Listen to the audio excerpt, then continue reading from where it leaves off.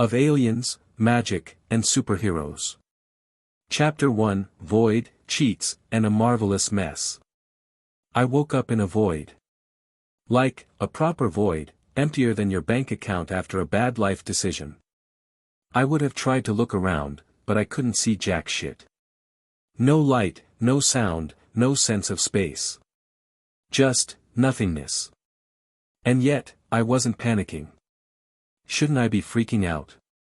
I mean, I died, didn't I? That's the only logical reason I'd be here. No memories of how I kicked the bucket, no pain, no flashing life montage of my greatest hits. Just this void and my oddly calm self. Then it happened. Honestly speaking, I expected it. Waking up in a void is the cliché for reincarnation or transmigration stories.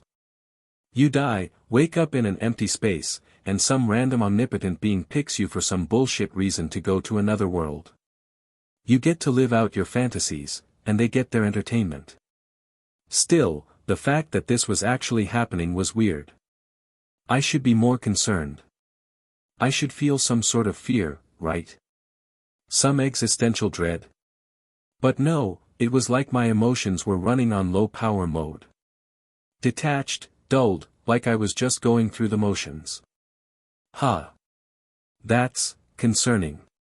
Before I could dwell on that thought, a voice shattered the silence. Yo, what's up, fucker? The fuck? What kind of intro was that? Chillax, my guy. I know you're familiar with the setup, right? Now that I focused on it, this thing sounded like Morgan Freeman trying to do a Batman voice. On paper, that should be cool. In reality, it was jarring as hell. Yeah. I know the whole shebang, die from some dumb reason, meet an all-powerful being who either screwed up or just wants to mess around, get a cheat ability, and get Isekai to a random world for some entertainment, I replied, deadpan. No sarcasm. No surprise. Just acceptance. I was getting way too comfortable with this. Right. Since you already know everything, I'll skip the exposition. I'm giving you a cheat and throwing you into a world of my choice. The world you're going to is one of heroes and villains, of gods and mortal men. It truly is a marvelous world. The sadism is strong in this one. That description could fit way too many fictional universes, but the word marvelous sealed the deal.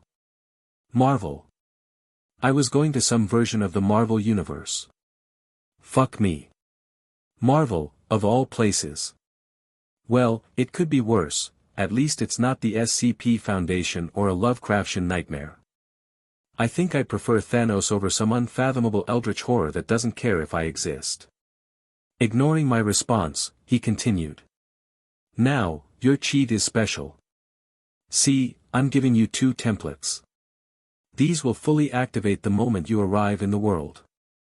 The special thing is, these templates are of the same being, but from different timelines. I frowned. So, you're saying I'll have 2 versions of the same person, but with different abilities and life choices? Like if I got 2 Izuku Midoriyas, one with One for All, who became a hero, and another with All for One, who became a villain. Yep. The person I've chosen is Benjamin Kirby Tennyson. Ben 10, for short. You'll get 2 templates, one where he had the Omnitrix and became the hero of heroes, Ben 10,000. The other comes from a timeline where Gwen got the Omnitrix instead, so Ben developed his Anodite spark and learned magic. Holy shit. There's one thing to have a cheat ability. It's another to be handed hacks. I mean, I was basically getting Ben 10's powers with a mixture of Anodite abilities and magic. That was straight up busted. Ben 10 might not be the absolute strongest fictional character, but he was one of my favorites, and he was definitely on the higher end of the power scale. Which version of Ben 10,000 are we talking about? I asked, already running through the possibilities. There were 3 versions I remembered. The original, who never removed the Omnitrix. Ultimate Ben, who used transformations without turning into aliens, making him a weird green laser shooting human. And Ben 10K from Omniverse, who had the Biomnitrix, letting him fuse two aliens at the same time. People had their opinions on which one was best. Ultimate Ben looked weird using alien powers in human form, and the original had nothing new aside from sheer transformation variety. But all three had their strengths. The original had 10,000 transformations, Ultimate Ben had ultimate forms, and the Omniverse version had fusion abilities. But the biggest deal here? Alien fucking X. If you don't know what that is, just Google it. Seriously. Alien X wouldn't put me at the absolute top of the power hierarchy, but it was still my best shot at keeping celestial-level threats away. You'll get the Omniverse version, Ben 10K, the voice said. Fuck yeah. Good luck with this marvelous journey ahead of you. I'm pretty sure he blinked or something, but I still couldn't see shit. Then I blacked out again. Chapter 2, of Waking Worlds and Hidden Powers. A sharp gasp left my lips as I jolted awake. For a few seconds, I just lay there, staring at the ceiling, chest rising and falling in steady, controlled breaths. But something felt off. Not in the something is watching me way. More like the why does everything feel too real way. My body felt light, yet solid, every movement perfectly optimized. My senses were sharper, too sharp. I could hear the faint hum of electricity in the walls, the distant sound of a car passing outside, even the subtle creak of the house settling. The smell of toast and eggs drifted up from downstairs, but I could isolate the scents: butter, seasoning, coffee. What the hell? I sat up slowly, head throbbing, not from pain, but from information overload. Memories crashed into me like a tidal wave. 2 lifetimes. 4 sets of experiences, thoughts, and emotions, all trying to exist at the same time. I remembered dying. Or at least, leaving my old world behind. I remembered being the hero of heroes. I remembered mastering magic and my alien side. And I remembered growing up here. 15 years of normalcy, birthdays, school, family vacations, all of it felt real yet fake at the same time, like watching a long, detailed movie where I was somehow both the audience and the main character. I flexed my fingers, testing my body. My movements were too smooth, too efficient. Stronger. Faster. Better. This was mine, but it wasn't just human anymore, was it? And then I felt it. Something cold and metallic against my wrist. Slowly, I raised my arm. A familiar black, white, and green device sat there, interface dark but humming with untapped power. The Omnitrix. It looked like the one from Omniverse, but I knew I could do more than just transform. I could merge aliens, blend abilities, take things even further than before. At the same time, a different sensation coursed through me, an energy deep within, like a current of pure power flowing through my very being.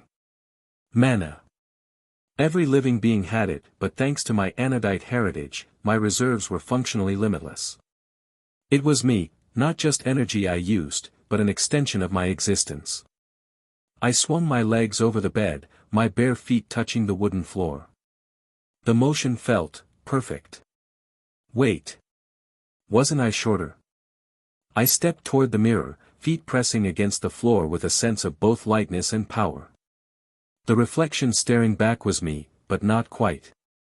According to my absorbed memories, yesterday I had been 5 feet 8 inches, lean but athletic, more of a swimmer's build than anything else. Still in shape, but nothing too noticeable. Now. 5 feet 10 inches, and my body had shifted from lean and fit to something sharper, stronger, more defined. I wasn't bulky like a bodybuilder, but I had the compact, honed physique of a pro athlete. My shoulders were broader, my muscles denser, and my abs were actually visible now. My face hadn't changed much, same green eyes, same brown hair, but it was cleaner, sharper, like someone had fine-tuned it for symmetry. And I knew exactly why. Anodite heritage. In the show this was never showcased, but in my Anodite life, Verdona had explained it differently. I had subconsciously altered my appearance to look better by using my Anodite powers. But that wasn't the only reason for my upgrade. My mana-infused body carried the muscle memory of a lifetime of training. My experiences had bled over, permanently enhancing my physical state. I didn't just look stronger, I was stronger. Then a realization hit me. I have to go shopping again. I groaned. My old clothes barely fit anymore. I exhaled, focusing on the fabric stretched uncomfortably over my arms. A shimmer of energy, invisible to normal eyes, flowed through the material. Reinforcing, reshaping, adjusting. The discomfort vanished. My shirt fit perfectly, my sleeves extended properly, my pants loosened just enough to feel natural. Perfect. I ran a hand through my hair, exhaling. This was a lot. 4 lives. 4 completely different yet equally real sets of memories. It wasn't just recalling them, I could feel them, like instincts buried just under the surface, waiting to be used. My movements, the precision, I wasn't just standing, I was balanced. My weight naturally shifted to optimal stances. My breathing was controlled without effort. I could tell, without even testing, that I was faster, stronger, better. And that came from years of experience, not just raw power. The hero of heroes. The first life, the one where I was Ben 10, the hero of heroes, had shaped me beyond just having a powerful watch. I'd started as a reckless kid who relied on the Omnitrix to brute force my way through fights. But that changed. In the show Ben had barely trained even though he had the resources, but in reality, he had trained under the plumbers. Hand-to-hand combat, strategy, plumber protocols, Grandpa Max made sure I knew how to handle myself without transforming. I wasn't a soldier, but I'd been trained like an elite operative. Every battle, every mission had refined my instincts, honed my reflexes, made me more than just a kid with a powerful tool. I understood tactics, could think like an operative when needed. Plumber law, intergalactic enforcement, combat efficiency, it was all second nature now. Then there was the other side of me. Being an Anodite wasn't just about magic, it was about existence. Mana wasn't something I used, it was something I was. I didn't need chants, incantations, or rituals, magic bent to my will as naturally as breathing. I could shape energy, enhance my body, tweak reality in subtle yet powerful ways. Like my clothes. A small flex of will, and my outfit had fixed itself. A tiny shift in reality, one that would save me a trip to the store. But that wasn't the only thing I had to worry about. Even though I was instinctively suppressing my mana, there was something I couldn't avoid. The Sanctum Sanctorum's barrier. My lips pressed into a thin line. Even with a lifetime of experience in concealing my energy, that thing wasn't just a detection field. Agamotto himself had made it, a supernatural radar, designed to not only protect the world from dimensional threats but it also sensed anything unusual in the world. And I was very unusual. The Ancient One already knew I was here. Shit. I needed to figure out which version of Marvel this was. Fast. XXXXX. A faint pulse of magic hummed at the edge of my senses. I hadn't actively tried to seek it out, but now that I was aware of it, I could feel it, woven into the very fabric of the city, like an invisible net cast over the planet. The Sanctum Sanctorum's barrier. It was ancient, potent, and undeniably aware. Even though I was instinctively concealing my mana, I knew that the barrier had already noticed me. It wasn't just some passive field, it was a defense mechanism left behind by Agamotto himself. And if this was the comics version of Marvel, that meant the Ancient One was an actual problem. Still, there was no immediate sign of an approach. No sudden shifts in the barrier, no magic signatures closing in on my position. For now, I'd ignore it. Whether the Ancient One was the male version from the comics or the female MCU counterpart, they hadn't acted yet.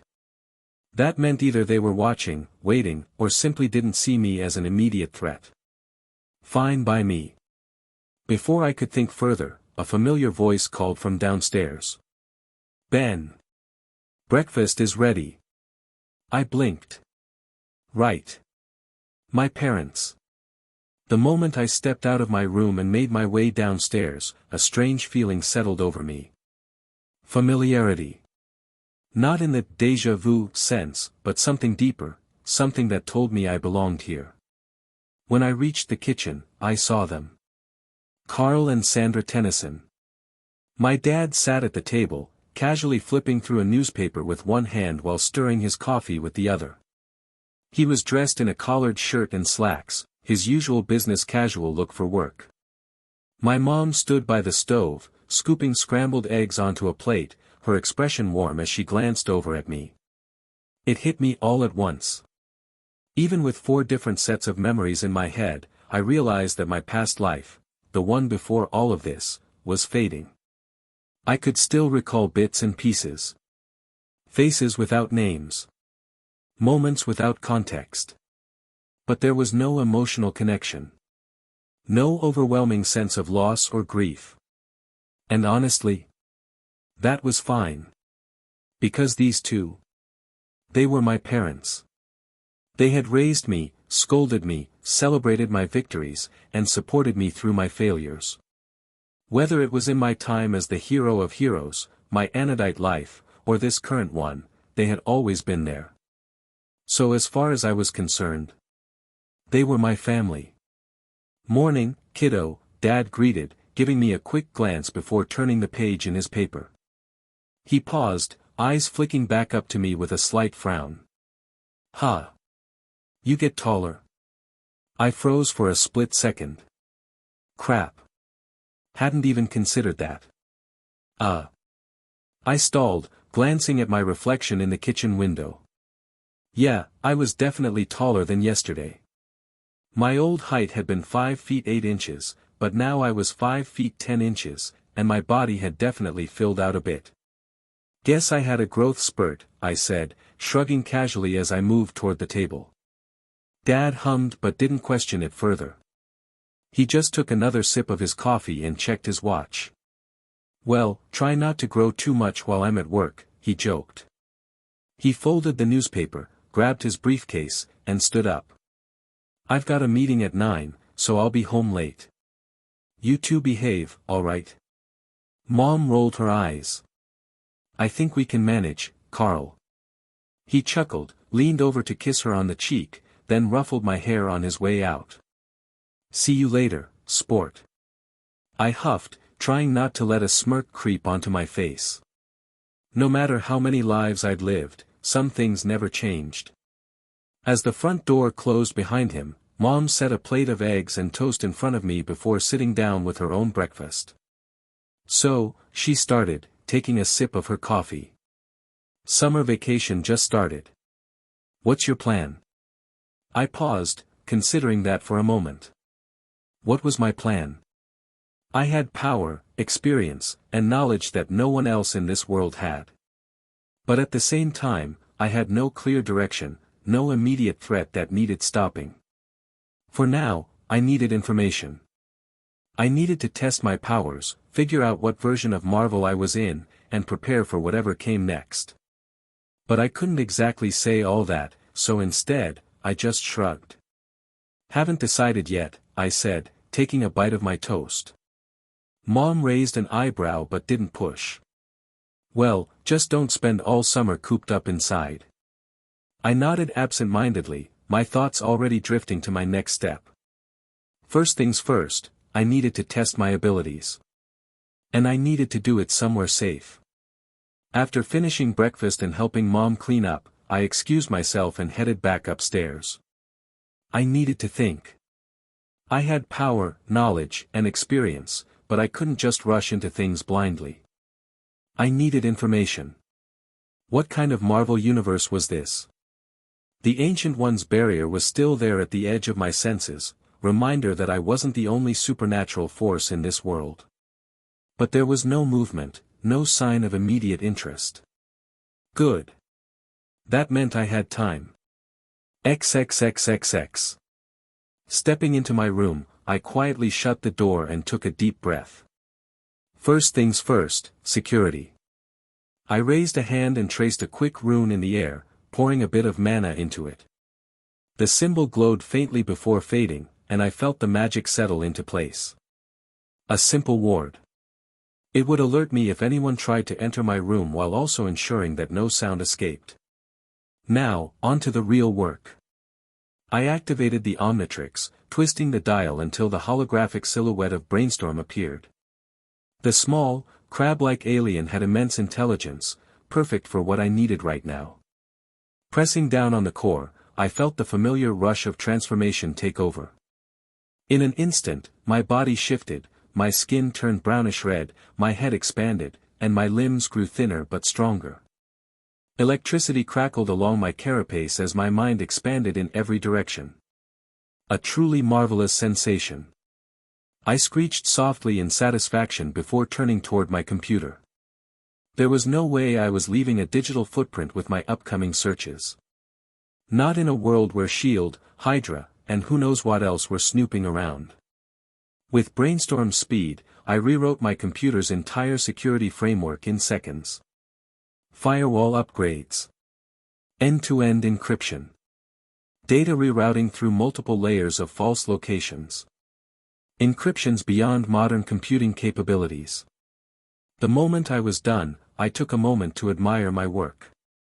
Completely untraceable by current technology. Exquisite, I muttered, clicking my claws together in satisfaction. With that handled, I got to work. I needed names. Tony Stark. Steve Rogers. Reed Richards. Charles Xavier. I searched through news articles, company reports, and whatever information I could find online. Tony Stark looked like his MCU counterpart, but slightly younger. His eyes were blue instead of brown. Still a genius, playboy, billionaire, but not yet Iron Man. Stark Industries was focused on weapons manufacturing. Steve Rogers was a mix of Chris Evans and the comics version. Captain America was still a legend from World War II. No signs of him being found yet, which meant he was probably still frozen in the ice. Reed Richards looked exactly like his comic counterpart, but there were no reports of the Fantastic Four. That meant they hadn't gained their powers yet. Charles Xavier matched his movie version, a respected geneticist and professor, but there were no reports of mutants. No X-Men, no major mutant events. But the fact that he existed at all meant mutants were out there, just hidden. I leaned back in my chair, clicking my claws together in thought. This wasn't a direct MCU timeline. Some elements matched, but others were clearly different. So, what was my next move? I knew my mind was safe, both my magic training and the Omnitrix protected me from telepathy. Xavier, or any other telepath, wouldn't be able to read me unless I allowed it. That gave me an advantage. But I still didn't know how soon superheroes would emerge. If the timeline aligned with the MCU, then Iron Man should appear around 2008. That gave me 8 years. And that meant I had options. With my knowledge and alien intelligence, I could easily start a company, one focused on advanced technology. Money wasn't an issue for survival, my parents weren't struggling, but if I wanted to build something bigger, I needed resources. A private lab. Advanced tech. A secure base of operations. I clicked my claws together again. Yes. That was the best plan. I'd spend the next few years laying the groundwork, preparing, gathering resources, and keeping a low profile. If superheroes didn't emerge, I'd step in myself when the time was right. For now, though, I'd enjoy my summer vacation. With a final thought, I deactivated the Omnitrix. A green flash filled the room as my form shifted back to human. The next phase of my life had officially begun. Chapter 3, Building the Future, One Step at a Time. The rhythmic clang of weights filled the air, blending with the muffled beats of gym music. I exhaled sharply, pushing the barbell upward before setting it back onto the rack with a controlled motion. The gym wasn't too crowded this early in the morning, which suited me just fine. 2 weeks had passed since I started coming here. It was the perfect excuse for my increasing muscle definition, something that would have raised a few questions otherwise. Not to mention, it gave me time to clear my mind, think through my plans, and get used to my new reality. I grabbed my towel and wiped the sweat off my face as I made my way out, nodding at the front desk clerk before stepping into the cool morning air. The walk back home was short, and by the time I entered the house, I could already hear the clatter of dishes from the kitchen. Back already? My mom, Sandra, glanced at me from where she stood by the stove, flipping pancakes. Didn't think you'd actually stick with this whole gym thing. I scoffed lightly, grabbing a glass of water. What, you thought I'd quit after the first week? She smirked, setting a plate of pancakes on the table. You did say mornings weren't your thing. Yeah, well, I changed my mind, I replied casually, sitting down. Dad walked in just then, dressed in his usual work attire, sipping his coffee. Good to see you doing something productive, sport. Maybe you'll put some of that energy into your studies next. I rolled my eyes but didn't argue.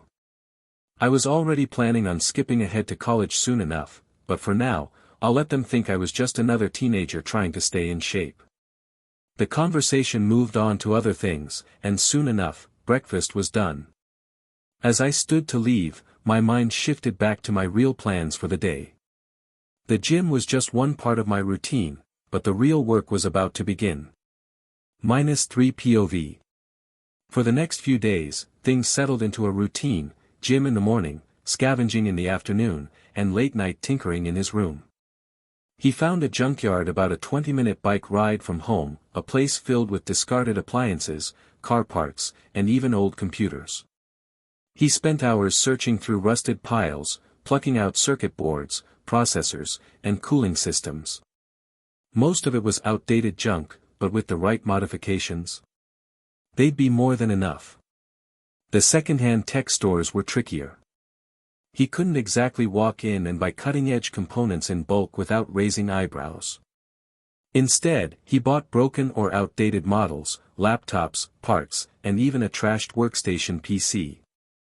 The cashier gave him a weird look, but a shrug and a comment about hobby repairs was enough to wave off suspicion. By the fourth day, his stash was complete. It was time to work. XXXXX. Alright, let's see what Uprig can do. Ben twisted the Omnitrix and selected his chosen form.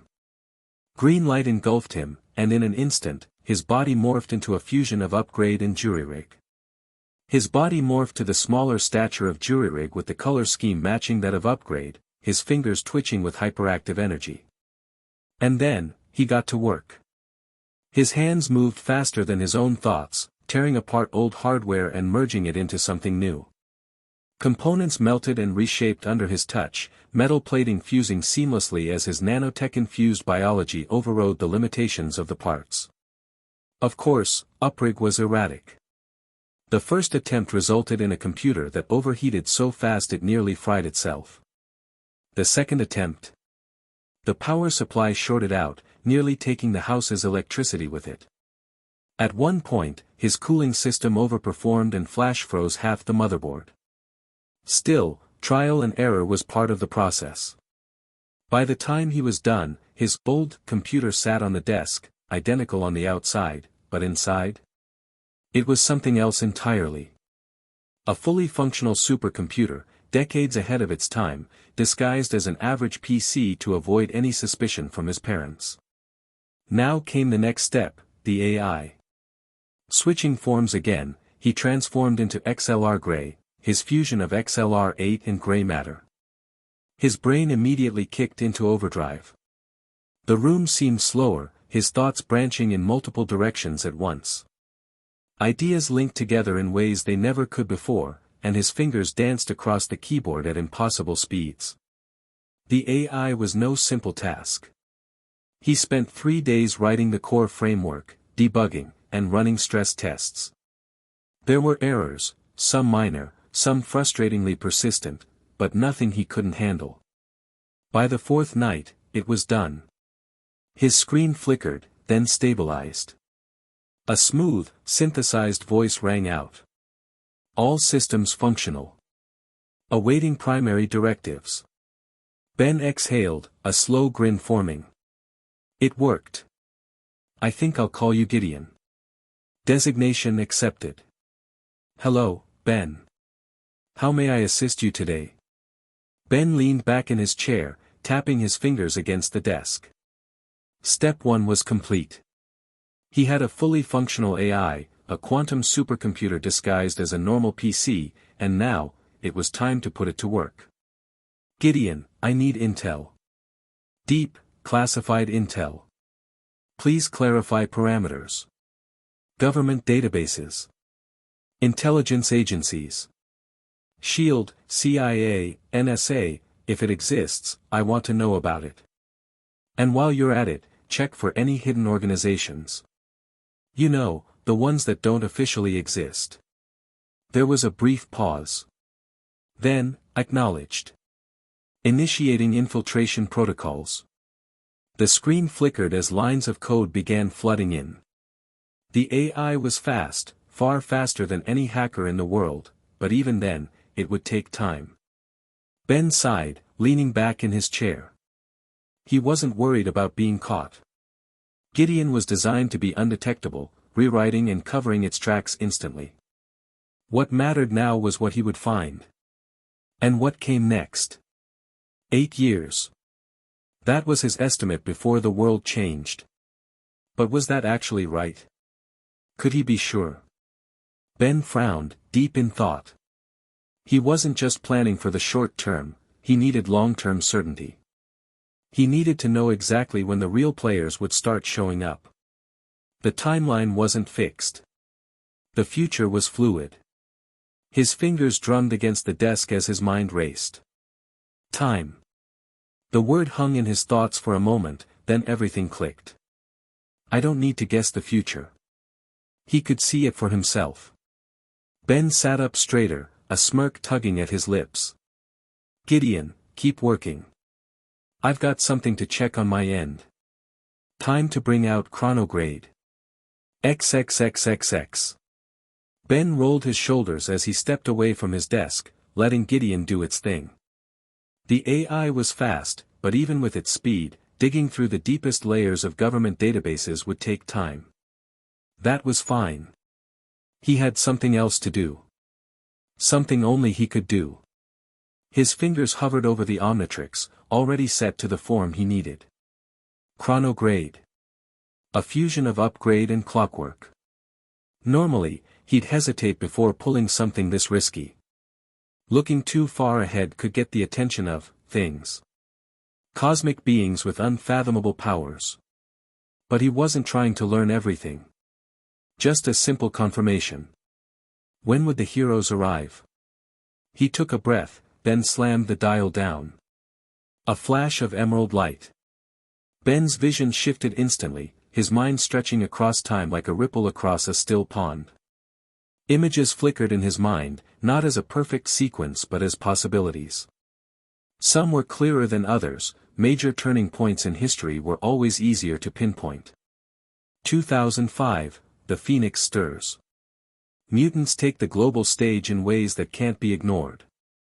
Summer 2007. A teenager in Queens is bitten by something he shouldn't have survived. Summer 2008. A brilliant billionaire crashes into the sands of Afghanistan, a glowing arc in his chest marking the birth of something new. 2008, later that summer. 4 astronauts return from space, forever changed. Ben exhaled as the visions faded. That was enough. He could have pushed further. He could have seen everything. But he wasn't stupid. The longer he stayed connected to time, the more likely someone or something would notice him. Chronograde was powerful, but not undetectable. As the greenish-gold rings of Chronograde's power faded, Ben exhaled, rubbing his temples as the echoes of possible futures settled in his mind. 6 years. That's how long he had before things truly started. The X-Men's major event would be in 2005. The Fantastic Four could appear in 2008. And, most importantly, Tony Stark would become Iron Man in the summer of 2008. That gave him a deadline. By early 2005, he needed to be ready. Not just as a hero, but as someone who mattered. Someone with resources, influence, and a name that carried weight. And that meant he needed money. Ben deactivated the Omnitrix and sat back down at his desk. His eyes flicked to the corner of his screen. Date, June 28, 2000. Ben leaned back in his chair, his eyes flicking to the corner of his screen where the date was displayed. June 28, 2000. That meant he had about 2 months left of summer vacation.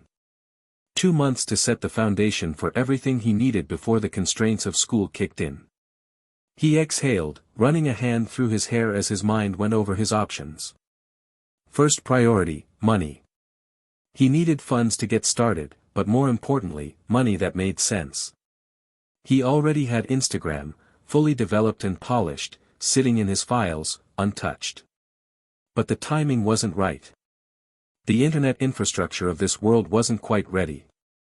Marvel's tech level was bizarre, advanced in some areas, outdated in others.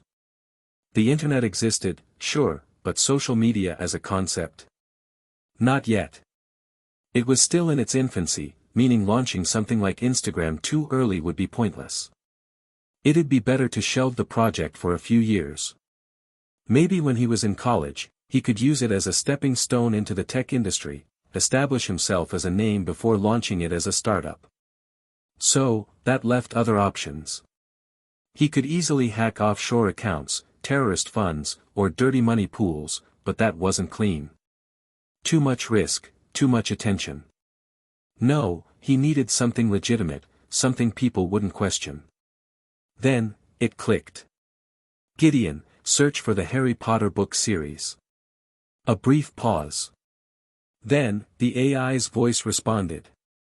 No records found for a book series under that name. Ben smirked. If it didn't exist, then he'd write it himself. The books were a guaranteed hit, a multi-billion-dollar franchise, and the perfect way to start building his empire without raising suspicion. He got to work immediately, his enhanced memory pulling every detail from his past life. It took him days, but with Gideon's help, plot holes were patched, inconsistencies were cleaned, and by the end of it, the manuscript for Book 1 was finished. Gideon, establish copyright for Harry Potter and the Sorcerer's Stone under my name. Acknowledged. Processing now. It wasn't hero work, not yet, but it was the first step. Chapter 4, of Funds, Fireworks, and Fortified Layers. Ben leaned back in his chair, the soft glow of his supercomputer casting a cool blue hue across his cluttered desk. His manuscript for Book 1, his version of Harry Potter and the Sorcerer's Stone, was neatly compiled on the screen. He knew his best bet was to start with online self-publishing. It would help him build a dedicated fanbase and establish his reputation before any big publishing houses could even dream of contacting him. He cleared his throat and addressed his ever-reliable AI, Gideon. Hey Gideon, I need your advice. Should I go for online publishing first or try for a big publishing house deal right off the bat? Gideon replied in its smooth, measured tone. Online self-publishing is the optimal choice at this time. It allows you to build a dedicated audience and fine-tune your brand. Once you've established a significant presence, you can negotiate a better deal with a traditional publisher or wait for them to approach you. Ben chuckled. Online it is, let's let the world catch up at its own pace. Then, switching gears, Ben's eyes narrowed as he typed his next command. Gideon, I want you to locate some illicit funds. Scan the dark corners of the network, find accounts in terrorist or shady money networks and start funneling that cash into our offshore accounts. Make sure everything is layered with encryption so it flies completely under the radar. Gideon responded immediately, initiating covert operations. Accessing targeted data sources and redirecting funds into designated offshore accounts with maximum stealth. Ben grinned. Nothing like a bit of digital Robin Hood to kickstart my empire. He paused, then added, and while you're at it, locate a small warehouse or an old factory on the outskirts of New York, preferably in Queens or nearby. I need a temporary base where I can set up my operations without drawing any unwanted attention. Gideon replied, scanning local real estate databases and industrial listings. Preliminary results indicate several potential locations in the outer boroughs and suburban areas. I will compile a shortlist. Ben leaned back in his chair, a satisfied smirk on his face as Gideon confirmed the funding channels and potential warehouse leads. All right, Gideon, let's get this show on the road, he murmured. The foundation was in place for his next big leap. XXXXX. As the calendar flipped from June 28 to July 4, the quiet pulse of Ben's secret operations ramped up. In just a few days, Gideon had deftly funneled offshore funds into millions and identified several promising factory sites for a new base. But before any major moves could be made, Ben grinned at the glowing screen and said, "Hold that thought, Gideon, I've got a family celebration tonight. We'll resume in a day or two after enjoying the fireworks." Family night out, July 4th. That warm July evening, Ben sat with his parents at a lively outdoor restaurant adorned in red, white, and blue. The scent of grilled burgers and hot dogs mingled with the soft strains of summer music, setting a festive mood. Sandra placed a generous plate in front of him with a bright smile. "Don't eat too fast, Ben," she teased gently. "We wouldn't want you to miss the fireworks later." Ben grinned. "I'll try to pace myself. Besides, you know I can never resist a good burger." Carl laughed, adding, "Just remember, if you finish in record time, you might have to share with me." Between bites, Sandra leaned forward, her tone warm yet inquisitive. "You've been holed up in your room a lot lately, son. What's keeping you busy? You're always hitting the books, are you preparing for something big?" Ben paused, setting down his burger. "Yeah, I've been studying hard.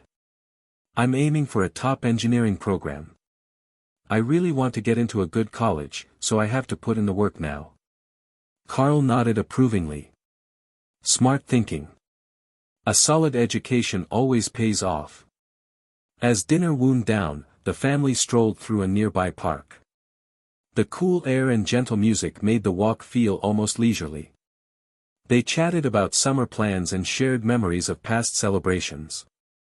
"You know," Carl said with a nostalgic smile, "I always loved July 4th because it reminds me to appreciate these simple moments." Sandra agreed, "It's a day to celebrate family and what we have." They eventually reached a spacious grassy knoll overlooking the city, where families were settling down with blankets and excited chatter filled the air. As the sky darkened, the first fireworks burst overhead in dazzling shades of red and white. Carl squeezed Sandra's hand, and a shared sense of wonder swept through the group. Ben sat back, absorbing the spectacle. "These are even better than I remembered," he murmured, savoring the brilliant display. In that luminous moment, with his parents by his side, the pressures of his secret ambitions softened into the simple pleasure of the night. It was a fleeting but cherished pause, a reminder that while big plans were unfolding behind the scenes, life still had its gentle, human moments. XXXXX. It was July 6th, and while New York still buzzed with post-holiday energy, Ben was already moving on his next step. Using Gideon's expertise, he generated a fake ID complete with all the necessary details. Then, tapping into his innate magical abilities, Ben cast a subtle illusion to alter his appearance to match the credentials. A few whispered incantations and a dash of mind magic later, he walked into a real estate office without drawing any attention. The deal was struck quickly, and soon enough, Ben was the proud owner of a small, closed factory on the outskirts of Queens. That very evening, under the fading light of dusk, he returned to his newly acquired property. With a wave of his hand and a few murmured spells, the dusty interior began to transform. Layers of grime vanished as broken windows mended themselves, and the neglected corners of the building were bathed in a renewed, soft glow.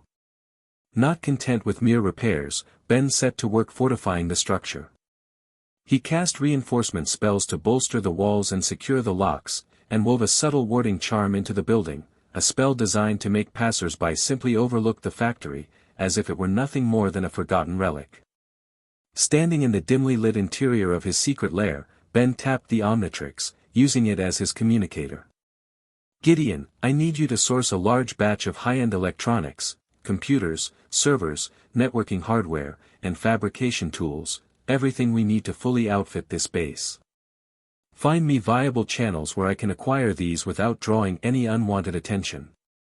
Gideon's voice came through, smooth and precise. Scanning viable sources. Potential acquisition routes include black market suppliers, corporate surplus auctions, and direct manufacturing reroutes. Compiling options now. Please hold. Ben leaned against a support beam, his mind racing with possibilities, when suddenly Gideon's tone shifted. "Alert, there is an ongoing emergency. Reports indicate a fire at an Oscorp research facility, source unknown. The situation is escalating, and preliminary. To be continued." Chapter 5, of Fires, Feral Mutations, and Foiled Schemes. Ben's heart raced as he sat in the dim light of his secret lair, his supercomputer humming softly. The Omnitrix communicator suddenly vibrated with an urgent alert from Gideon. "Alert, fire detected at Oscorp research facility," Gideon reported calmly. Ben frowned, leaning forward. "Is it just a normal fire, or is something else going on?" Gideon's voice remained steady as it continued, "The fire is not ordinary. Along with the blaze, multiple reports indicate the presence of giant mutated animals, specifically, a colossal crow, a giant hamster, and an oversized frog are on the loose." Ben's eyes narrowed. "Not a simple fire then. Get me more details, Gideon." After a brief pause, Gideon's data continued streaming in, describing the chaos unfolding at Oscorp. Ben took a deep breath and activated the Omnitrix, morphing into XLR-8. He sped out of his secret lair in Queens, leaving behind the quiet of his base as he zipped toward Manhattan. In a matter of minutes, he was approaching Oscorp's main building, a sprawling structure now shrouded in smoke and emergency lights. Upon arriving at the scene, Ben's adrenaline spiked as he surveyed the situation. Massive creatures roamed the area, a giant crow soared overhead, a giant hamster barreled down the street, and a giant frog lurched about with destructive force. But it wasn't just the animals that caught his attention. Perched on top of the crow was a man, a normal human, yet his appearance was unforgettable. This man wore a mechanical headpiece and a chest plate designed to manipulate and control mutated animals. His skin was a pale, almost ghostly green, his eyes a striking yellow, and his shoulder-length white hair framed his face in an unkempt manner. This, Ben realized, was Dr. Animo. Without wasting a moment, Ben shifted his focus back to the immediate threat. As the giant hamster thundered towards a crowded area, a sudden commotion erupted, a piece of rubble began to fall toward a young child and his distraught mother near the building entrance. With his lightning speed, he intercepted the falling debris, grabbing the child and guiding the mother out of harm's way. "Everyone, clear out," he shouted, his voice cutting through the chaos. Simultaneously, he commanded, "Gideon, scan Oscorp's cameras and sensors for any civilians still trapped inside." "Scanning now," came the quick reply.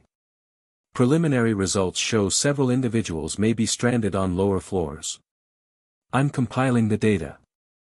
Ben's heart pounded with urgency. He sped towards the entrance of Oscorp. With XLR-8's unmatched agility, he burst through the doors and navigated the labyrinthine corridors of the building. Within seconds, he rescued a group of frightened civilians from a smoke-filled corridor, ushering them to safety outside. Each life he saved was a small victory against the chaos that had engulfed Oscorp. Once the civilians were evacuated, Ben's attention returned to the mutated creatures. The giant hamster roared down a deserted street. As XLR-8, he raced towards it, determined to put an end to the rampage.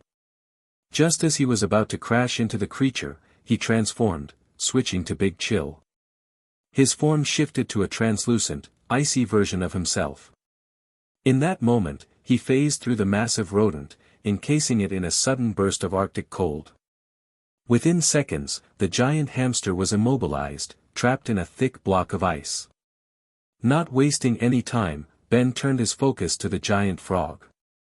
Approaching it steadily, he exhaled a chilling breath that froze the creature solid, stopping its destructive leaps mid-stride. The immediate threats on the street were now neutralized, thanks to his rapid interventions. Ben's gaze then returned to the man on the crow. Dr. Animo, as Ben knew him from old encounters, now stood as a clear figure against the smoky sky. The man's pale green skin, yellowish eyes, and shoulder-length white hair were unmistakable. Rather than a menacing, shadowy figure, Animo appeared determined, a mad scientist with a dangerous tool at his disposal, a machine mounted on his head and chest, which allowed him to mutate and control animals at will. For a moment, Ben's mind churned with the implications. If Dr. Animo existed here, then some of his old adversaries might also have crossed into this universe. But there was no time for speculation, action was paramount. Ben decided to neutralize Animo's immediate threat. He activated his invisibility and slipped silently behind the mad scientist. Slipping silently behind Dr. Animo, he focused his mind and began to channel his innate magical abilities.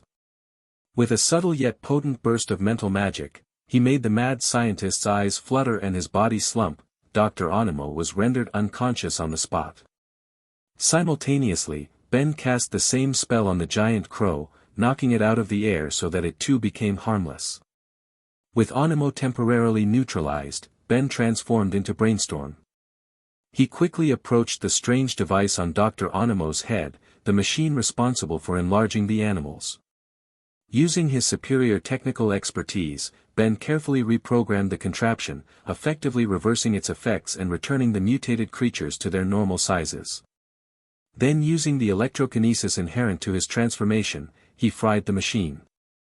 With the threat from the creatures mitigated, Ben turned his attention back to the greater danger, Dr. Animo himself. His mind raced. If Animo retained the knowledge of his animal mutation experiments, he could wreak havoc again. Especially if this knowledge spread to agencies like S.H.I.E.L.D. or worse, Hydra.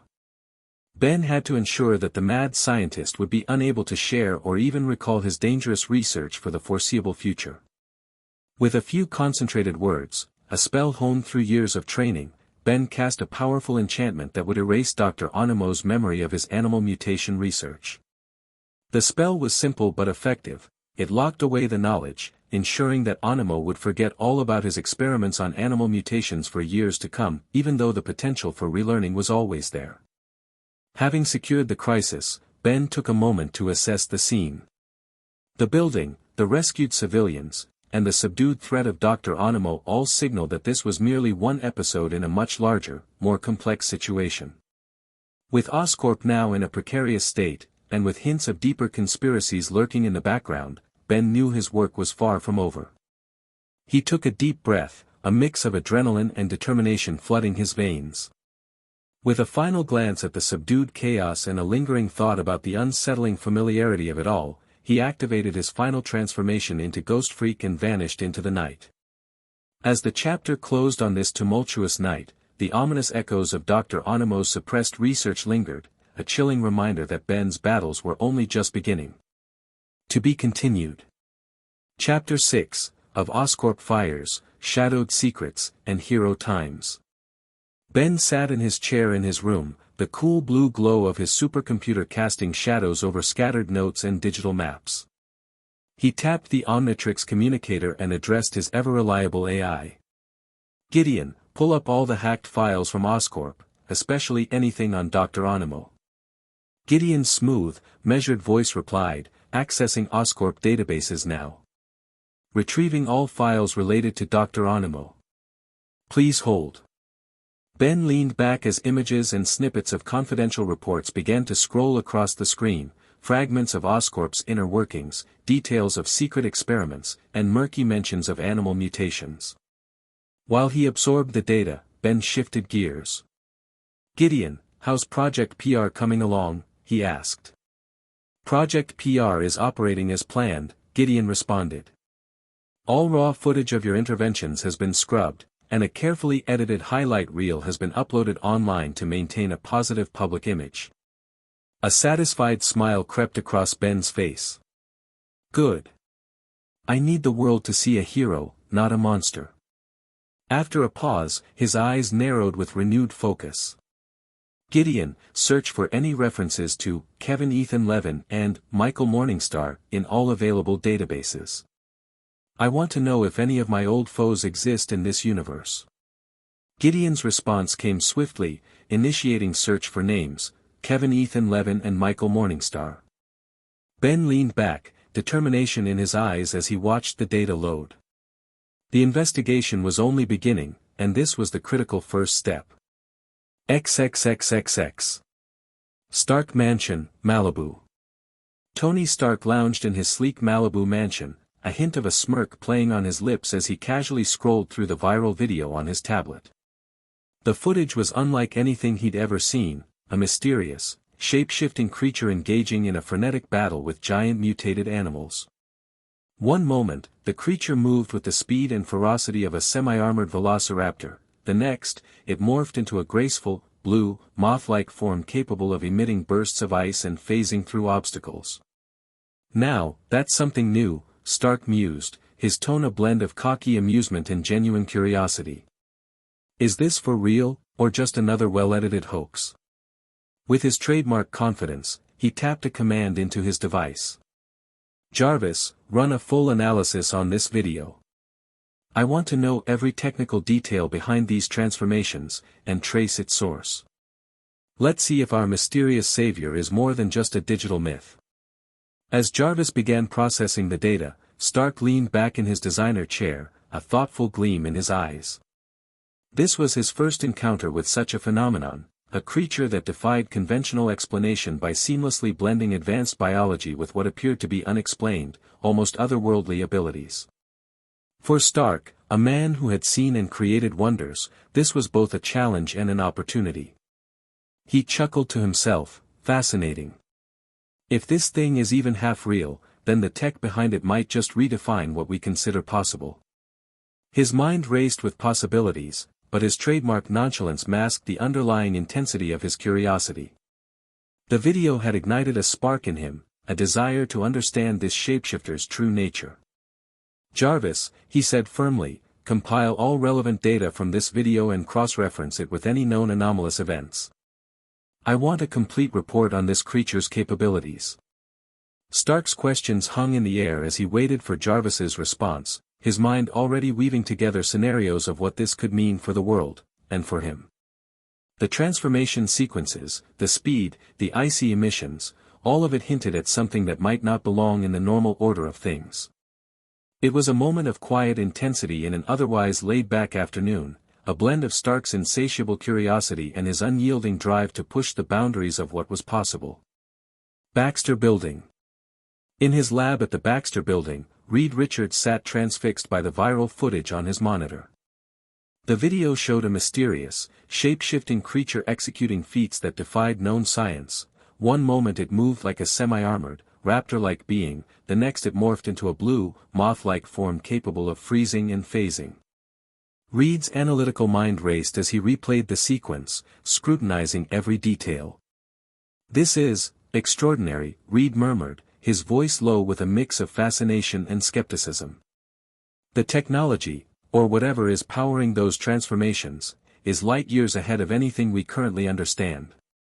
It's as if the creature is harnessing a fusion of advanced biotech and energy manipulation that defies the laws of physics. He paused, adjusting his focus on the data. But where does it come from? Is this even human? The seamless integration of these capabilities suggests a level of sophistication that's simply unprecedented. Reed leaned forward, eyes narrowing as he took detailed notes. I need to study this further. If this is truly the work of a human, or something far beyond, its implications could revolutionize our entire field. This isn't just a breakthrough in technology, it's a complete paradigm shift. Fascinated yet cautious, Reed resolved to gather more data on the phenomenon, determined to uncover the origins of this mysterious being, no matter how extraordinary it might be. Shield Site, 13. In a dimly lit SHIELD command center, Nick Fury stared intently at a bank of monitors displaying the viral footage. The video showed a mysterious creature shifting from a raptor-like form to a blue, moth-like figure with ice powers, a sight that made even Fury raise an eyebrow. "This isn't normal," Fury said in his usual low, gravelly tone. "I need a full analysis, trace every bit of data and figure out what we're dealing with." He leaned forward, issuing his orders with sharp precision. "Get the source of this footage, and assess its threat level. And make sure Dr. Animo is moved to a secure SHIELD cell. We can't risk any loose ends here." Fury's words were direct and to the point, leaving no room for misunderstanding. "Keep me updated. I don't want any surprises." With that, Nick Fury sat back, his eyes never leaving the screens, waiting for his team to bring him the answers he needed. XXXXX. Back in his house, Ben looked over all the data that Gideon had pulled from Oscorp. The files on Oscorp and Dr. Animo were extensive, but when he searched for names like Kevin Ethan Levin and Michael Morningstar, Gideon came back with nothing. It seemed that not all of his old enemies had made it into this universe. Still, Ben decided he would prepare for bigger foes, like Ian, Vilgax, and Maltruant, just in case they show up. Wanting to control his public image, Ben reviewed the newly edited video that Gideon had made. He made sure the footage showed him as a heroic and mysterious savior, not as a dangerous creature. This careful PR move was important to keep the public on his side while his secret operations stayed hidden. Just as he was about to dive into Oscorp files, Gideon interrupted with a new alert, a bank robbery is underway. Ben's eyes tightened with focus, and a determined smirk appeared on his face. He rose from his chair and said in his usual confident tone, "It's hero time." Chapter 7, of Family, Fame, and Fortified Layers. The end of August marked nearly 2 months since the first public sighting of the mysterious, shape-shifting creature that had been saving lives across the city. In the Tennyson family's cozy living room, Ben sat at the dining table with his parents, idly stirring his coffee as the TV played a morning news segment. "Good morning, New York. I'm Will Harang, reporting live from New York Central. If you've been keeping up with the news lately, you've undoubtedly seen the viral footage circulating online, videos of an unidentified creature capable of shape-shifting into multiple forms, stopping robberies, rescuing people from burning buildings, and even preventing traffic accidents. The footage on screen cut to grainy clips, an indistinct figure emerging from fire and smoke, an armored beast stopping a runaway truck, and a shadowy blur taking down armed criminals. While the majority of the public seems to view this entity as a hero, there are some who disagree. Some call it a monster, something that should be taken down before it becomes a real threat. Theories are spreading like wildfire, some believe it to be a secret government experiment, others claim it's an alien. However, as of now, the government has made no official statement on the matter. The broadcast transitioned to a panel of experts, each with their own opinion. One praised the creature, citing its repeated interventions in life-threatening situations, while another insisted that it was a dangerous unknown and should be captured before it posed a greater risk. Carl scoffed, shaking his head. "I never thought I'd see the day when a monster played superhero in New York." His voice carried an amused edge, his lips curling into a smirk. Sandra, however, wasn't entirely convinced. "It's a little scary, don't you think? A creature with that much power roaming around unchecked. Sure, it's saving lives now, but who knows what it really is." Ben took a slow sip of his coffee, listening to his parents discuss his own escapades without the slightest clue that their son was the so-called monster. The irony wasn't lost on him, and he had to hold back a chuckle. His mind wandered as he half-listened to the debate on TV. He thought about the future. Even though he knew that groups like the Avengers would eventually form to protect the world, he wasn't sure if he saw himself as part of something like that. He respected their mission, but he didn't think he'd fit in, nor did he want to. His thoughts were interrupted when his father turned the conversation toward him. "So, Ben," Carl began, setting his fork down, "are you ready to head back to school?" You did say at the start of the summer that you'd start taking your studies seriously.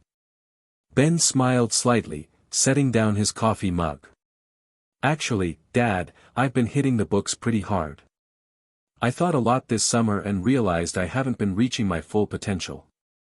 I started getting into studying more, and I think I've found a real passion for engineering. Sandra raised an eyebrow. Really? Just last year, you were dragging your feet at the thought of going back to school. And now, you're suddenly passionate about engineering? Ben chuckled, rubbing the back of his head. Maybe I've grown up a little. I just think it's time I start focusing on my future. I don't have forever, and I figure it's better to take things seriously while I can. Carl let out a barking laugh. Oh my God, Ben. That's a good one. You. Growing up. He grinned. Next thing I know, you'll be skipping grades and heading off to some Ivy League college next year. Ben's grin widened. How about a bet? If I haven't finished high school by the end of this year, I'll do all the house chores for the entirety of next year. But if I do finish, you owe me a favor. Carl smirked. Deal. Sandra sighed, crossing her arms. While she was proud of Ben's newfound dedication to his studies, she didn't expect him to actually follow through with something as ambitious as skipping grades. Given his past track record, she figured it was just a passing motivation. Meanwhile, as his parents remained blissfully unaware of his plans, Ben was grinning like a madman. He'd already been planning to accelerate his education, this conversation had just saved him the trouble of convincing them. While the Tennyson household talked about school and the future, the rest of the world remained fixated on the growing mystery of the shape-shifting vigilante. XXXXX. The scene shifts from the warm, familiar atmosphere of the Tennyson household to the sleek, high-tech environment of Ben's hidden base. The underground facility, once an abandoned warehouse, now resembled something out of a sci-fi movie. Metallic walls reinforced with advanced alloys gleamed under soft, blue plumber-style lighting. Holographic screens lined the main control area, constantly displaying news feeds, security footage, and crime analytics. The hum of high-performance servers and the occasional flicker of digital projections gave the place an air of controlled precision. At the center of it all, Ben lounged on a curved, futuristic couch, a plate of chili fries resting on his lap. He popped one into his mouth, sighing in satisfaction.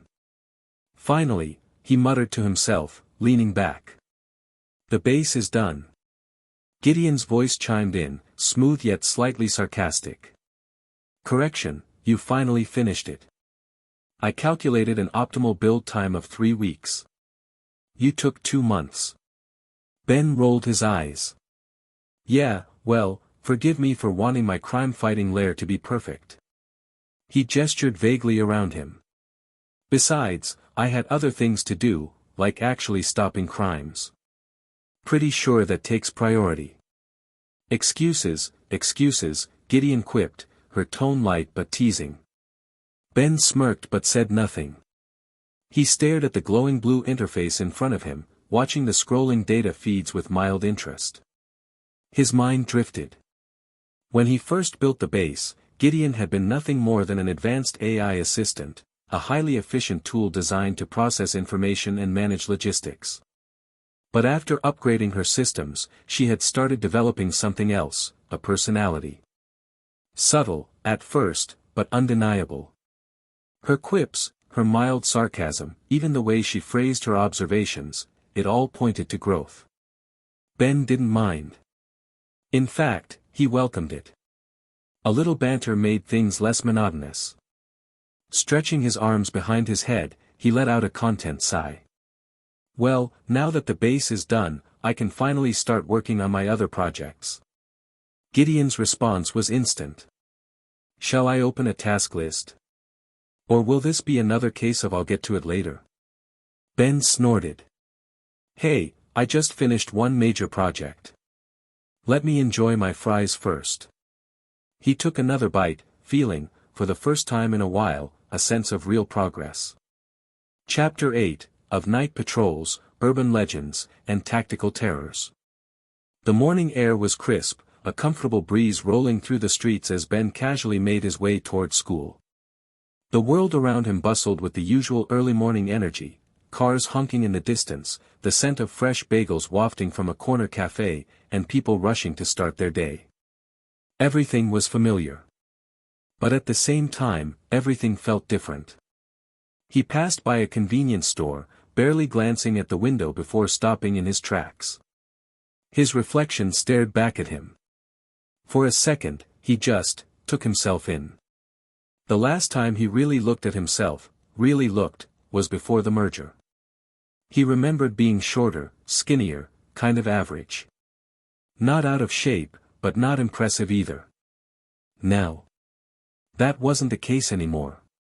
His face had lost the last traces of childish roundness, making his jawline a little sharper. His body had filled out more, he wasn't bulky, but lean and toned in a way that made his clothes fit better. And his height, well, hitting 5 feet 10 inches over a single summer was definitely noticeable. No wonder people had started looking at him differently. Ben smirked slightly, adjusting the strap of his backpack. Well, at least puberty was working in my favor. Shaking his head, he turned away from the glass and continued walking.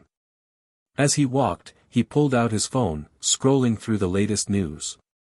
The shape-shifting hero was still dominating headlines. New York's Vigilante, a guardian or a menace? Public trust in the unknown hero grows. Theories surrounding the mysterious being, mutant, alien, or something else. Ben's smirk widened. Gideon's PR push was definitely working. He tapped on an article, scrolling through the comments section. I don't care what it is.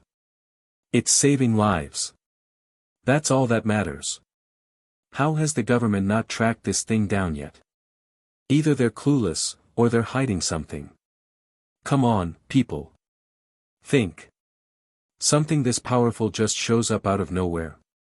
I'm telling you, it's either an escaped experiment or one of those mutants people keep whispering about. Nah, it's totally an alien. Why do you think it never talks? Ben chuckled to himself. At least no one suspected random high schooler from Queens. Dude, you're actually early. Ben glanced up to see Ethan Parker, a guy from his chemistry class. Ethan wasn't exactly a close friend, but they had worked on a few projects together. Ben smirked. Guess I'm turning over a new leaf. Ethan gave him a once-over, his amused expression shifting slightly. Wait, did you get taller?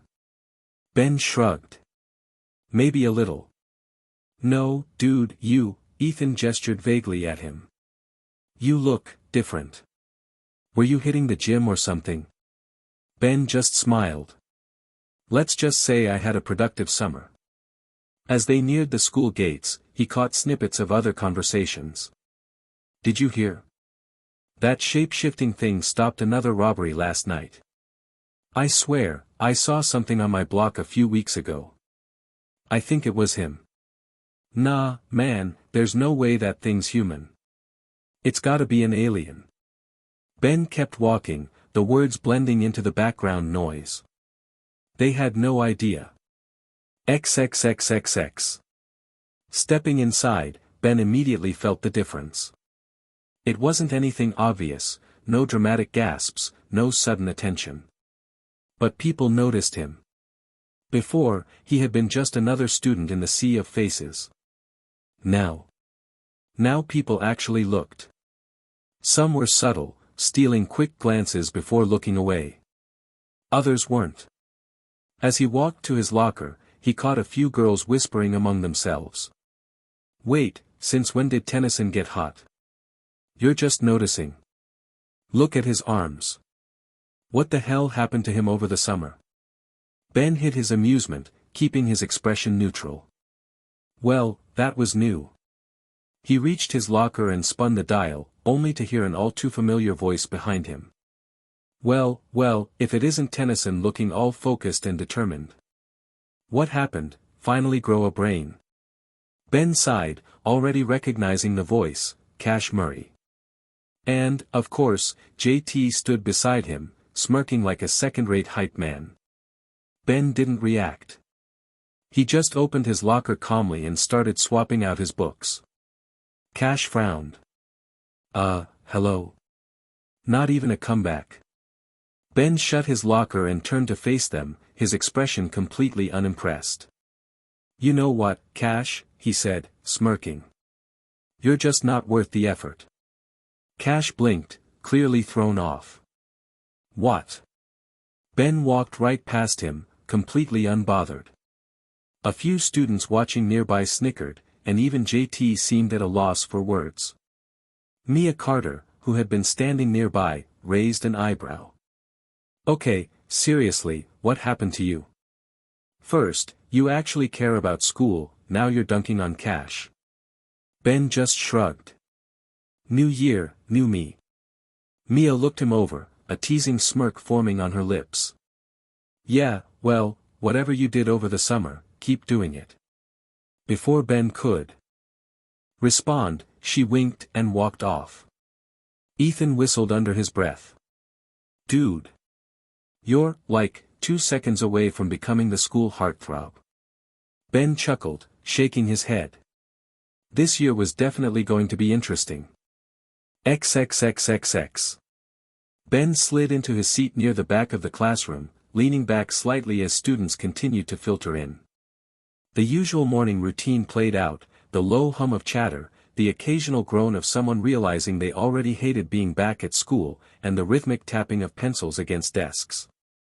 Despite how ordinary everything seemed, Ben could feel the difference. He wasn't just another student blending into the crowd anymore. It wasn't anything obvious, but he caught the side glances, the quick whispers exchanged between classmates. His sudden shift in attitude, his physical change, it was enough to make people start noticing. Mr. Reynolds, his homeroom teacher, stood at the front, flipping through a folder as he prepared for the lesson. He adjusted his glasses before looking up. Alright, welcome back, everyone. I know the first day of school is always rough, but let's shake off that summer brain fog and get back into things. He scanned the room before continuing, since we're starting fresh, let's see what you all remember from last year. A few students groaned, but he ignored them. His eyes landed on Ben. Tennyson. Ben barely reacted as some students turned to look at him. What's one of the core themes of To Kill a Mockingbird? Before the summer, Ben might have stalled, barely remembering anything beyond whatever the textbook summary had said. But now, he didn't even need to think.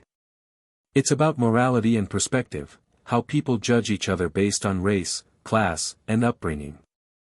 The novel challenges the idea of right and wrong by showing how justice isn't always fair, especially through the eyes of a child. The classroom went quiet. Mr. Reynolds blinked, clearly taken aback. That's correct. He tilted his head slightly. Didn't expect you to answer so quickly. Ben just shrugged. I actually paid attention this time. A few chuckles rippled through the room, but some people weren't laughing. They were still staring. Mia, sitting a few seats away, leaned over. Okay, what the hell, she whispered. When did you become a secret genius? Across the room, Ethan shot him a look that clearly said, what happened to you? Even Cash turned slightly, frowning like he couldn't comprehend what he just heard. Mr. Reynolds flipped to another page in his notes. Alright then. Let's go deeper. Tennyson, let's see if you can keep this streak going. He tapped the whiteboard. If the novel explores moral growth through Scout's experiences, what literary device is being used to show her transformation? Ben didn't hesitate. Bildungsroman. It's a coming-of-age story. Silence. Even Mr. Reynolds raised an eyebrow this time. Correct. He studied Ben for a moment before shaking his head with an amused chuckle. Looks like someone actually did have a productive summer. More murmurs filled the room. Ben ignored them, resting his chin on his palm as the lesson continued. He wasn't surprised by any of this. He wasn't discovering how far ahead he was, he already knew. This wasn't even a challenge. He could be done with all of this in months if he wanted to. And he did. Skipping grades wasn't some half-baked thought anymore. It was the plan. XXXXX. The bell rang, signaling the end of the period. Students shuffled out of their seats, some stretching, others already chatting about whatever nonsense they filled their days with. Ben took his time gathering his things, not in any rush. He had barely done anything, yet he already felt like he was wasting time. Class had been effortless. No challenge, no struggle, just him sitting through material he had already surpassed on his own. He hadn't needed the teacher's explanations or the textbook's guidance. He knew all of it. As he stepped into the hallway, the background noise of students chatting, laughing, and slamming lockers barely registered. His mind was elsewhere. This wasn't going to work. He had plans, real ones. Things that went beyond high school drama, test scores, or social hierarchies. This wasn't just about hero work either. His mind was bursting with ideas, projects, technologies he could build.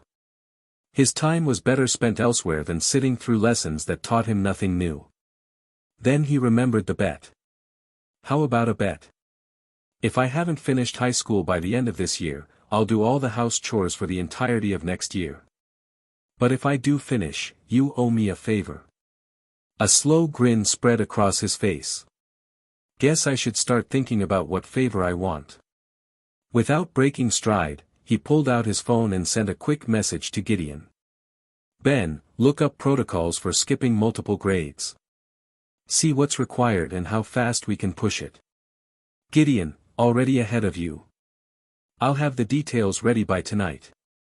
Ben slipped his phone back into his pocket, already feeling the weight of the decision lift off his shoulders. It wasn't a question anymore. It was happening. XXXXX. Part 2, expanding his reach. The soft hum of high-powered servers filled the underground base, their quiet whirring blending with the occasional flicker of holographic displays. Screens lined the walls, each one displaying a different section of New York, news feeds, crime reports, heat maps highlighting potential trouble spots. The centerpiece of it all, however, was Ben, lounging on his curved couch, a plate of chili fries balanced on one knee as he casually scrolled through the latest data. Across the room, Gideon's holographic avatar flickered to life, her voice carrying a distinct edge of sarcasm. Ah yes, the noble protector of the city, doing his duty with the unwavering dedication of a man eating chili fries in his pajamas. Ben popped another fry into his mouth, smirking. Hey, even heroes need fuel. You wouldn't want me passing out mid-fight, would you? Gideon sighed, the artificial display of exasperation almost too human. At this point, I'm starting to think your true weakness isn't magic or alien lasers, it's grease and processed cheese. Damn right, Ben said through a mouthful of fries. He leaned back, eyes flicking between the screens. Alright, let's see what's on the menu tonight. Anything worth stretching my legs for? The largest central screen shifted as Gideon pulled up a live crime feed. There are multiple disturbances happening across the city. Would you like the low-risk, mid-tier, or you're going to get shot at category? Ben grinned. Surprise me. A new map appeared, 3 incidents highlighted. A convenience store robbery in Brooklyn. A stolen car being chased by police near Times Square. A gang confrontation in an alleyway in Hell's Kitchen, high probability of escalating into a shooting. Gideon expanded the footage for the last one. This one is already heating up. Tensions are rising, weapons are visible. Police response is estimated at 6 minutes. Ben took a sip of his Mr. Smoothie, contemplating. And how long would it take me? If you take the scenic route? A little under 6 seconds. Ben wiped his hands on his pants and stood up, already cracking his neck. Alright then. Let's show them what a real New Yorker can do. He activated the Omnitrix, the familiar green glow illuminating his face as he selected XLR8. With a press of the dial, his body shifted, armor-like plating forming over his skin as his legs extended into sleek, aerodynamic limbs built for one thing: speed. "Alright, Gideon, keep an eye on comms. If anything changes, let me know." Gideon gave a mock sigh. "Of course. Go play superhero. I'll be here, making sure you don't become a trending obituary." Ben smirked, crouching low. "Love the concern. Be back in a few." And with that, he vanished in a streak of blue. XXXXX. The city blurred past in streaks of neon and moonlight as Ben raced across rooftops, the world slowing down around him in a way only XLR-8 could experience. In this state, everything felt distant, cars moving at a crawl, distant honking drawn out like a lazy hum, even the occasional moth flapping its wings seemed suspended midair. He reached the edge of a rooftop overlooking the alleyway in Hell's Kitchen where Gideon had marked the gang confrontation. From his vantage point, he had a clear view of the situation. Two rival groups, 10 men total, stood in a standoff, weapons drawn. A few had handguns, one carried a bat, another a crowbar, but the real problem was the one with a sawed-off shotgun pointed at the opposing leader. Ben clicked his tongue. "Way too many guns for my liking." Gideon's voice crackled in his earpiece. "Police are still 4 minutes out. By my calculations, you have about 30 seconds before someone gets shot." Ben sighed. "Not a lot of time to make an entrance." "Then don't make one," she suggested. "Not as XLR-8, anyway." Ben smirked as he looked down at the alleyway below. "I was thinking the same thing." Without hesitation, he mentally commanded the Omnitrix, and in an instant, his body shifted. The sleek, armored form of XLR-8 dissolved into writhing shadows, his limbs stretching unnaturally, his skin turning deathly pale. His vision altered, shifting into a strange, multi-layered perception as the world around him dimmed. Ghost freak. XXXXX. The alleyway was tense. The leader of the Black Vultures clenched his jaw, his hand tight around his pistol. "You think you can muscle in on our turf? You must be dumber than you look." His opposite, the leader of the Iron Fangs, smirked. "That's funny. I was just about to say the same thing about you." The shotgun-wielding thug cocked his weapon. "I say we end this now." Then the lights flickered. A sudden chill swept through the alley, sharp enough to make a few men shiver despite themselves. The air felt wrong, heavy, like something was watching them. And then they heard it. A whisper. Soft, almost playful, like someone standing right behind them. "You know, pulling a trigger isn't as easy when your hands are shaking."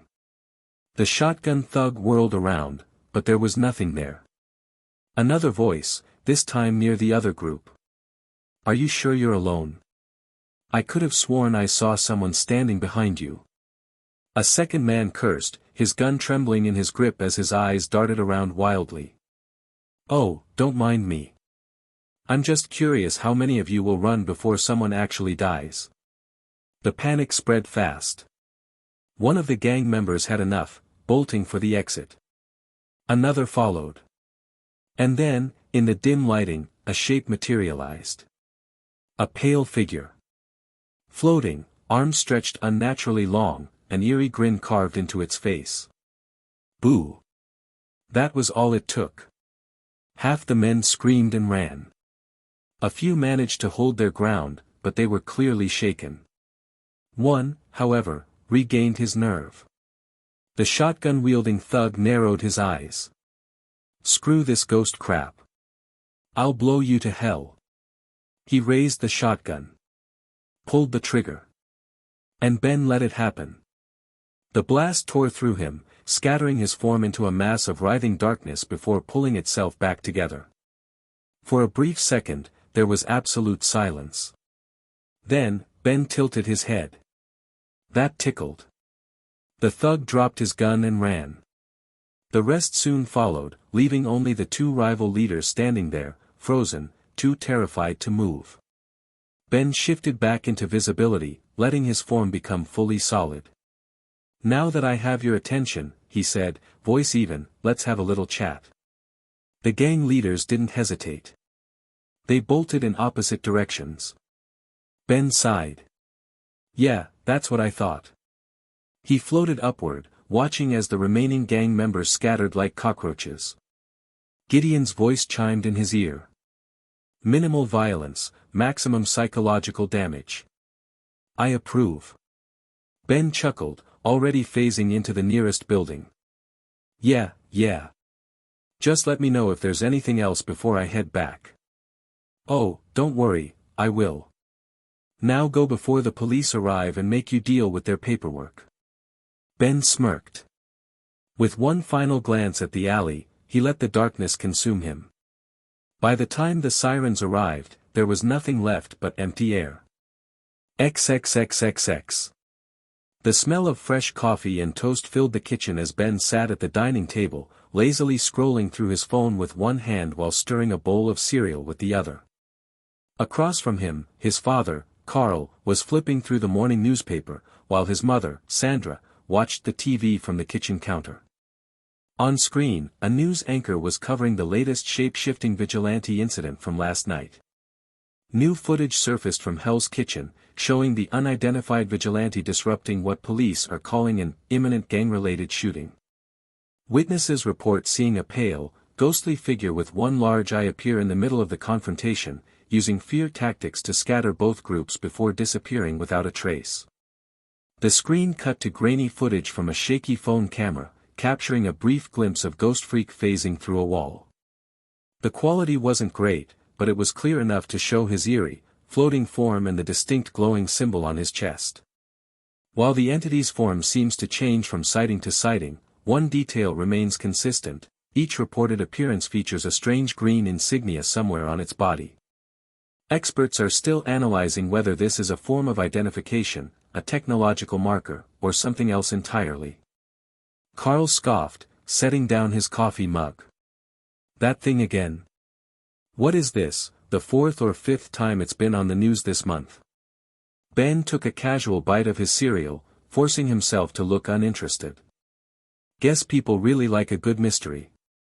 Sandra frowned slightly. I just don't know how to feel about it.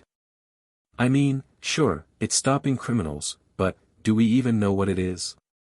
Carl shrugged. If it wanted to hurt people, we'd know by now. And between you and me, if it keeps these punks from shooting up the streets, I don't see the harm in letting it do its thing. Sandra sighed but didn't argue further. Ben, hiding a smirk behind his spoon, stood up from the table. All right, I'm heading out for a bit. Carl raised an eyebrow. Where to? Library, Ben answered smoothly. Figured I'd get a head start on assignments. Sandra beamed. Look at you, actually taking school seriously. Ben just grinned and grabbed his backpack. What can I say?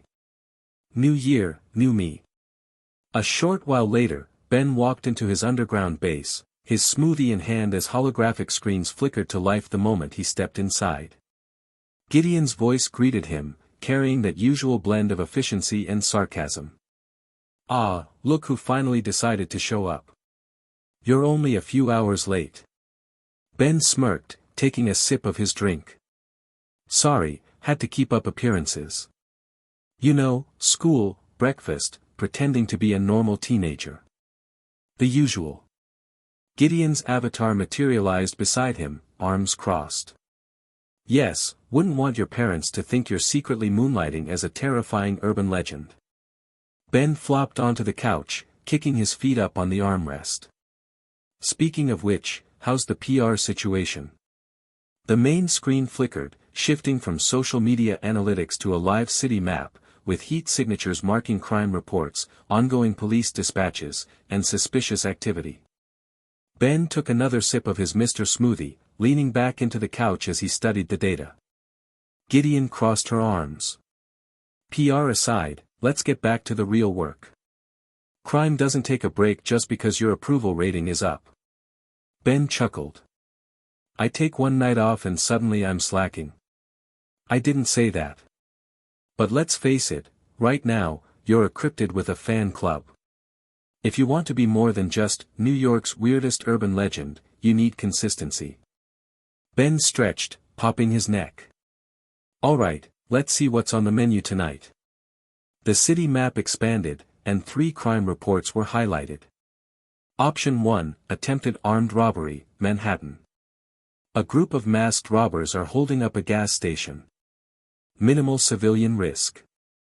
Option 2, illegal weapons deal, Brooklyn dockyards. High-risk arms dealers making an exchange near the waterfront. Option 3, gang tensions rising, South Bronx. Multiple reports of gang activity. No confirmed fight yet, but police scanners indicate something is brewing. Ben tapped his chin. Weapons deal sounds tempting, but... Gideon raised an eyebrow. But... Ben cracked his knuckles, already standing up. I think I'll do all 3. Gideon blinked. Alright. Overachiever. He mentally activated the Omnitrix, shifting into XLR8 in an instant. Keep the updates coming, G, he said, crouching low. I'll clear out the robbery first, then move on to the fun stuff. And in the next moment, he was gone. XXXXX. The world blurred into streaks of neon and city lights as Ben raced through the streets, his XLR8 form allowing him to cover entire blocks in the time it took most people to blink. The cool night air whipped against his face as he zipped across rooftops, his mind already focused on his first target. Gideon's voice crackled through his earpiece. Alright, Speedy, you're about 10 seconds out. I'm pulling up live security footage now. A small holographic display popped up in Ben's field of view, showing grainy security cam footage from inside the Manhattan gas station. 3 masked robbers stood inside, one pointing a gun at the terrified cashier, while another emptied the register into a duffel bag.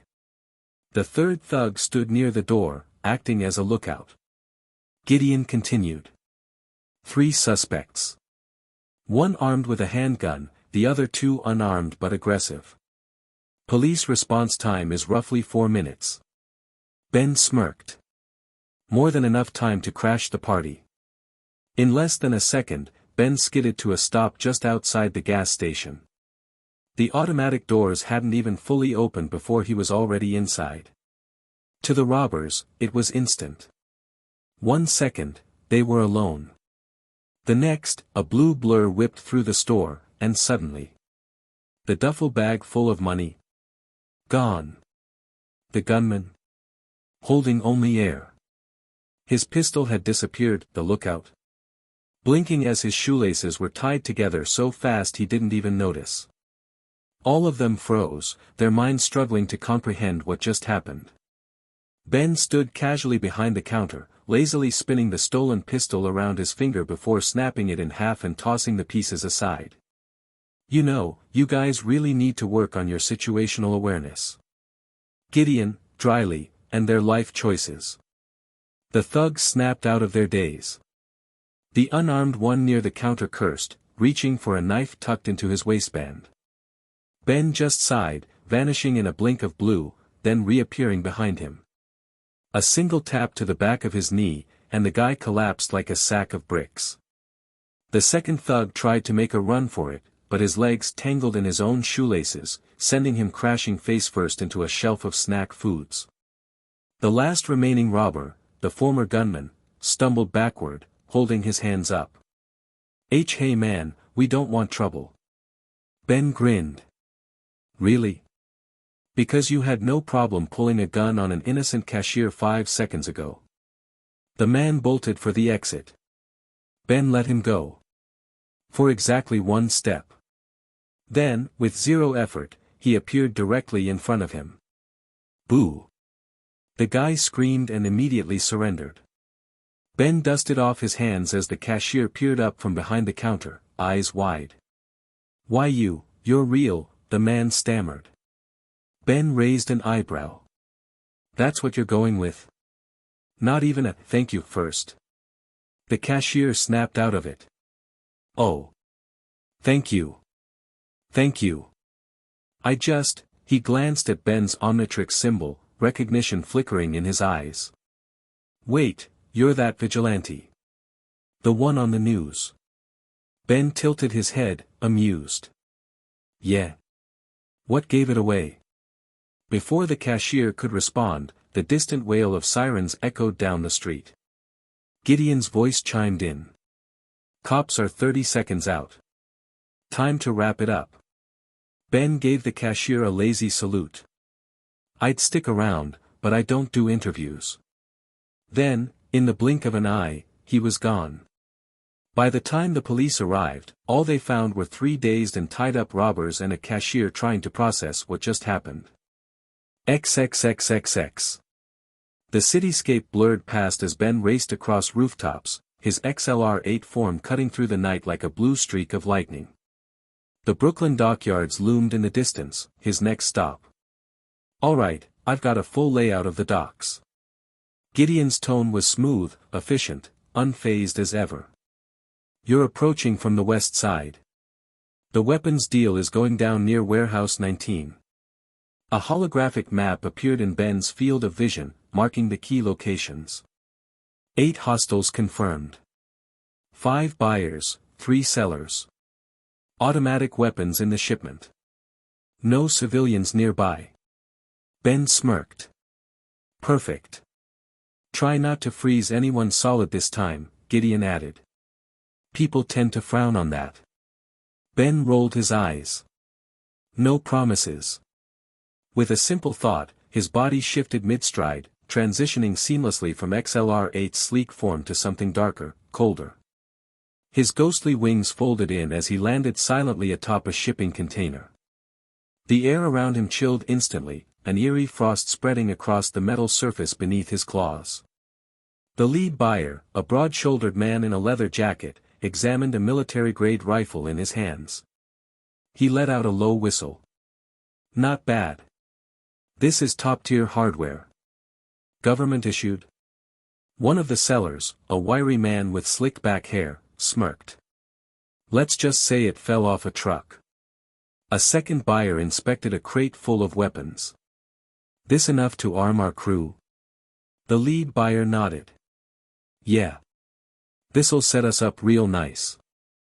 "They're wrapping things up," Gideon noted, her voice carrying the faintest trace of amusement. "If you were planning a dramatic entrance, now would be the time." Ben grinned. "Oh, I was counting on it." A cold mist rolled across the dock. The air chilled unnaturally fast, turning each exhale into a visible breath. The lead buyer frowned. "The hell? It wasn't this cold a second ago." Then the lights cut out. Darkness swallowed the area as a ghostly blue glow flickered above them. The men barely had time to process it before a pair of glowing eyes materialized in the air. "Bad news, gentlemen." The voice sent shivers down their spines. "This sale is officially cancelled." Then, everything erupted into chaos. The buyers and sellers scattered, reaching for their weapons, but it was too late. One of them aimed a pistol at the mist, only for his gun to be ripped from his hands by an unseen force and encased in ice. Another tried to run, but his feet froze to the ground mid-step. The lead buyer yelled orders, only to be lifted into the air by unseen hands and slammed into a stack of crates. Panic spread. One man fired wildly into the mist, his bullets passing harmlessly through Ben's intangible form. Another pulled out a knife, swinging at the air, only to find nothing there. "I think they're reconsidering their career choices." Gideon sounded entirely too amused. Ben chuckled, phasing back into view as his massive wings unfolded, looming over the terrified criminals. Boo! That was all it took. They dropped their weapons and ran. As the last of the gangsters fled, Ben deactivated Big Chill, shifting back to XLR-8 in an instant. He zipped forward, grabbing the duffel bag of money before the crooks could escape with it. "You won't be needing this." Satisfied, he looked at the weapon crates. With a flick of his wrist, he froze the entire shipment solid. "Police en route." Gideon's voice had returned to its usual no-nonsense tone. If you're going to do something dramatic, now's your last chance. Ben smirked. Dramatic? Who, me? With a blur of blue light, he was gone. By the time the authorities arrived, all they found were frozen weapons, a pile of unconscious criminals, and a chilling mist still lingering in the air. XXXXX. Ben moved like a shadow through the city, his XLR-8 form weaving effortlessly between buildings as he made his way toward the Bronx. "Gee, talk to me," he said, keeping his pace steady. "The situation is escalating," Gideon reported. Two rival gangs, about 20 people total, all heavily armed. Knives, bats, and at least 3 guns confirmed. Ben frowned. "Any civilians?" "None yet," Gideon replied. "But if shots start flying, that won't last long." Ben clicked his tongue. He couldn't afford to let this turn into an all-out gunfight. He needed a form that would shut this down instantly, something that would make them too scared to fight back but still easy to capture. With a simple thought, he shifted forms mid-stride. XLR-8's sleek frame expanded, his limbs stretching into longer, clawed appendages as dark energy crackled over his skin. His muscles thickened, his posture shifting into something both spectral and beast-like, with tattered wisps of ectoplasmic energy flickering around his form. The moment his transformation completed, a deep, guttural growl echoed from his throat. Ghostwolfer. Ghost Freak plus Blitzwolfer. By the time he reached the rooftop overlooking the parking lot, the gang members below were already on the verge of violence. The two groups stood face to face, their leaders only inches apart, radiating hostility. "You're in the wrong neighborhood," the leader of the first gang snarled, gripping a crowbar. "You think you can just walk in here and take our business?" The rival leader scoffed. "That's funny. 'Cause last I checked, you don't own the Bronx." He gestured to his crew, all armed and itching for a fight. "Either you walk away, or we settle this right now." The tension was razor sharp. One wrong move, and this would explode into violence. Then, the streetlights flickered. The air grew unnaturally cold. A shadow loomed over them, stretching across the pavement like some monstrous specter. A single, distorted voice cut through the silence. "You boys sure you want to do this?" The gang members whipped around, weapons raised. But there was nothing there. Then, from the darkness, 2 glowing, predatory eyes opened. Ghostwolfer descended. The moment they saw him, his ghostly, wolf-like frame, his razor-sharp claws curling with energy, his body shifting between solid and intangible like a nightmare-given form, panic ripped through them. "What the hell is that?" someone shouted. One of the gunmen immediately raised his pistol and fired. The shot rang out. And passed straight through Ben's body. The gang froze. Then, he howled. The sound wasn't natural. It wasn't just a noise, it was a wave of pure, primal terror, layered with an unnatural, spectral distortion that rattled the very bones of everyone who heard it. The effect was instant. The first gang broke. They turned and ran, shoving past each other in sheer panic. The second gang leader tried to hold his ground, until he locked eyes with Ben and immediately lost his nerve. One by one, they all panicked. But this time, Ben didn't just let them run. The leaders of both gangs turned to escape, only to be yanked back by invisible tendrils of ghostly energy. They thrashed, but their bodies were paralyzed in mid-air. Ben phased behind them, his spectral claws glowing faintly. "Not so fast," he growled. The other members tried to help their leaders, but before they could get close, Ben unleashed another howl, shaking the entire lot. The sheer force knocked them off their feet, sending their weapons skidding across the pavement. One by one, they all fell unconscious from the overwhelming fear and sonic shockwave. Ben released the gang leaders from his ghostly grip, just long enough for them to collapse into unconscious heaps. Satisfied, he let the eerie glow in his eyes fade. "Gideon, send a tip to the police," he muttered, shifting back into XLR-8. "Tell them there's a nice little delivery waiting for them here." "Already done," Gideon replied smoothly. And for the record, that was terrifying. I'm impressed. Ben grinned. Fear works. Without another word, he disappeared in a streak of blue light, leaving behind nothing but whispers of a phantom beast that haunted the Bronx. XXXXX. Ben moved like a ghost through the city, the faint hum of his XLR-8 form blending into the ambient noise of New York. His work for the night was done, 3 separate incidents, 3 successful takedowns. The streets were safer, and the city's so-called shape-shifting vigilante had further solidified his presence. But even with all that, he wasn't done yet. Status check, G, he said, zipping past a red light before it even had the chance to change. No new alerts, Gideon responded. No major crimes in progress, no emergencies requiring immediate intervention. Congratulations, you've effectively given New York a reason to reconsider committing crimes at night.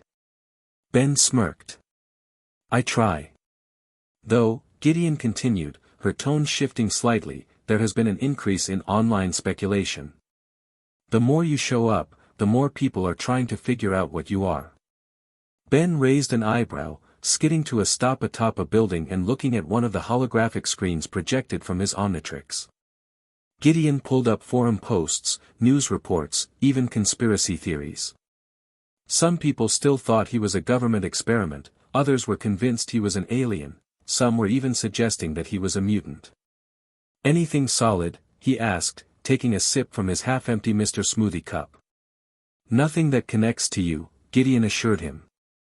They recognize the symbol on your chest, but no one knows what it means. Ben exhaled, relieved. Good. Let's keep it that way. He finished the last of his drink and tossed the empty cup into his hammer space, then stretched. All right, heading home. Need me to set up an alarm if anything happens? Gideon asked. Ben grinned. You're already doing that, aren't you? Gideon chuckled.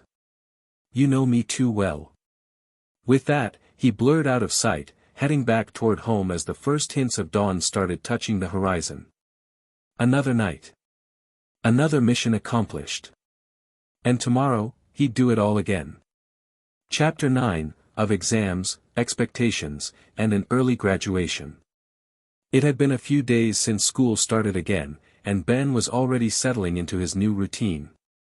Unlike before, when he used to drag his feet to class, things felt different now. His mind worked sharper, his focus was stronger, and keeping up with his studies was effortless. And, of course, people noticed. He had expected some reactions, classmates whispering about his sudden change, teachers giving him skeptical looks, but what he didn't expect was for it to escalate this fast.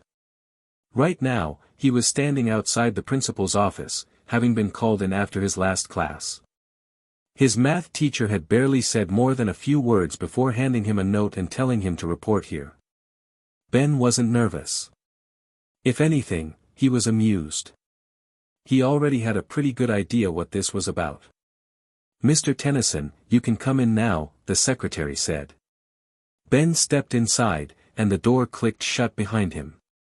The principal's office was just as he remembered, large desk, stacks of paperwork, motivational posters on the wall, but this time, there were 2 teachers sitting in as well.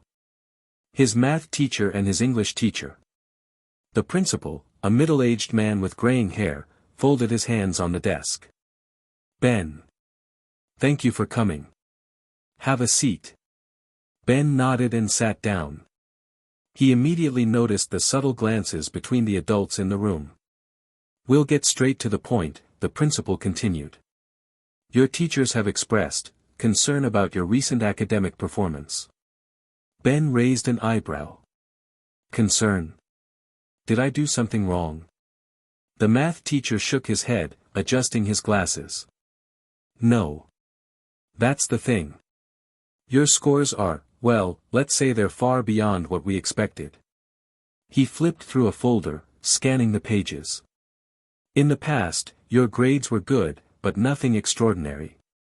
And now, in just the first few days, you've demonstrated knowledge well above your level. The English teacher nodded. Even in my class, your writing structure, your analysis, it's as if your comprehension has jumped by years overnight. The principal leaned forward slightly. So, we have to ask, is there something going on? Ben held back a smirk. They were suspicious, but they had no idea what to even be suspicious of. I guess I just started taking my studies seriously, he said casually. I studied a lot over the summer, and it turns out I like learning. Especially engineering and math. The teachers exchanged looks again. The principal sighed. Well, whatever the case, we've reviewed your past records and your recent scores. Frankly, Ben, you're too advanced for this grade level. Ben leaned back in his chair, feigning mild surprise. So, what does that mean? The principal took a breath. We're offering you the chance to skip grades. You could take an academic placement exam, and if you pass, you can move up significantly. Potentially even straight to your final year of high school.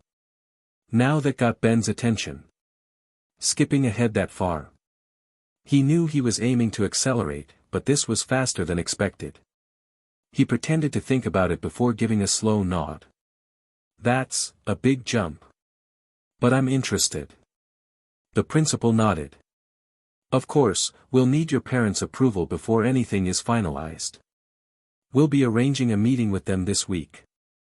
Ben smirked internally. Perfect. I was going to convince them anyway. Now the school is doing it for me. XXXXX. Ben sat in the principal's office once again, this time flanked by Carl and Sandra Tennyson. His mother sat with her arms crossed, her expression a mix of confusion and concern, while his father had a more neutral but skeptical look. The principal sat across from them, the same folder of test results and academic reports on his desk. His math and English teachers were present again, both watching Ben with intrigue. Carl leaned forward, glancing between his son and the school staff. So, let me get this straight, you're telling me Ben suddenly went from being a regular student to high school senior material in a matter of weeks? Sandra frowned. No offense, but, are you sure there hasn't been a mistake? Ben internally sighed. Should have seen that coming. The principal gave a small smile, flipping open the folder. We understand that this is unusual, but Ben's recent work has been nothing short of extraordinary.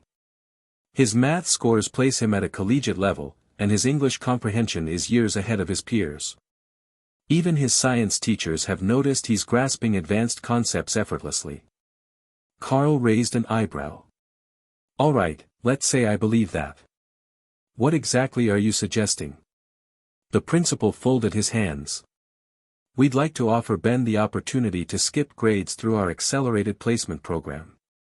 He would take an official placement exam, and based on his results, he could move up 1 or more years.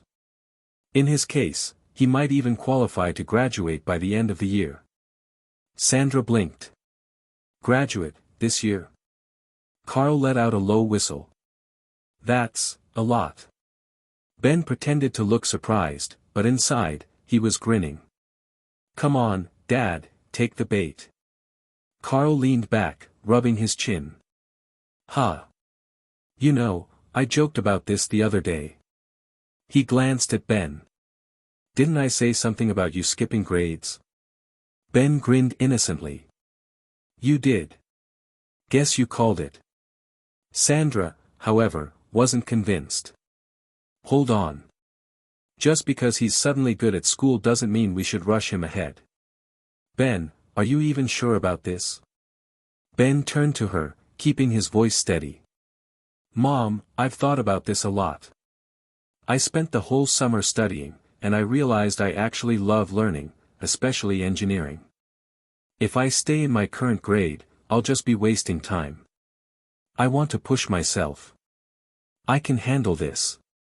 Sandra hesitated, still unsure. Carl exhaled through his nose, watching Ben closely. Then, to Sandra's surprise, he nodded. You know what? Let the kid take the test. Sandra turned to him in disbelief.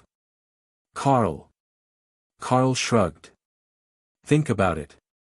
If he takes the test and actually qualifies, then fine, he moves up.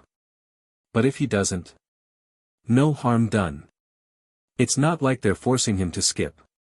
Sandra frowned, shaking her head. I don't know, this just feels like a huge jump. You're telling me my son, who used to groan about homework, is suddenly ready to finish high school in a year? Ben met her gaze. I get why you're worried. But I promise, I wouldn't push for this if I didn't think I could handle it. Sandra sighed, rubbing her temples. Skipping grades isn't just about schoolwork, Ben. What about your friends? Your social life? You'd be in classes with students years ahead of you.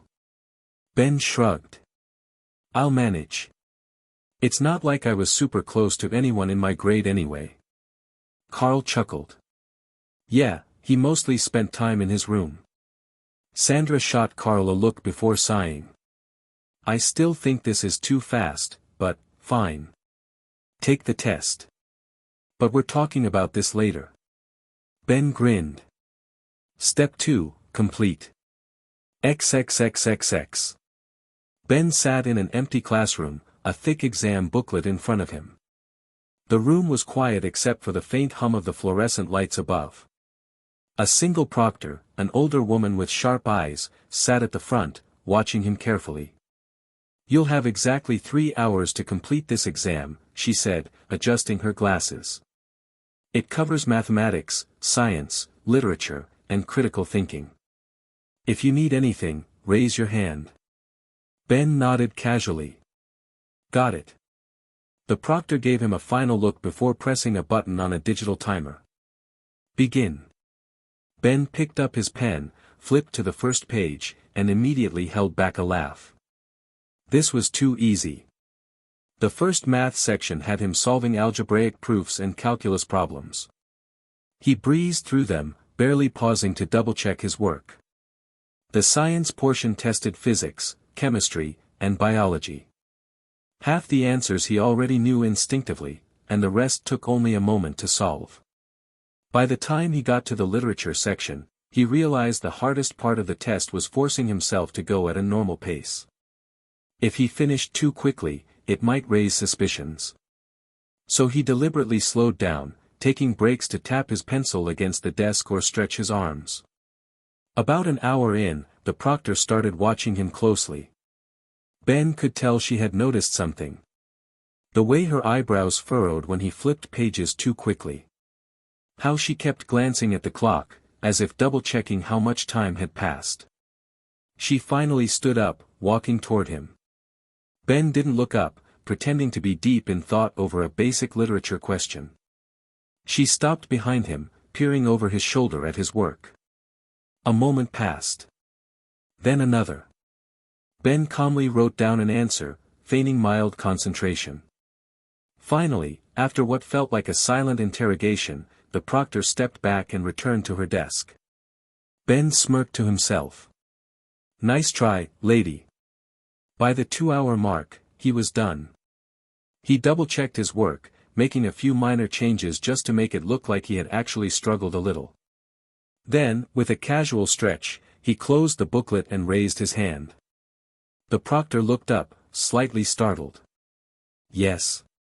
I'm done, Ben said smoothly. She blinked. Already?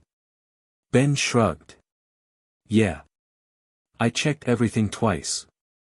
The proctor walked over, taking his test with a neutral expression. She flipped through the pages, scanning the perfectly written answers. You may leave, she finally said. Ben grinned, standing up and casually strolling out of the room. As the door closed behind him, Gideon's voice echoed smoothly in his mind, linking through the Omnitrix's neural link. That was fun to watch. Ben smirked, shoving his hands into his pockets as he walked down the hallway. Yeah, let's see if they even believe my results. XXXXX. Ben sat in the school cafeteria, lazily stirring his drink as he waited. A few days had passed since he took the placement exam, and today, he was supposed to receive his results. The moment he walked into school that morning, he felt the stares. Not just from students, but from teachers too. It wasn't hard to guess why. Gideon's voice flickered in his mind through the neural link. I did a little digging. Your test results have been reviewed, and the faculty has been debating what to do with you. Ben smirked. Let me guess. They don't know whether to be impressed or terrified. Something like that. His thoughts were interrupted when a student messenger approached his table, a folded note in hand. The principal wants to see you, the kid said before walking off. Ben didn't even pretend to be surprised. He downed the rest of his drink, grabbed his bag, and made his way to the office. XXXXX. As he stepped inside, he was greeted by the same setup as last time, the principal at his desk, his math and English teachers present once again.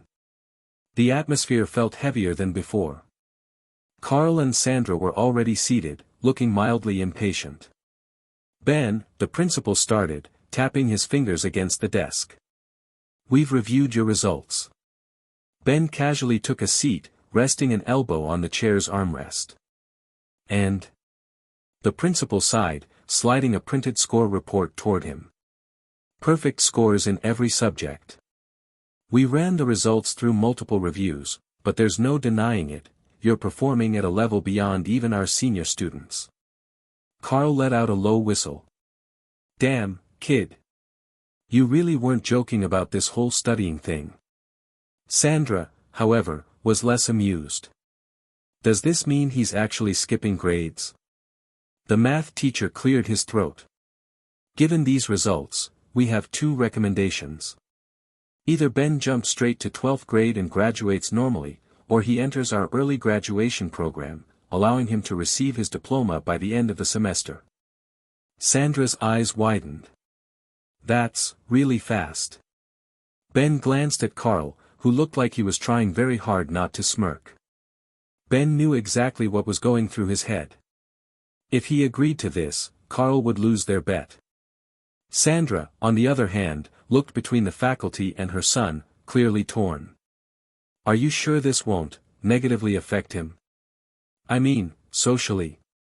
Developmentally? The English teacher offered a reassuring nod. It's not uncommon for gifted students to accelerate their education. As long as Ben is comfortable with the decision, he should be fine. Sandra exhaled, still frowning. I don't want him to miss out on anything important. Carl placed a reassuring hand on her shoulder. Come on, San. We always told Ben to take his education seriously, and now that he's actually doing it, we can't backpedal. Sandra sighed, turning to Ben. And you're really okay with this? Ben met her gaze with full confidence. Yeah.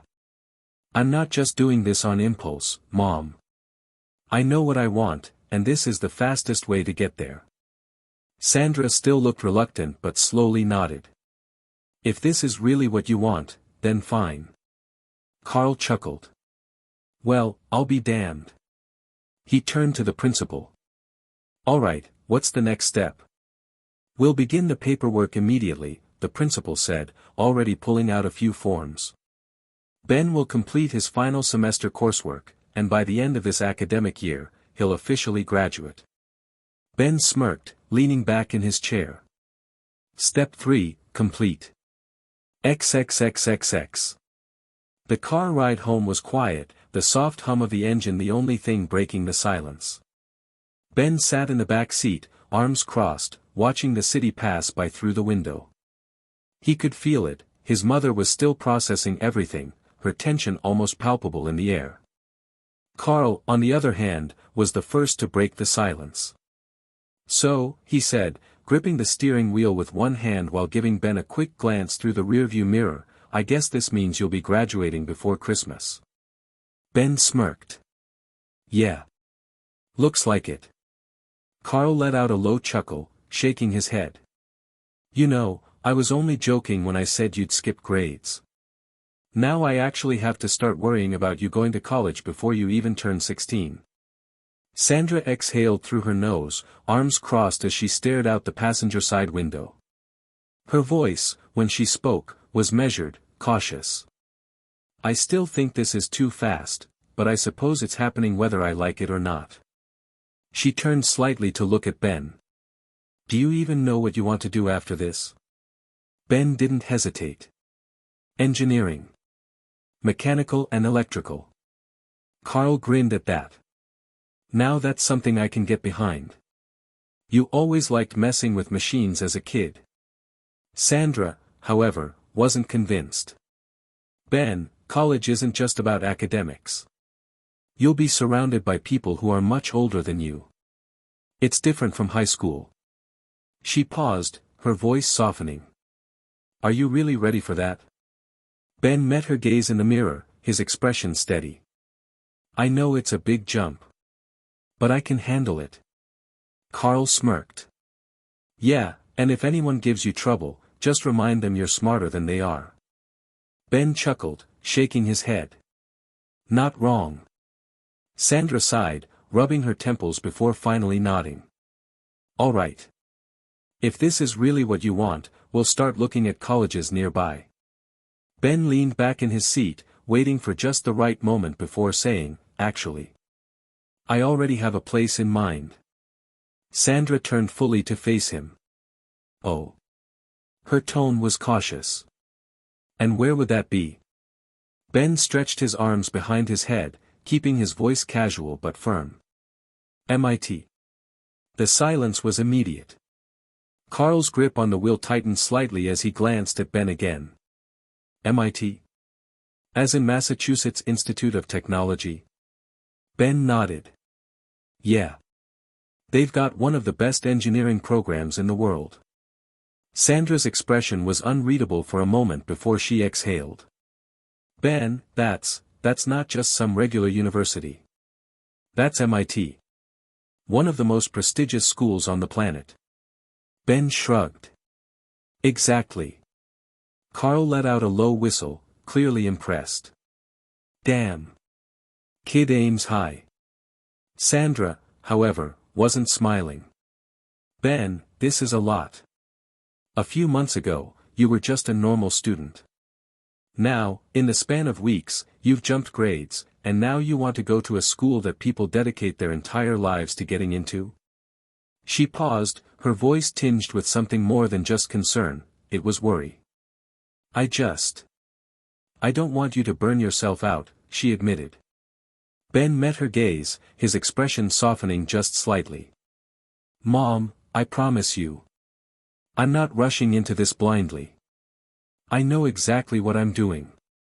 Sandra stared at him for a long moment before sighing. Well. I suppose we can at least look into their early admission requirements. Carl smirked, shaking his head. Kid's not even 16, and he's already thinking Ivy League. Ben grinned. Step 4, in motion. XXXXX. The soft clicking of keys filled the dimly lit room as Ben sat at his desk, eyes flicking between multiple floating holographic screens. The glow of the displays illuminated his focused expression as he scrolled through the MIT admissions website. Gideon's voice rang smoothly in his mind through the neural link. You know, this would be significantly faster if you just let me assist with the application process. Ben smirked, opening a new tab. Yeah, but that would be cheating. Even geniuses gotta play by the rules sometimes. And yet, you have me drafting your essays. Ben chuckled. That's not cheating. That's smart delegation. He skimmed through the eligibility requirements for early admission and let out a hum. Okay, so they accept students as young as 15 if they show extraordinary academic and personal achievements. Check and check. Applicants are encouraged to demonstrate leadership, innovation, and excellence in STEM fields. Ben, you literally built an AI more advanced than anything on the planet, have a secret crime-fighting base, and just aced a placement exam. I think you're covered. Ben grinned. Yeah, fair point. He navigated to the application portal, already picturing Sandra's reaction when he told her the process was halfway done. A blank document hovered before him. This was the one part of the application that couldn't just be solved with intelligence, it required personality.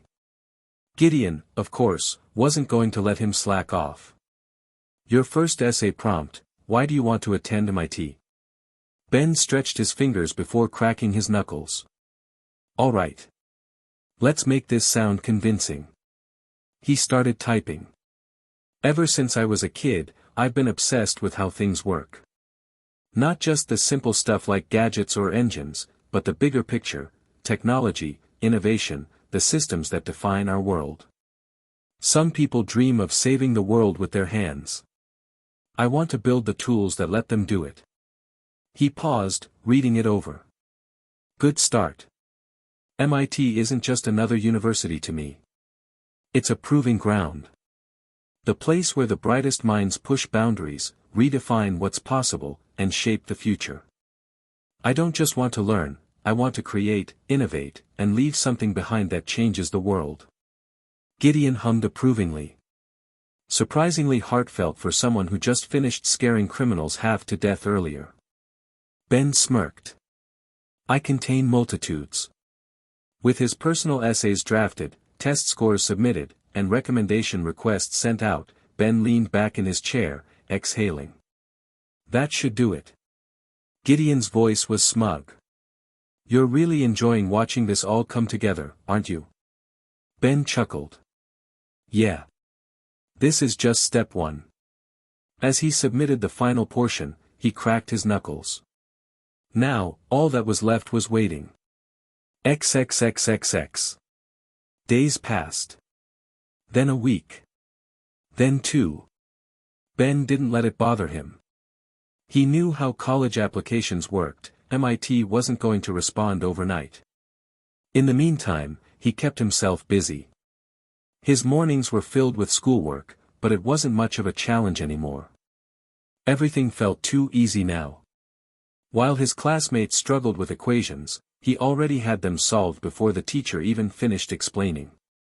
At this rate, you might actually die of boredom, Gideon teased one afternoon as he stared at the clock, waiting for the last few minutes of class to tick by. Ben smirked. Yeah, well, once I'm out of here, I won't have to sit through another one of these again. His evenings were far more productive. Every night, he patrolled the city, keeping his presence known while making sure to stay strategic in what crimes he stopped. Gideon had been feeding more curated reports into his system, allowing him to focus on cases that would build his reputation without drawing too much federal attention. Public opinion remains in your favor, Gideon informed him one night as he perched on the edge of a skyscraper. Though some law enforcement agencies are still calling for your capture, the lack of any concrete leads makes it difficult for them to act. Ben grinned. Perfect. Let's keep it that way. He also spent time refining his base. While the core infrastructure was complete, there were always improvements to be made. The training area was expanded, the AI systems optimized, and he started experimenting with new forms of plumber-inspired tech. But the biggest project? His next business move. So, have you decided yet? Gideon asked as he stared at a blank development board on one of his screens. What's the next big invention? Ben leaned back, fingers tapping against his desk. He already had an idea, something that could reshape social media forever. But before he could say anything, a notification flashed across his screen. MIT admissions, application status update. He smirked. Right on schedule. XXXXX. Ben clicked the notification, and a new window opened on the screen. Dear Mr. Tennyson. After careful review of your application, we are pleased to inform you that you have been accepted into the Massachusetts Institute of Technology under our early admission program.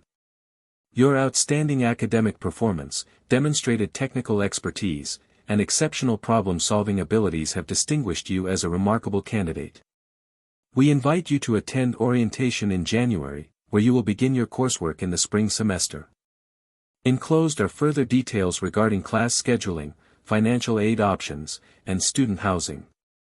Ben barely finished reading before he leaned back in his chair, a satisfied smirk on his face.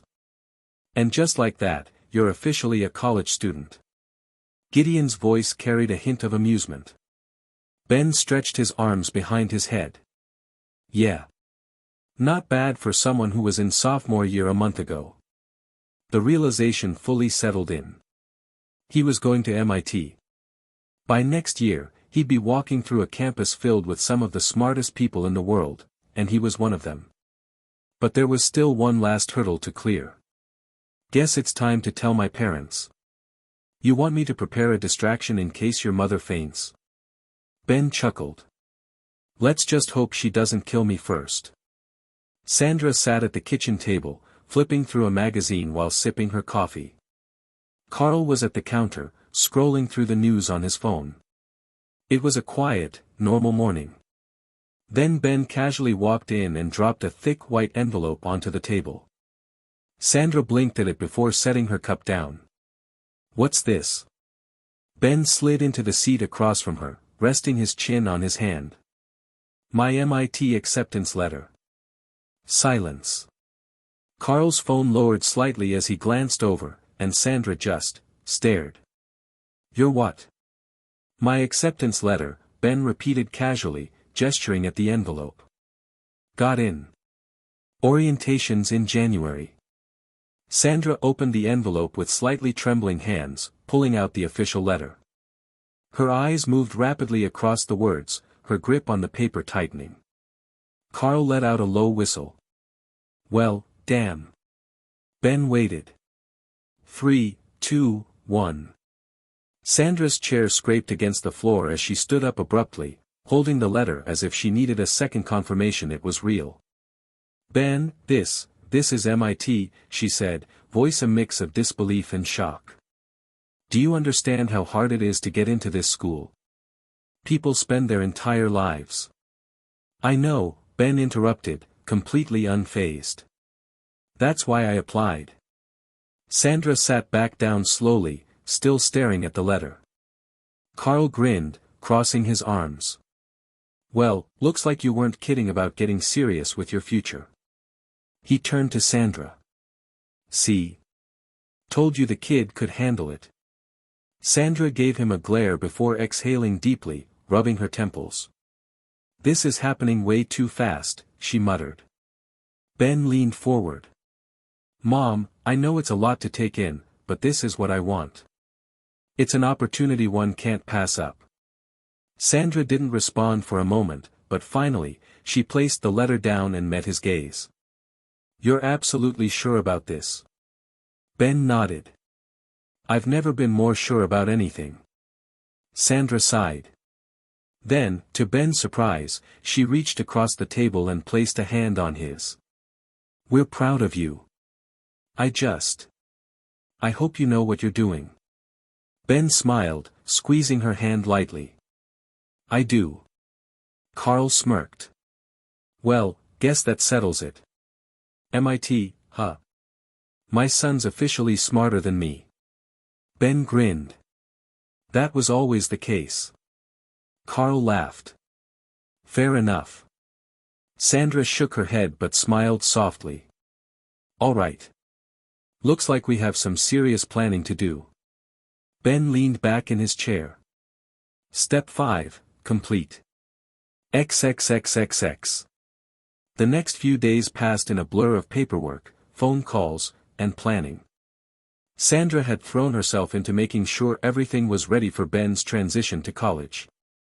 She spent hours researching student housing, course schedules, meal plans, and financial aid options, despite Ben already knowing most of the details. Carl, on the other hand, took a more relaxed approach, though every so often, Ben caught him staring at an MIT pamphlet with a dumbfounded expression. MIT, Carl muttered for the 5th time that morning as he flipped through the welcome packet. I still can't believe it. Ben smirked from his seat at the dining table, where he was finishing off a plate of eggs and toast. You better start believing it. I move in after Christmas. Sandra sighed, rubbing her temples as she scrolled through her tablet. All right, we've got housing confirmed. You'll be staying in one of the student dorms. We thought about an apartment, but you're still technically a minor. Ben nodded casually. That was fine with him. He could work around restrictions if necessary. Carl leaned back in his chair. So, how much is this gonna cost me? Sandra set down her tablet, smirking slightly. Not a penny. Carl blinked. What? Ben leaned back, arms crossed. Full ride scholarship. Tuition, housing, everything covered. Carl let out a low whistle. Damn. My kid's going to MIT for free. Sandra smiled, still slightly overwhelmed by everything. It's a relief, honestly. I was worried about the cost, but this makes things easier. Ben simply smirked, keeping his other income sources to himself. The conversation eventually moved to logistics, when he would move in, what supplies he'd need, and whether or not Sandra could get through a conversation without bringing up her concerns about him being surrounded by older students. Ben took it all in stride, keeping his responses calm and confident. But while his parents were focused on college, his mind was already on his next step. A floating holographic screen blinked to life beside him, displaying an unfinished development board, a prototype concept for a new social media platform. Gideon's voice rang smoothly through the neural link. So, have you decided? Is this your next project? Ben tapped his fingers on the table. Yeah. If I time this right, it'll blow up. You're confident in its success? Ben smirked. Gideon, I'm about to introduce the world to Instagram. Chapter 10, of Genius, AI, and Newfound Fame. The winter air was crisp as Ben stepped out of the car, his breath visible in the cold as he took in the sight of MIT's sprawling campus. Snow lightly dusted the sidewalks, and students bustled about, some lugging suitcases while others excitedly greeted old friends. Sandra stepped out beside him, hugging her coat closer. I still can't believe this is happening. Carl, unloading a suitcase from the trunk, chuckled. You've said that about 100 times, San. Ben smirked, adjusting the duffel bag slung over his shoulder. 114, actually. Sandra shot him a look, but the corners of her lips twitched. The move-in process was smooth. Most of Ben's belongings had already been sent ahead, so all that was left was checking in and getting his room key. They made their way through the dorm building, passing groups of students chatting, unpacking, or setting up their rooms. Sandra glanced around. It's smaller than I expected. Carl smirked. You were hoping for an excuse to say it's unlivable, weren't you? Sandra sighed. Maybe. Ben shook his head, unlocking the door to his dorm room. It was simple but functional, a desk, bed, closet, and shelves. The walls were bare, but he'd fix that soon. He tossed his duffel onto the bed and turned to his parents. Well, this is it. Home for the next few years. Sandra's gaze lingered around the room before settling on Ben. Are you sure about this? Ben met her eyes, his voice steady. I've never been more sure about anything. She exhaled slowly, then pulled him into a tight hug. Just, take care of yourself. Ben returned the hug with a small smile. Always. Carl clapped a hand on his shoulder. Don't be a stranger, all right? Your mom's gonna call you every day. At least twice a day, Sandra added. Ben chuckled. Figured as much. After a few more lingering words and one last long look from Sandra, his parents left, and the door clicked shut behind them. Ben let out a breath, rubbing the back of his neck. Finally, he was on his own. Well, that was sentimental. Gideon's voice chimed in his mind through the neural link. Ben smirked, dropping onto his bed. Yeah. He let his gaze drift to the laptop on his desk. His original plan had been to launch Instagram immediately, but after thinking it over, he decided against it. It was too soon. Right now, all people knew about him was that he was a 15-year-old MIT student. That wasn't enough. If he launched now, the world would question how someone his age pulled this off. He needed to build credibility first. He would take his time. Work on side projects. Get noticed in the tech world in a way that felt natural. Then, when the timing was perfect, Instagram would go live. But for now, he had to get through orientation. XXXXX. Ben walked through the main halls of MIT, his gaze sweeping over the campus. The place had a distinct energy, clusters of students engaged in rapid discussions, some debating quantum theory over coffee, others buried in textbooks as they walked. He blended in easily, at least, as much as a 15-year-old could in a university full of brilliant minds. So, first impressions? Gideon's voice flickered through the neural link. Ben smirked. A bunch of nerds throwing around complex equations like casual gossip. You do realize you're one of them now? Yeah, but I'm not just a nerd. I'm the nerd. Gideon let out a simulated hum of amusement. Reaching the main lecture hall, Ben pushed open the doors and stepped inside. The room was already filling with hundreds of new students, and despite himself, he caught more than a few people giving him a second glance. He heard the murmurs before he even sat down. Is that the kid genius? He's, like, 15, right? I heard he aced every placement exam MIT threw at him. What's a kid like that even doing here? Ben ignored them, finding an empty seat in the middle rows.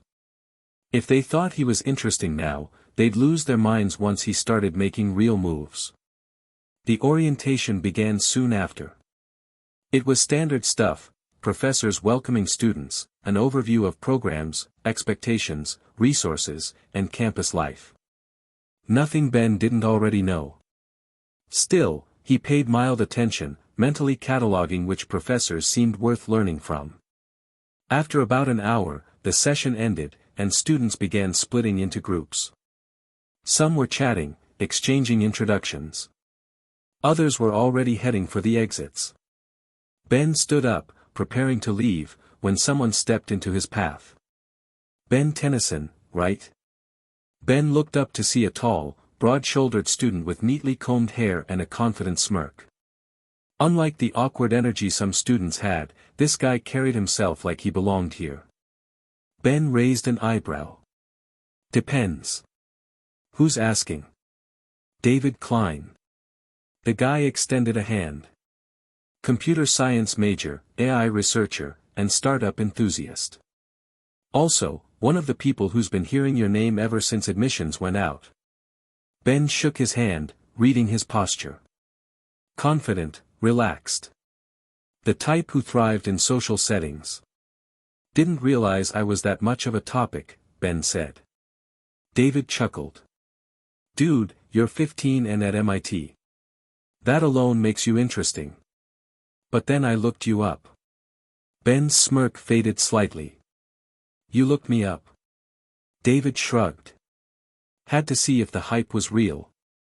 You're a ghost online. No LinkedIn, no research papers, no published projects, nothing. Just your name and MIT acceptance. He leaned in slightly. So, what's your deal? You planning to be some mysterious genius, or do you actually have something big in the works? Ben leaned back, giving him a slow grin. Maybe both. David studied him for a moment, then nodded approvingly. All right. I respect that. He pulled out a sleek business card and handed it over. If you ever want to talk AI, machine learning, or startups, hit me up. I've got some projects going, and I like working with smart people. Ben took the card, glancing at it before slipping it into his pocket. I'll think about it. David smirked. I'm sure you will. With that, he gave a casual wave and walked off. Ben watched him go, his mind already analyzing the interaction. David was interesting. Confident, clearly ambitious, and already trying to feel him out. You're attracting attention already, Gideon noted. Ben smirked. Good. Let's see who else notices. XXXXX. Ben sat at his dorm room desk, absent-mindedly tapping a pen against the wood. The past few days had been uneventful, just settling in, attending introductory lectures, and watching how people reacted to his presence. "So, what's the play?" Gideon's voice chimed through the neural link. "Step 1 is making an impression," Ben replied. "Right now, people know I exist, but that's not enough. If I want them to take me seriously, I need to do something that gets my name circulating for the right reasons." "You're already at MIT at 15. That's impressive enough." Ben smirked. "Not impressive enough." He pulled up a list of ongoing research projects at MIT, skimming through them. He wasn't looking for something that would teach him anything, he already had more knowledge than anyone on this campus. What he needed was visibility. Cybernetics, AI-driven robotics, energy manipulation. Nothing groundbreaking. In another timeline, he had designed and built technology that could outclass most of these projects. "You don't need to join a research project," Gideon pointed out. "You could just make something on your own and let them notice it." "Exactly," Ben said, closing the research listings. "I don't just want to be seen as a bright student. I want them to recognize me as a creator, an innovator." Gideon hummed. "Then the question is, what's your first move?" Ben leaned back, considering his options. If he wanted to gain attention quickly, he needed something that would hit the tech world and MIT circles at the same time. After a moment, his smirk widened. "Let's build something they can't ignore." XXXXX. Ben sat cross-legged on his dorm bed, a holographic interface floating in front of him. The blueprint of a sleek, compact earpiece rotated on the screen, annotated with notes detailing its core functions. "So, what exactly are we making?" Gideon asked. "A next-gen personal assistant," Ben replied, tweaking the design. "Think of it like a better, smarter Palm Pilot, something that connects to any device, understands context, and adapts to the user's habits." "So, a mobile AI?" "Sort of, but not full AI. More like an advanced algorithm that learns from use. It'll integrate with computers, handle voice commands, and act like an automated assistant for scheduling, reminders, and real-time information." Gideon let out a simulated hum. "A little ahead of its time, but not by much. In a few years, everyone will have something similar." "Exactly. But I'm making it first." Ben knew this was the perfect balance. It wasn't so advanced that it felt impossible for 2001, but it was innovative enough to shake the tech world. "So, what's the plan?" Gideon asked. Ben pulled up another screen, detailing his rollout strategy. "Step 1, build a working prototype." He could finish it in a week, tops with his existing knowledge. "Step 2, let word spread subtly. Test it in real scenarios, let people see it in action without directly explaining it. Step 3, unveil it at the right moment. Maybe through a demo at MIT or a well-placed media leak. This will get attention," Gideon noted. Ben smirked. "That's the idea." XXXXX. Ben sat in the lecture hall, his chin resting on one hand as the professor wrote a long mathematical proof on the board. Around him, students were either furiously taking notes or staring blankly, overwhelmed by the complexity. For him, this was basic. You could be doing something more productive than watching these people suffer. Gideon's voice chimed through his earpiece, the response instant. Ben smirked, his fingers lazily tapping the desk. I'm letting them notice." His other hand barely moved, but his laptop screen updated instantly. No typing. No visible input. The professor's notes were not only transcribed but summarized, key points highlighted with relevant research papers attached. From the corner of his eye, he caught a student sitting diagonally behind him tilting her head slightly. She wasn't taking notes. She was watching his screen. She didn't say anything, but MIT students weren't the type to ignore something unusual. XXXXX. By the time he reached the MIT quad, the quiet buzz around him had grown. David Klein, the confident startup-obsessed student from orientation, walked up beside him with a knowing grin. Well, MIT's youngest prodigy. I've got a feeling you're up to something. Ben raised an eyebrow. Do I look like I'm up to something? David pointed at his earpiece. You've been walking around with that thing for days. It's not normal, and people are noticing. Another student, the same girl who had been watching in class, stepped forward.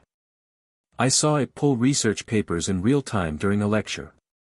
That's not a Palm Pilot, and it's not a basic dictation tool. What is it? Ben just smirked. Good eyes. David's grin widened. You're planning something. Ben shrugged. I might have a little something lined up for the Innovation Forum. David blinked. You're presenting. Ben nodded. Next week. David let out a low whistle. All right, now I'm actually interested. XXXXX. Back in his dorm, Ben leaned back in his chair, fingers laced behind his head as MIT's event schedule hovered on his laptop screen. There were a lot of tech-based gatherings, but Gideon had already narrowed it down to a short list of the best ones. So, which one is it? Gideon asked. Ben scrolled through the list. Some were too small, just internal showcases. Some were too formal, meant for PhD candidates presenting years of research. Then, he saw it. MIT's annual Technological Innovation Forum. Not just a student event, but a gathering where professors, researchers, and industry professionals attended. Some came looking for investment opportunities. Others just wanted to see which students were worth keeping an eye on. That one, Ben said, marking the date. Good choice. Want me to register you? Already done. He tapped his desk, calling up Vista's interface. The final version was ready. It worked exactly as he wanted, seamless, instant, and unlike anything else available in 2001. But he knew one thing. A revolutionary idea meant nothing if it wasn't delivered properly. Time to make sure they remember my name. XXXXX. The MIT auditorium buzzed with quiet conversation, the air thick with anticipation. Students, professors, and industry professionals filled the space, some whispering about the presentations, others critically analyzing the work of the students before them. Ben sat near the middle rows, arms crossed, scanning the room with mild disinterest. He had watched a few presentations already, a self-correcting robotic arm, a PhD candidate discussing improved lithium battery efficiency. Smart people doing smart things. But nothing revolutionary. Are you nervous? Gideon's voice came through Vista, her tone neutral. Ben smirked slightly. Please. This is just a warm-up. The moment he had been waiting for arrived.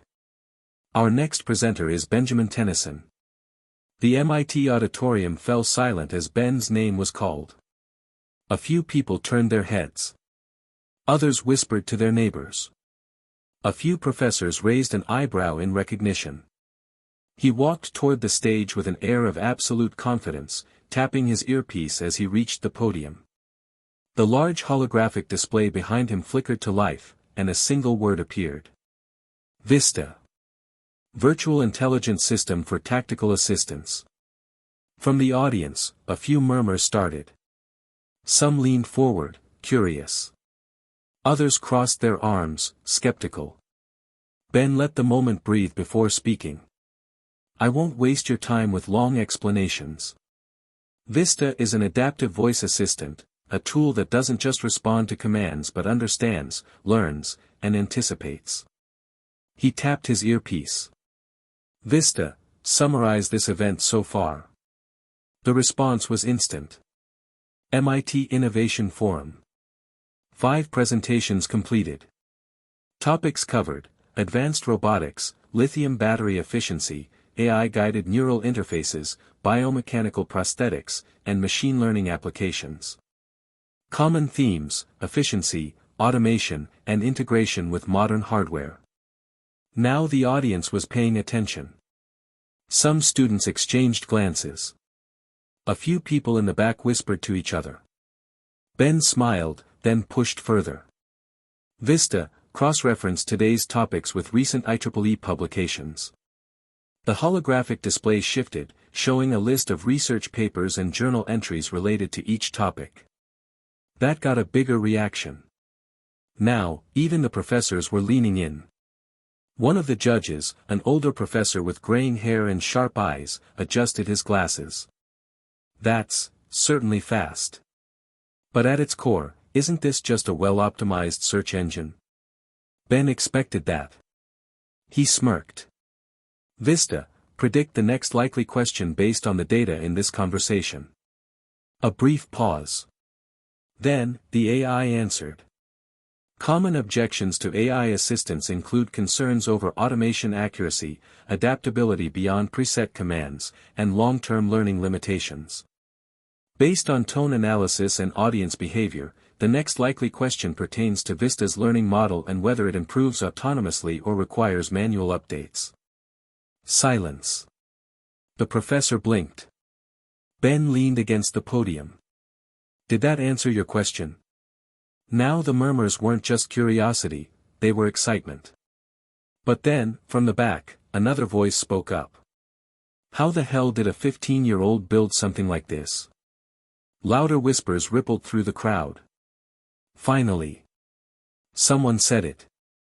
Ben turned toward the voice, a tall, broad-shouldered PhD student who looked more like he belonged on a football field than in an auditorium. He was frowning, arms crossed. Something wrong? Ben asked casually. The PhD student narrowed his eyes. This is beyond anything on the market.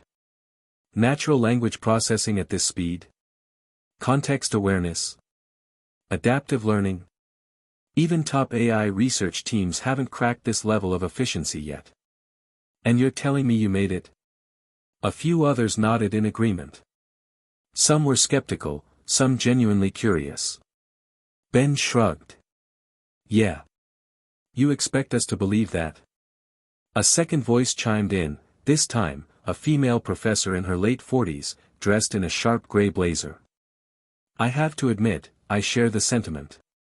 This is years ahead of current AI research. Either you're a genius beyond measure, or there's something you're not telling us. Ben smiled. I don't expect you to believe me. I expect the results to speak for themselves. The graying professor from earlier stroked his chin. Then tell us, Mr. Tennyson, what exactly makes Vista different from existing AI assistants? Ben didn't hesitate. Traditional AI assistants follow linear programming models, they're reactive. You ask a question, they retrieve an answer. That's it. He gestured toward the display. Vista, on the other hand, doesn't just retrieve information, it analyzes, contextualizes, and predicts. He let that sink in before continuing. It doesn't rely on pre-programmed responses like commercial assistants today. It learns from patterns, user behavior, and contextual cues to refine itself continuously. The more you use it, the smarter it gets. There were no whispers anymore. Just a room full of staring faces. One of the industry guests in the back, a man in a business suit, scribbled something on a notepad. Another whispered to the colleague beside him. Then, the skeptical PhD student leaned back in his chair. All right, then prove it. Ben raised an eyebrow. Prove what? Prove that it's actually learning. Do something we wouldn't expect. Ben grinned. You really want to test me? The PhD student smirked. You've been talking a big game. Show us something that'll make us believe you built this. Ben tapped his earpiece again. Vista, mimic this student's speech pattern and rephrase his last sentence in his own speaking style. A short pause. Then. You've been running your mouth a lot, kid. Let's see you back it up. The voice was perfect. Same rhythm, same casual confidence, even the slight drop in tone at the end. The entire auditorium burst into noise. Some students laughed in shock. Others stared, wide-eyed. The professor from earlier let out a low whistle. The PhD student. He just sat there, blinking. Ben smirked. That enough proof for you? The student slowly nodded. Okay. That's impressive. The moment Vista had spoken in his voice, the entire atmosphere had shifted. This wasn't just another AI project. Ben had just changed the conversation. XXXXX. The moment Ben stepped off the stage, the reaction was immediate. Students whispered among themselves, some pulling out notebooks and frantically jotting down details. A few exchanged wide-eyed glances, while others simply stared at him as if trying to process what they had just seen. But it wasn't just the students. Professors were speaking in hushed tones, some clearly intrigued, others skeptical. One of them, the graying professor from earlier, was already scribbling notes in the margins of a folder. Ben had expected all of this. What he hadn't expected was how fast the news was spreading. David Klein caught up to him the moment he left the main hall, an excited grin on his face. Holy shit, Tennyson, David exhaled, walking alongside him. You do realize what you just did, right? Ben smirked. Enlighten me. David let out a half-laugh, gesturing wildly. You just dropped something years ahead of its time and made half of MIT's research teams look like they're using stone tablets. Dude, people are gonna lose their minds over this. Ben shrugged. I thought it was a decent presentation. David gawked at him. Decent? He shook his head. Man, some of these PhD guys are gonna have an existential crisis over this. As if on cue, a voice called out from behind them. Tennyson. Ben turned to see the broad-shouldered PhD student from earlier, the same guy who had challenged him during the forum. He looked, less irritated now. More like someone who had just witnessed a car defy gravity and couldn't decide if it was cool or terrifying. I gotta ask, the PhD student said as he caught up, lowering his voice. How did you really make that? No offense, but a 15-year-old building an AI that advanced. That doesn't happen. Ben just smiled. Guess I'm just built different. The guy stared at him for a second before letting out a frustrated groan. That's not an answer, man. Ben chuckled, waving as he walked past. Appreciate the feedback, though. David was still laughing when they stepped out of the building. So, what's next? David asked. Ben tilted his head, considering. Good question. Because after today, his name wasn't just going to be known at MIT. It was going to spread everywhere. XXXXX. Ben had just sat down in his dorm room when his phone buzzed aggressively. Caller ID, Dad. Ben exhaled through his nose, already guessing why. He answered. Benjamin Kirby Tennyson. Ben held the phone away from his ear. Yep. Called it. Carl's voice was loud enough to wake the dead. You were in a technology showcase. MIT's youngest genius. Ben sighed. That was fast. Carl wasn't done. Why the hell did I find out from the news instead of my own son? Sandra's voice came from the background. Carl, stop yelling. I am not yelling. I'm just, shouting with emotion. Ben smirked. I was gonna tell you eventually. Carl scoffed. Oh, really? When? When we see your face on a billboard? Sandra's voice took over. Ben, you built an AI. Ben sighed. Technically, I programmed an AI.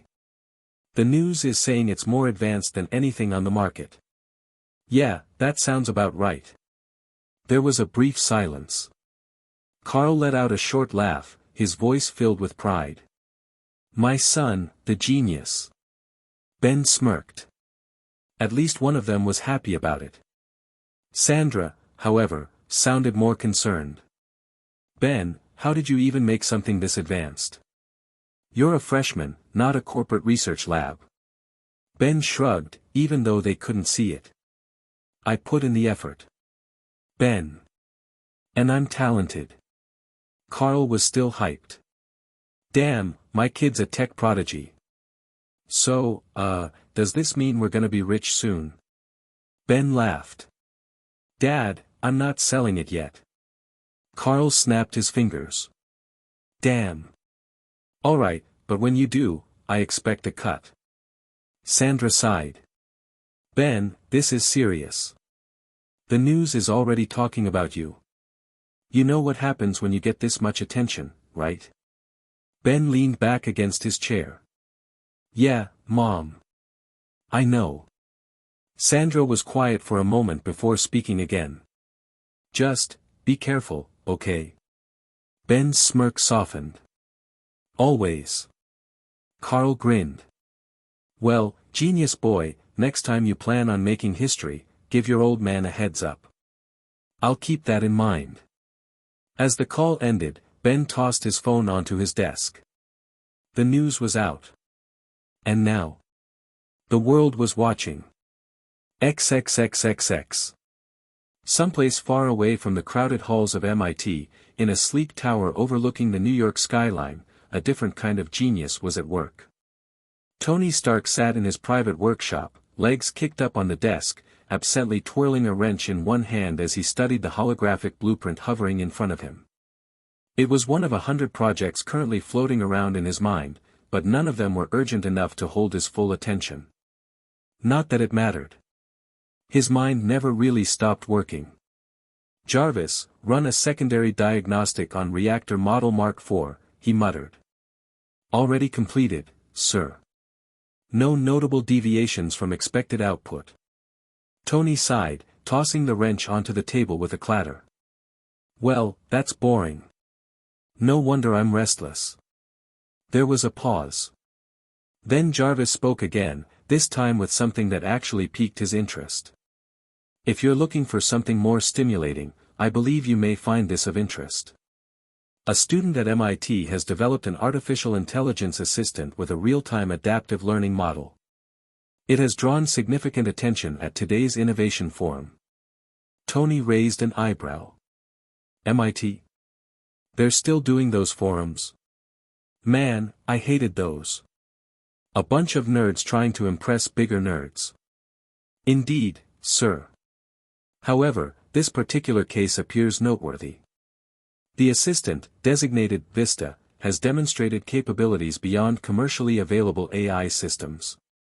Its ability to anticipate user needs and contextually adapt in real time was described as unlike anything currently on the market.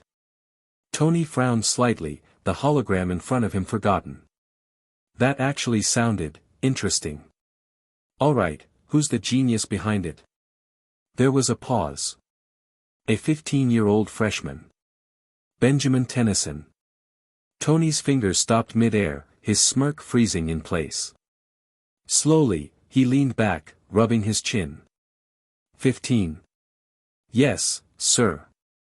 Tony let out a short laugh, shaking his head. Well, damn. Kid just stole my record. There weren't many things in life that surprised him. This was one of them. He sat there for a moment, considering. Then, his smirk returned, slow and sharp. Alright, Jarvis. Keep an eye on this one. Chapter 11, of Heroes, Hijackings, and History.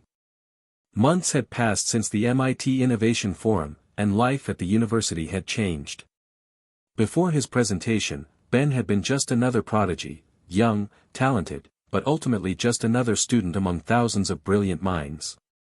Sure, his age made him stand out a little, but MIT had seen young geniuses before. Now, things were different. Walking through campus, Ben could feel the difference in the way people looked at him. It wasn't always obvious, but it was there. Conversations paused when he passed by. Some students whispered his name, others openly stared, and a few just watched him with quiet curiosity. He didn't need enhanced senses to know what they were thinking. His success at the forum had put him on the map in a way he couldn't ignore. Professors who barely acknowledged him before now wanted him in their research teams. Companies like Google, IBM, and even some military contractors had sent inquiries, all wanting to discuss opportunities with him. Even MIT itself had tried to pull him into various exclusive projects. He rejected every single one. Ben wasn't interested in working under someone else's control. Still, he had to admit, watching some of the older students struggle to process the idea of a 15-year-old outpacing them was mildly entertaining. Just last week, he overheard a group of grad students debating whether or not he had cheated. He's got to be lying. No way a teenager programmed something that advanced alone. I don't know, man. I saw the demo. The thing responded faster than any AI we've ever seen. Kid probably stole something and reworked it. That's the only explanation. Ben didn't care. Let them talk. Stepping into the campus coffee shop, he immediately noticed how the atmosphere shifted. A group of students near the entrance went quiet for a second when they saw him, then resumed their conversation in hushed voices. Another table, filled with seniors, glanced up from their laptops before pretending to go back to work. He ignored them and made his way to his usual seat, where David Klein was already waiting, coffee in hand and laptop open. MIT's resident boy genius has graced us with his presence, David teased as Ben sat down. Ben rolled his eyes. You've been using that same joke for weeks. David smirked. What can I say? It fits. He gestured toward the students in the cafe. People are still buzzing about you, you know. Ben sipped his drink. Let them. David raised an eyebrow. Man, you're really not fazed by any of this. I expected it. David leaned forward, resting his arms on the table. So, what's next? You've turned down every major job offer, ignored MIT's project invites, and somehow managed to dodge every journalist trying to interview you. You've gotta have a plan. Ben considered his words carefully. He did have a plan, but nothing he could share. Creating a tech empire, developing future inventions, and staying ahead of the world's expectations wasn't something he could casually drop in conversation. Gideon's voice chimed through his earpiece, too low for anyone else to hear. He's getting nosy. Ben smirked slightly before answering. Let's just say I'm looking at bigger things. David let out a short laugh. Of course you are. You're not gonna give me anything, are you? Nope. David sighed dramatically. One day, I'm gonna crack the mystery that is Benjamin Tennyson. Ben just chuckled, shaking his head. Even though he played it cool, he knew the truth, people were watching him now.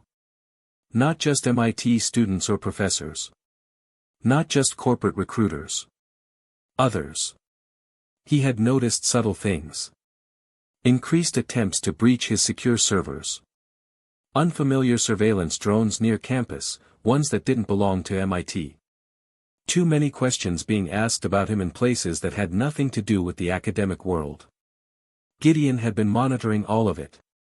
Nothing serious, yet. But Ben knew it was only a matter of time. And if the world was watching him, he'd make sure to stay 10 steps ahead. XXXXX. Fire and ash. A volcanic eruption was one of nature's most destructive forces. When the Katla volcano in Iceland exploded into life, it wasn't just a simple eruption, it was a catastrophe. The sky darkened as thick clouds of ash and smoke choked the air. Rivers of molten lava surged down the mountainside, swallowing everything in their path. Earthquakes rippled across the landscape, collapsing buildings and sending terrified civilians into full-blown panic. The Icelandic government had issued an evacuation order immediately, but it wasn't enough. Thousands were still trapped, some in collapsed buildings, others on roads overtaken by lava flows. The sheer scale of the disaster was too much for conventional rescue teams to handle alone. And that's where Ben came in. A bright flash of light appeared high in the sky over Iceland as he teleported in. The heat was immediate, oppressive, overwhelming, suffocating. But Ben barely flinched. He had been in worse environments. From above, the scale of the destruction was clear. Entire towns were being consumed. Fires raged everywhere. Rescue efforts on the ground were struggling, and emergency broadcasts were already reporting mass casualties. Ben's eyes narrowed.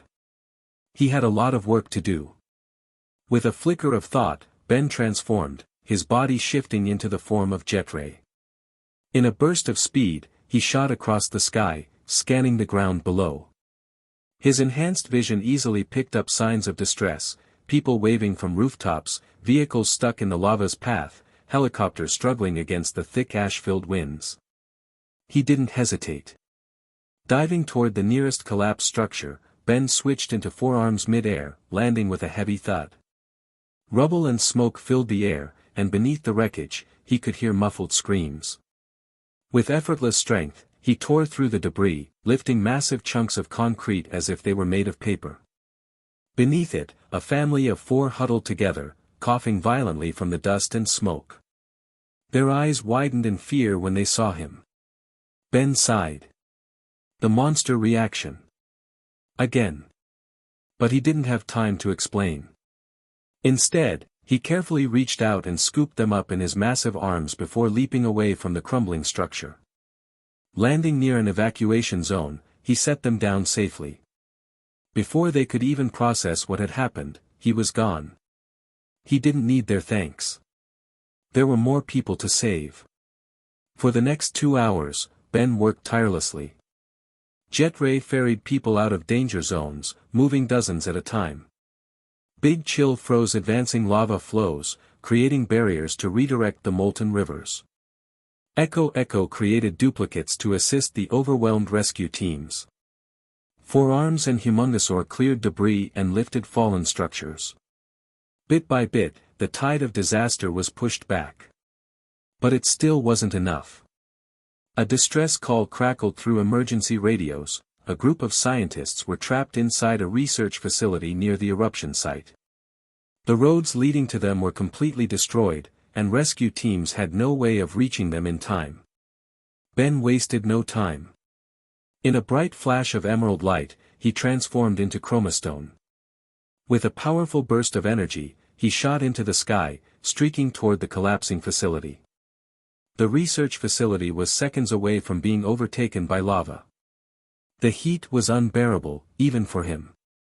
Inside, the scientists had sealed themselves in the most reinforced part of the building, hoping to buy time, but their luck had run out. Ben landed in front of the building, raising his hands as the lava surge rushed toward them. A deep hum filled the air as Chromastone's crystal-covered body absorbed the searing heat. The glow intensified, and then a blinding blast of energy erupted from his hands, creating a shockwave that parted the lava like Moses splitting the Red Sea. For a brief moment, silence. Then, one of the scientists stumbled out of the building, staring at him in absolute disbelief. "What are you?" Ben sighed. Again with this. Instead of answering, he shifted into XLR-8, grabbed each scientist one by one, and zipped them over to a safe zone before they could protest. By the time they turned to look back, he was already gone. XXXXX. By the time the eruption finally calmed and the emergency teams took full control, Ben had already disappeared. But the world had seen enough. Helicopter footage, live news broadcasts, and emergency responders had captured everything. The mysterious shape-shifting Vigilante wasn't just a New York legend anymore. He had just saved an entire country. The internet exploded with theories, debates, and speculation. Was he a god? A superhuman? A government experiment? An alien? For the first time, his presence was recognized on a global scale. And now, the world wasn't going to forget him. XXXXX. A sudden change in course. Ben had seen disasters before. He had stopped bank robberies, saved people from burning buildings, and prevented traffic accidents. But this? This was different. Ben sat at a small cafe in New York, eating a plate of chili fries, casually scrolling through a news feed on a holographic screen projected from the Omnitrix. He had teleported to the city from MIT just to take a break. He wasn't worried about classwork, he was so far ahead that most of his assignments were trivial. The streets were loud, the people lively, it was comforting. Then, Gideon's voice cut through his mind. Ben, multiple aircraft have deviated from their flight paths. They are not responding to air traffic control. Ben's hand froze mid-bite. Something about those words sent an uneasy chill down his spine. Flight numbers. American Airlines Flight 11, United Airlines Flight 175, American Airlines Flight 77, and United Airlines Flight 93.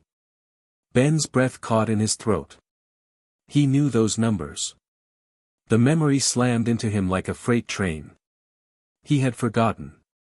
He had all these past life memories, but they weren't always clear. Some things were like dreams, hazy, unfocused, forgotten until something triggered them. But this? Now, he remembered exactly what was supposed to happen today. September 11, 2001. This was the moment history would change. This was the moment he would change history. Ben threw the fries aside, his chair scraping loudly as he stood up. Running into an alleyway, he flicked his wrist, the Omnitrix dial turned, and in a flash of emerald light, he was gone. The first plane was already minutes from impact. Ben launched through the sky at Mach 4, his jet ray form cutting through the atmosphere like a missile. Ahead, he could see the Boeing 767 speeding toward Manhattan. His eyes zoomed in on the cockpit. Inside, he saw the hijackers grimly gripping the controls. No hesitation. His body glowed green as he shifted into Big Chill, phasing directly through the cockpit glass. The cold aura filled the cabin, making the hijackers shiver. Their eyes widened in terror as the ghostly figure of Big Chill loomed over them. One of them reached for a knife. Ben didn't let them. With a flick of his wings, he unleashed a frost breath, instantly freezing their arms solid. The hijackers' bodies locked up, frost creeping over their clothes before they slumped into unconsciousness. Ben turned to the controls. North Tower, too close. Too fast. He transformed into XLR-8, fingers blurring as he took over the yoke. But just pulling the controls wouldn't work. The engines were still at full throttle, the plane was still descending, and the weight of a Boeing 767 wasn't something he could just turn away instantly.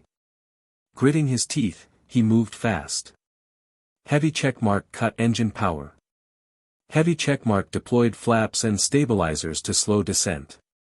Heavy checkmark angled the nose just enough to clear the tower. The plane shuddered violently, tilting at a sharp angle as it scraped past the North Tower by mere meters. Windows shattered from the sheer air pressure. Ben took a shaky breath. Gideon, landing zone. Redirecting to JFK. Emergency clearance granted. Ben stabilized the plane, guiding it toward a safe landing. And just like that, Flight 11 never hit its target. XXXXX. Ben burst from the first plane, shifting into jet ray as he soared toward the second target. This one was even closer. He only had a minute. At the last moment, he phased into the cockpit, this time as Ghost Freak.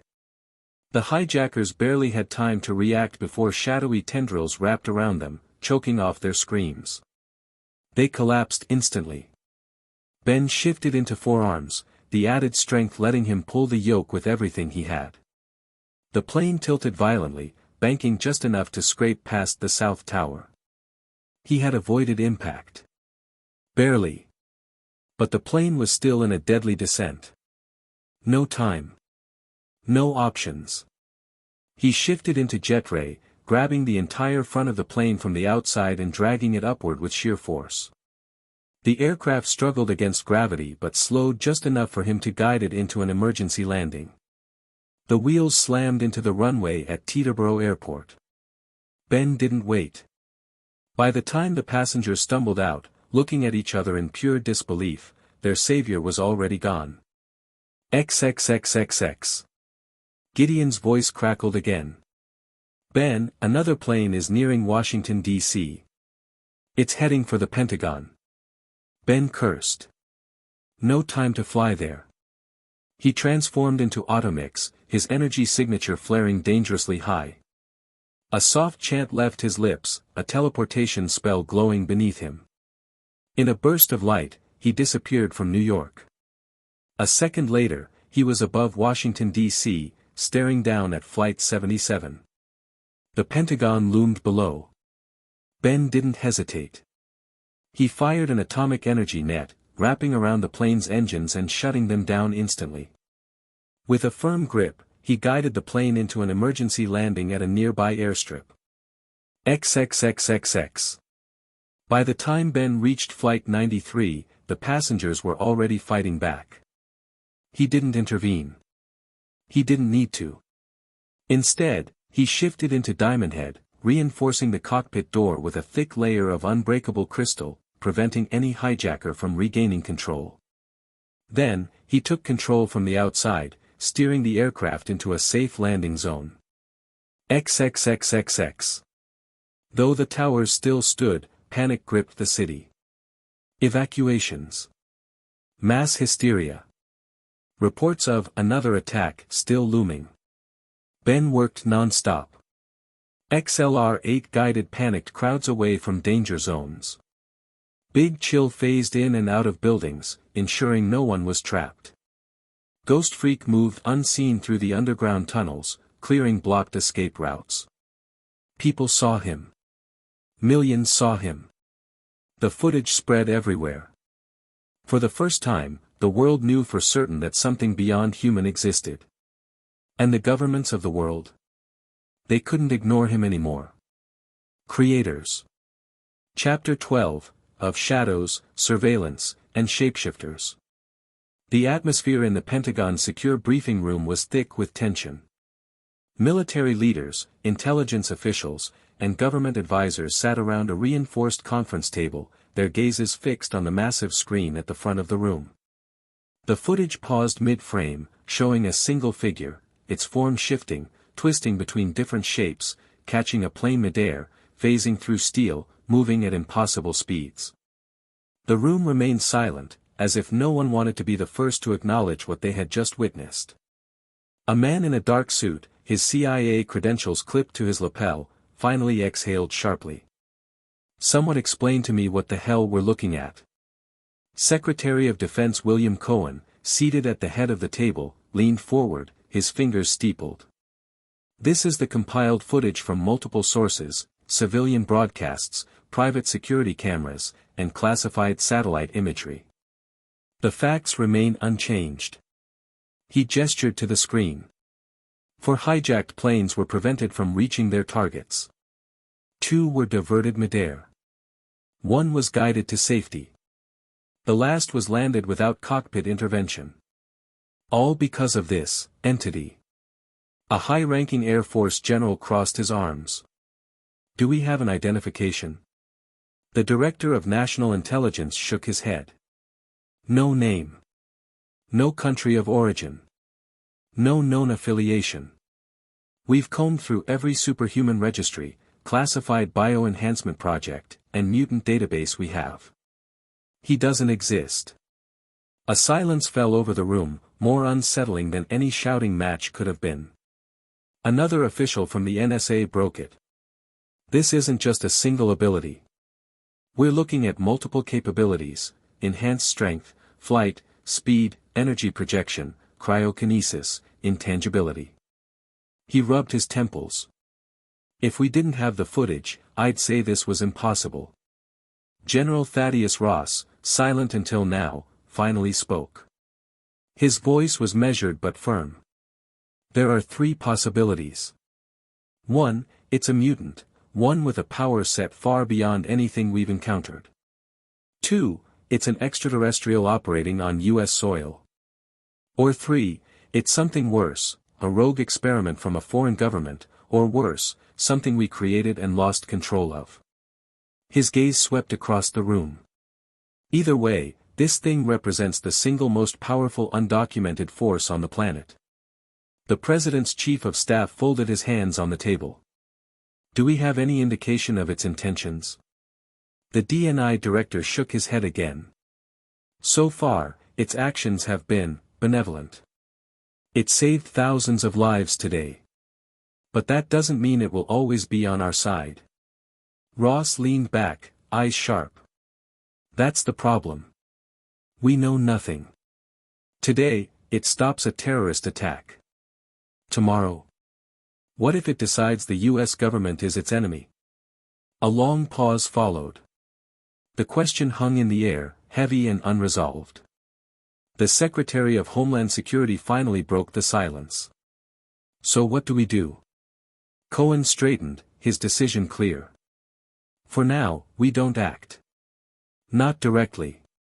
But we don't ignore it either. He turned to the NSA and FBI officials. We expand surveillance. Analyze past sightings. If there's a pattern, we find it.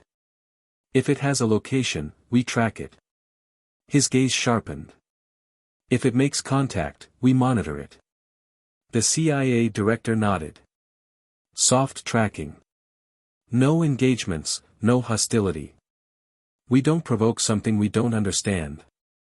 Ross's jaw tightened, but he said nothing. He didn't agree with passivity, but even he knew that, for now, they had no other choice.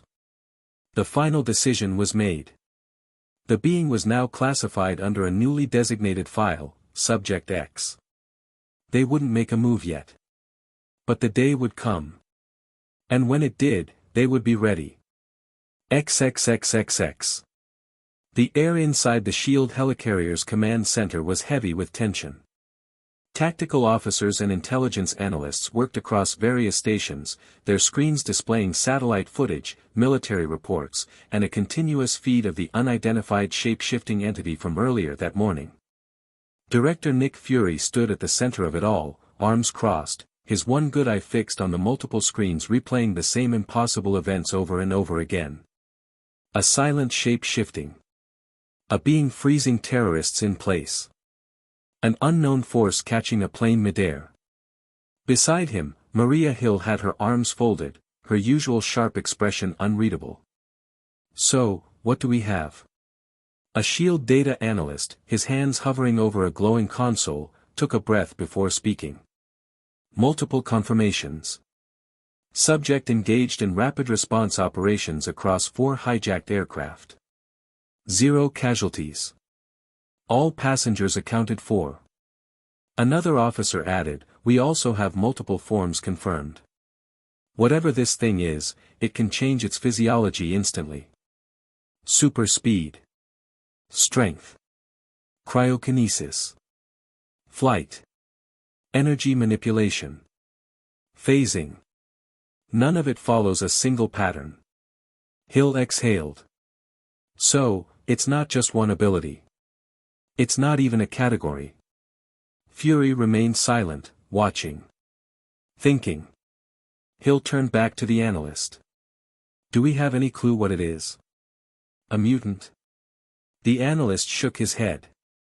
If it is, it's unlike any other on record. We checked Xavier's database, we have nothing that matches. Fury finally spoke, his voice low. So what's left? The analyst hesitated. We have 2 prevailing theories. 1, it's extraterrestrial. Advanced biology combined with energy-based abilities. It's unlike any alien species we've officially encountered, but given how much we don't know about deep space, that's still possible. Hill frowned. And the second theory? Another agent responded, it's a government experiment. Possibly US, possibly foreign. It could be an asset that someone lost control of, or, he hesitated. Or it could be something intentionally let loose. Hill's expression darkened. Fury didn't react, his gaze still locked onto the screens. One of the monitors displayed a heat signature analysis. The unknown being fluctuated between wildly different bioenergetic outputs, ranging from normal human levels to off-the-charts readings. No known technology could explain it. We can't even tell if it's alive the way we understand life, one of the analysts admitted. It phases in and out of surfaces like a ghost, then suddenly exerts physical force strong enough to hold a passenger plane midair. The laws of physics don't seem to apply. Fury tapped his fingers against his arm. What about past encounters? The analyst hesitated before bringing up an archived file. We have older footage. Several instances over the last 2 months, mostly in New York. Stopping robberies, saving people from fires, preventing traffic accidents. The general public started calling it the shape-shifting vigilante. Hill narrowed her eyes. So it's been active. And we missed it? Not exactly. The analyst shifted uncomfortably. There were records. But every attempt to directly trace it led to dead ends. Hill frowned. You're saying it covered its own tracks? The agent nodded slowly. Or someone did it for it. Silence filled the command center. Fury exhaled through his nose. Do we have a lead? No confirmed identity. No origin. No known base of operations. But all activity has been centered around New York. Hill leaned against the console. So, what's our move? Do we make contact? Fury didn't respond immediately. He turned his gaze toward the massive strategic display of the Earth, the red marker blinking over the United States. No, he said finally. Not yet. Hill raised an eyebrow. You sure about that? We don't engage with something we don't understand. Fury's voice was measured. If it wanted to hurt people, it could have done it by now. That means it's making a choice. And we need to know why. He turned to the lead analyst. Keep surveillance on New York. Track any energy fluctuations or sightings.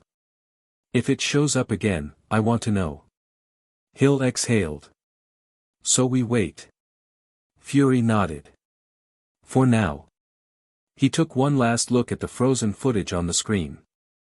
A being unlike anything the world had ever seen. Not a mutant.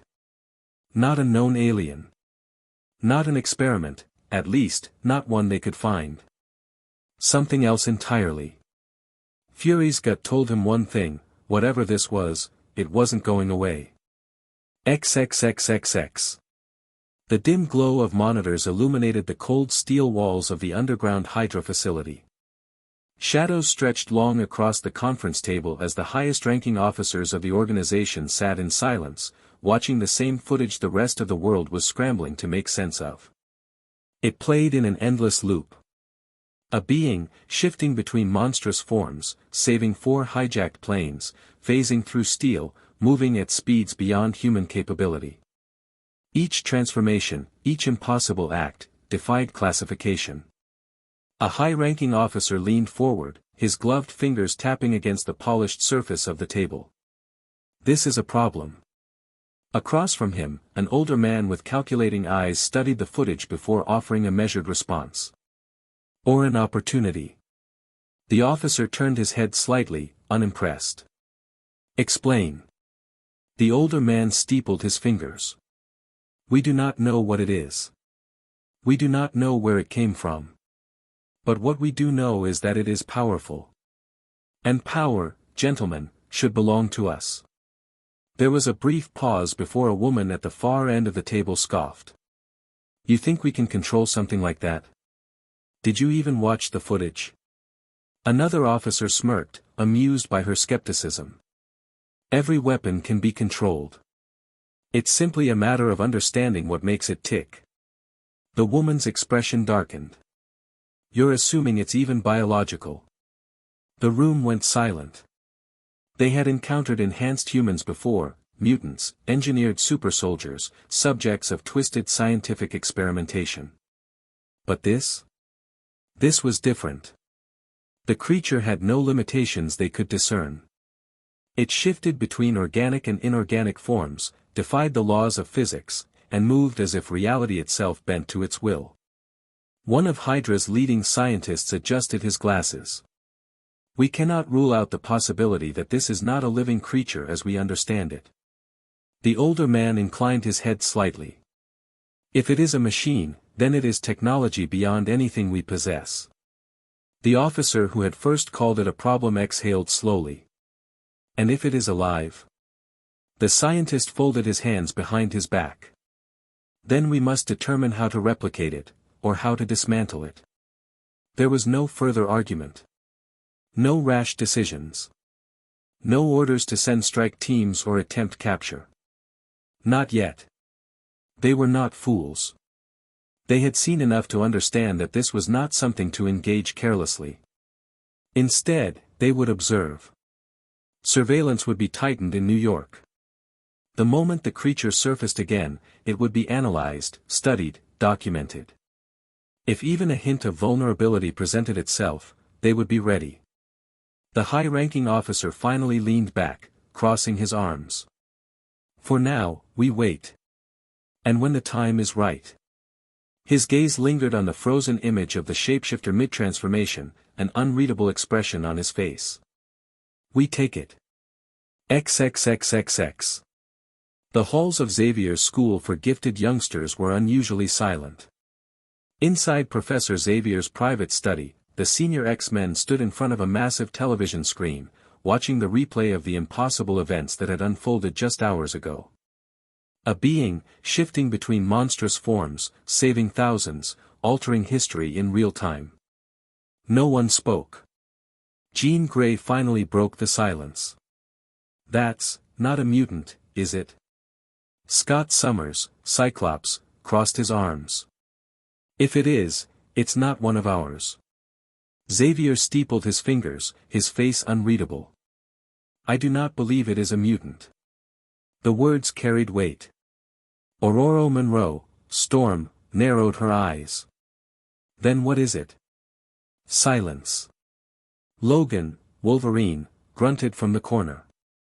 Whatever it is, I don't like it. His voice was rough, edged with something almost primal.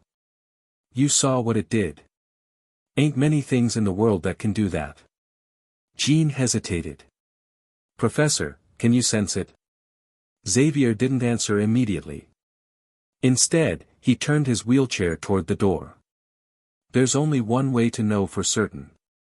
The cerebro chamber was deathly quiet, save for the soft hum of machinery. Xavier sat in the center of the massive metallic dome, placing the cerebro interface over his head. The system whirred to life, amplifying his abilities, stretching his consciousness across the world. Jean, Scott, and Aurora stood outside the chamber, watching as he searched. Minutes passed. Jean's fingers clenched into fists. Scott shifted his weight uncomfortably. Aurora remained still. Then, the door hissed open. Xavier removed the cerebro helmet, his features shadowed with something close to concern. Scott's eyes narrowed behind his visor. Well? Xavier exhaled slowly. I found nothing. Jean's stomach twisted. What do you mean, nothing? Everything leaves something behind, right? Exactly, Xavier murmured. Yet, this entity does not. No mental trace, no presence, not even a signature in the psychic plane. His fingers tapped against the armrest of his wheelchair. Even those with powerful shielding or psychic defenses register in some capacity. But this? It is as if it does not exist. Scott clenched his jaw. Then it's not a mutant. And it's not someone with telepathic resistance. That leaves us with one of two options. He met Xavier's gaze. Alien, or something else entirely. The weight of those words settled over the room. Jean already knew what Magneto would say, that this was some hidden government experiment, some superweapon let loose upon the world. And maybe he wouldn't be wrong. Logan let out a low exhale. So what's the move? Xavier folded his hands together. We wait. We observe. For now, this does not concern us. Not yet. The conversation ended. But the uncertainty remained. And for the first time in a long while, the X-Men realized they were not the only unknowns in the world. XXXXX. The world had changed overnight. Before today, discussions of superhuman abilities, aliens, and the impossible were confined to conspiracy theories, science fiction, and fringe discussions. Something to be debated on late-night AM radio or dismissed in online forums. But now, no one could deny what they had seen. Millions of people had witnessed a being, a shifting, reality-defying force, intervene in one of the most devastating attacks in modern history. And not only had it stopped the disaster, it had done so in ways that broke the laws of physics. No one knew what it was. No one knew where it came from. No one knew if it would return. But everyone knew one thing: the world would never be the same again. Every major news station ran non-stop coverage, replaying the footage over and over. Television screens flashed with grainy but undeniable images: an humanoid manta ray catching a plane midair, a ghostly figure phasing into a cockpit, a blur of motion moving faster than the eye could follow. Some headlines called it a miracle. Others called it a threat. Some debated whether it was a secret government experiment, an extraterrestrial, or something else entirely. In a live panel discussion, a retired scientist adjusted his glasses as he addressed the growing hysteria. For years, we have speculated about the possibility of advanced life, of hidden sciences that defy our understanding. Today, we have proof. A military analyst shook his head. And that's exactly the problem. We don't know what it is. We don't know its purpose. This thing stopped 4 planes in midair. If it can do that, what happens if it decides to turn against us? A journalist leaned forward.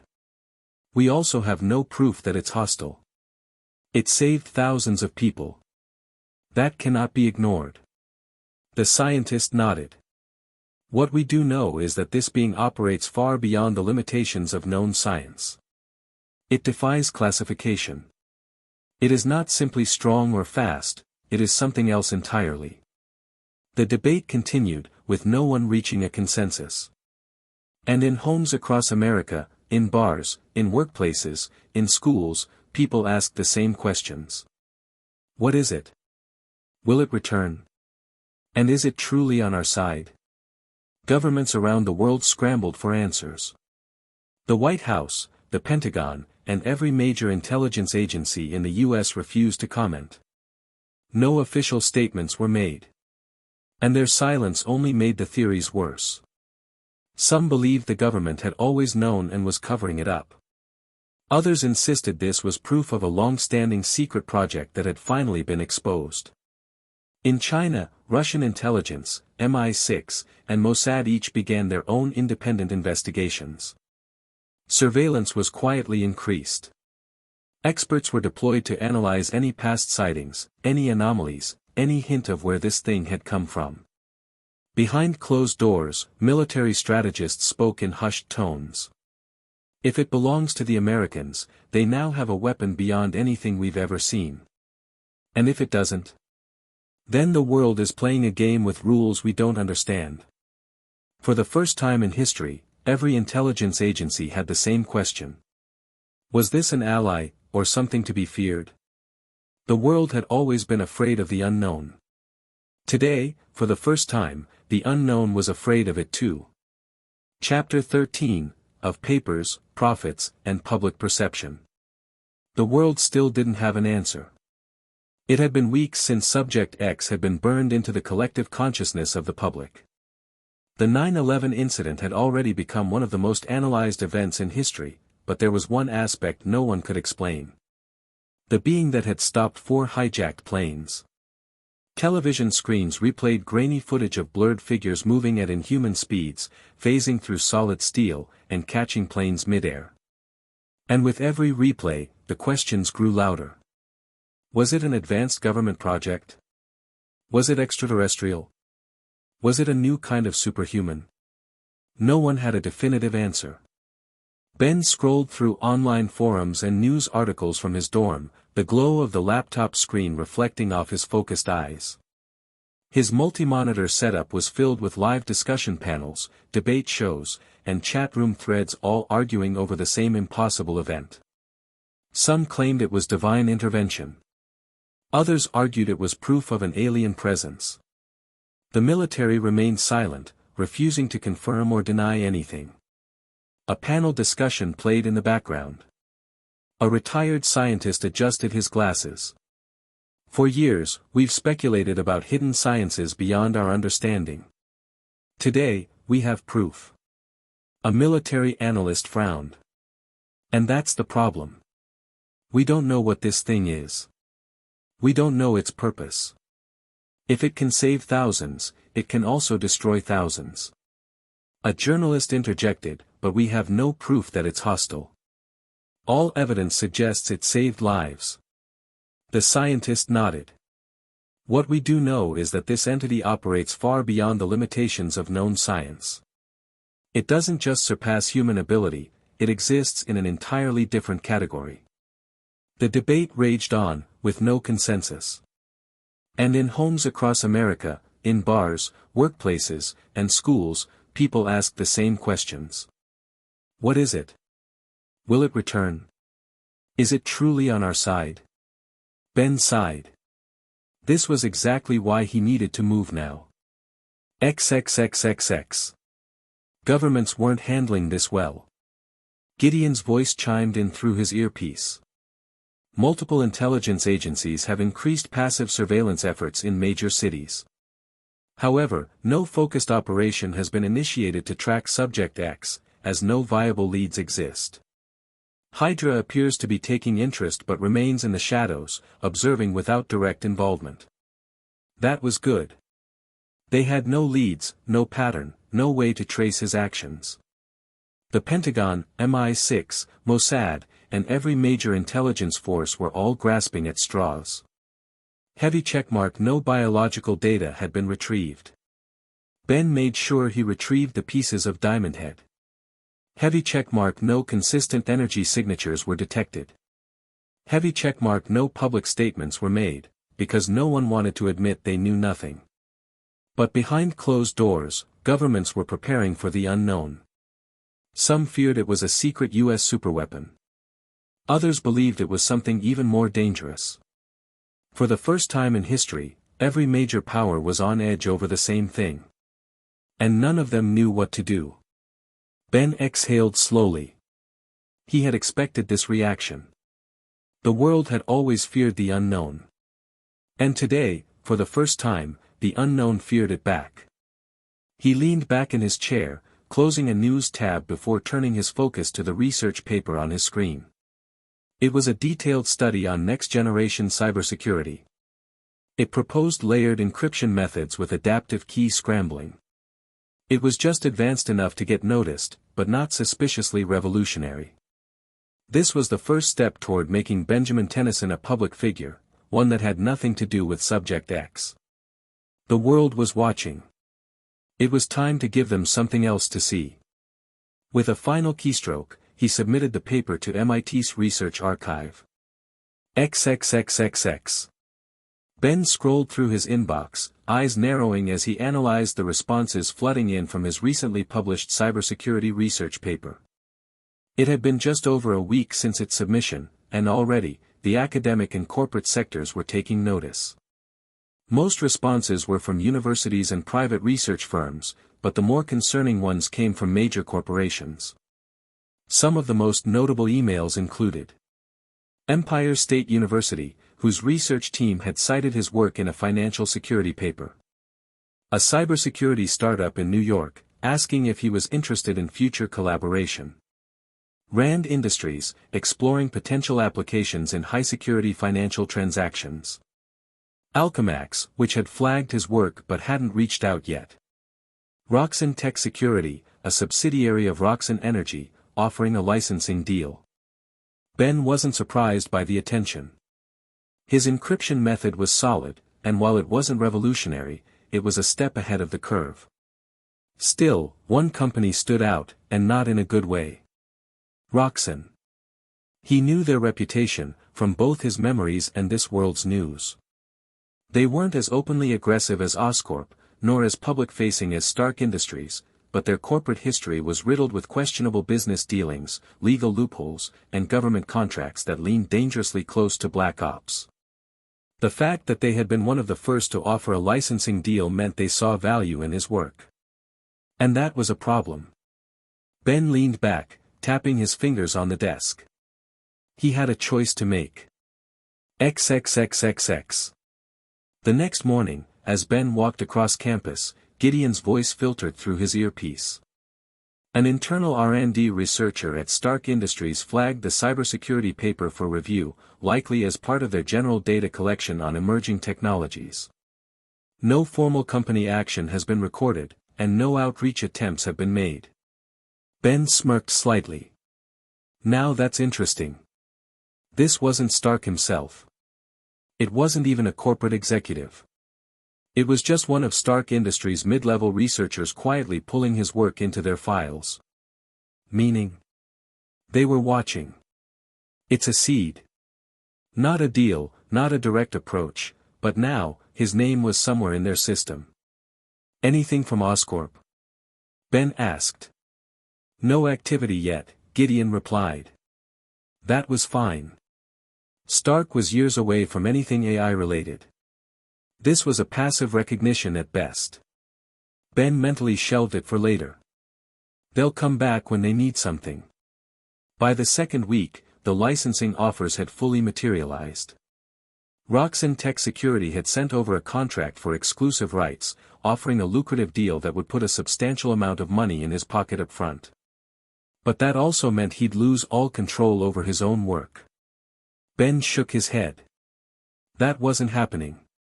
Instead of rejecting them outright, he crafted a counteroffer, one that restricted how much access they had to the encryption framework. Instead of a full end-to-end adaptive encryption system, they would only get a limited version suited for basic corporate security. If they wanted more, they'd have to renegotiate on his terms. He wasn't about to give a morally gray corporation like Roxxon full control over his tech. He sent the revised contract back and turned his attention to the other offers. By the end of the month, the deal was sealed. Ben had officially signed 3 separate licensing agreements. Rand Industries, using his encryption model for secure business transactions. A New York cybersecurity startup, integrating parts of his work into their firewall systems. Roxxon Tech Security, a stripped-down version of his encryption, ensuring they couldn't weaponize it. Gideon's voice chimed in as he finalized the agreements. Projected financial return is stable. Royalty-based structures will provide long-term revenue while maintaining independence. Ben let out a slow breath. This was the first real step. He was now earning money under his own name. He had established credibility in both academic and corporate circles. And most importantly, none of it could be traced back to Subject X. This was how he started shaping his public identity. With the last document uploaded, Ben leaned back in his chair. This was just the beginning. XXXXX. Ben sat at the dining table, watching as his father flipped through the stack of mail. Most of it was the usual, bills, advertisements, and a couple of magazines. Nothing out of the ordinary. Thanksgiving break had given him a chance to come home for a few days, and while he enjoyed being back, he could already tell that his parents were still adjusting to how fast things were changing for him. Carl flipped through the stack of mail at the dining table, tossing aside bills and advertisements, until his hand froze over an envelope. A thicker, official-looking envelope. With Ben's name on it. Ben. Carl said, holding it up. This one's for you. Looks important. Ben calmly reached for it, but his heart was already racing. He knew what this was. His first paycheck. His first real paycheck. As he carefully tore open the envelope, his mother leaned in, curiosity flickering in her eyes. A printed statement. A direct deposit confirmation. The number at the bottom. Carl's eyes flicked between the paper and his son. He opened his mouth, closed it, then let out a low whistle. Ben, this is serious money. Sandra put down her coffee. Carl, what is it? Carl's eyes flicked between the paper and his son, expression shifting between confusion and something else. Pride? Shock. This isn't pocket change, Carl finally muttered, sliding the paper to Sandra.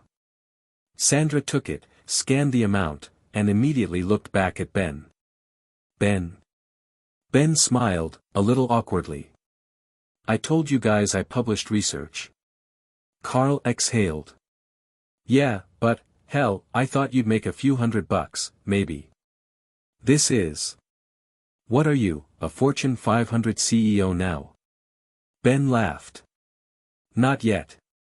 Sandra frowned slightly, still trying to process it. I thought. I mean, I know you're talented, but I didn't think you were already at this level. Ben leaned back, offering a small smile. MIT has a lot of connections, and I got lucky. It's just a licensing agreement, companies use the encryption system, and I get a percentage. Carl gave him a skeptical look, but there was also something else, pride. So, what's next? You going to start buying sports cars now? Ben snorted. Not exactly. I was thinking of putting some of it into savings, using a portion for school expenses, and maybe setting aside a little for something long-term. Sandra looked over the numbers again, then at him. And you're sure this is all legal? Completely legal, Ben assured her. MIT wouldn't let me submit something shady. Carl shook his head, still amused. You know, at this rate, you're going to be a millionaire before you turn 18. Ben chuckled. That's the plan. His mother rolled her eyes but smiled. Well, just don't let it go to your head. Ben hesitated for a moment before reaching into his folder. Actually, I wanted to give something back. He pulled out a check with both their names on it. Sandra blinked. Ben, what is this? Just a portion of what I earned, he said. You and Dad have done everything for me. It's only fair I help out where I can. Carl shook his head. Ben, you don't have to. I know, Ben interrupted. But I want to. Think of it as me covering some bills for once. Sandra looked at the check again, and for a moment, she seemed lost for words. Then, she reached out and squeezed his hand. You really are growing up, aren't you? Ben smirked. Took you this long to notice? Carl laughed. All right.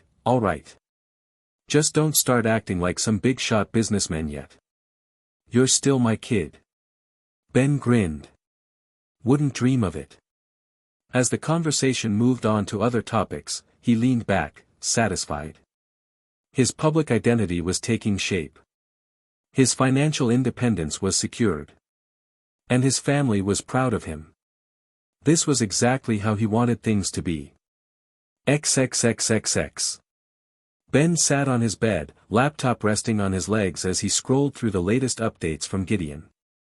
The Thanksgiving break had been a much-needed change of pace, but it was almost time to return to MIT. Before that, though, he had one last matter to check.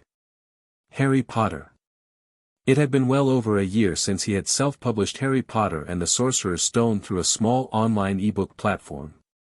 At the time, he had focused on making it look professional, with Gideon handling formatting, cover design, and basic promotional efforts.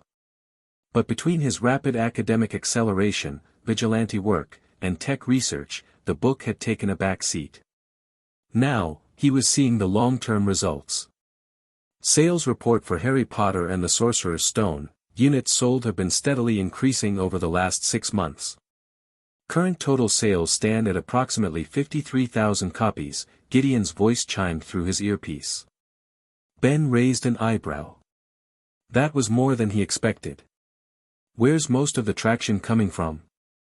Online book clubs and independent review sites, Gideon replied. A few prominent fantasy discussion boards have been sharing recommendations, increasing visibility. Additionally, the book has gained minor traction in physical reprints through print-on-demand services. Ben hummed. That made sense. Unlike Vista or his research papers, which had gained rapid attention through tech communities, Harry Potter was something that required slow burn, word-of-mouth recognition. Any notable reviews? Gideon pulled up several. The general consensus is overwhelmingly positive. Common praise includes the imaginative world building and strong character dynamics. Some reviews, however, question whether this is truly a debut work. A few speculate that it was ghostwritten by an established author. Ben chuckled. That's fair. I guess it's not every day someone writes a book like this out of nowhere. He tapped his fingers against the laptop keyboard, considering his next move. Gideon's voice continued, projected growth indicates steady traction through online word-of-mouth and independent book clubs. While sales are increasing, the book remains a niche success rather than a mainstream phenomenon. Yeah, but do I really want to push it? Ben muttered. The truth was, his tech ventures were far more important to him than trying to build a publishing career. While he knew Harry Potter had the potential to be a global sensation, the idea of juggling a public literary persona alongside everything else felt like a hassle. Besides, he wasn't even using his real name on the book. It had been published under a pseudonym, ensuring no direct connection to Benjamin Tennyson. After a moment, he leaned back in his chair. Let's leave it as passive income for now. No need to mess with the momentum. Understood, Gideon responded. Would you like automated monitoring for future sales patterns? Yeah. Just let me know if it spikes or if anything weird happens.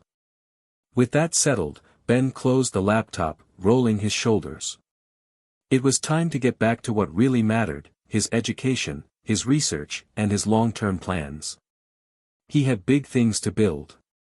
And he was just getting started. XXXXX. The transition from Thanksgiving break back to MIT life was smooth. With final exams approaching and research projects underway, the campus had settled into its usual cycle of academic rigor. But outside of academia, the world was still paying attention to Subject X.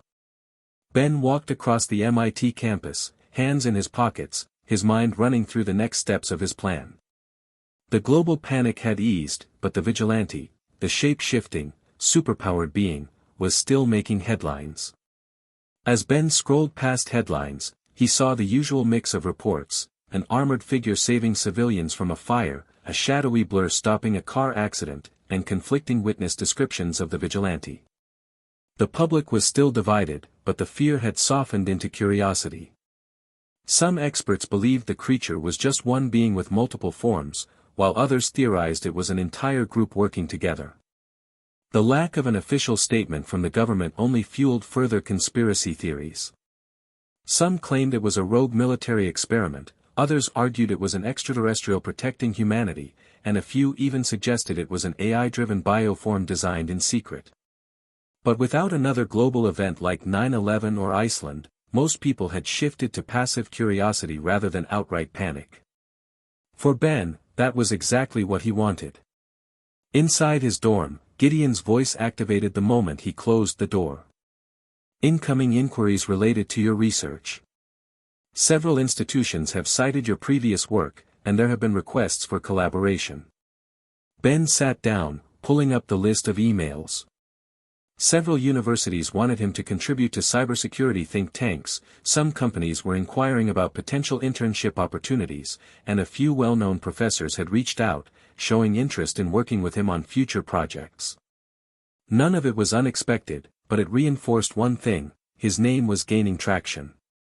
Any promising opportunities? He asked, opening a bottle of water as he scanned the screen.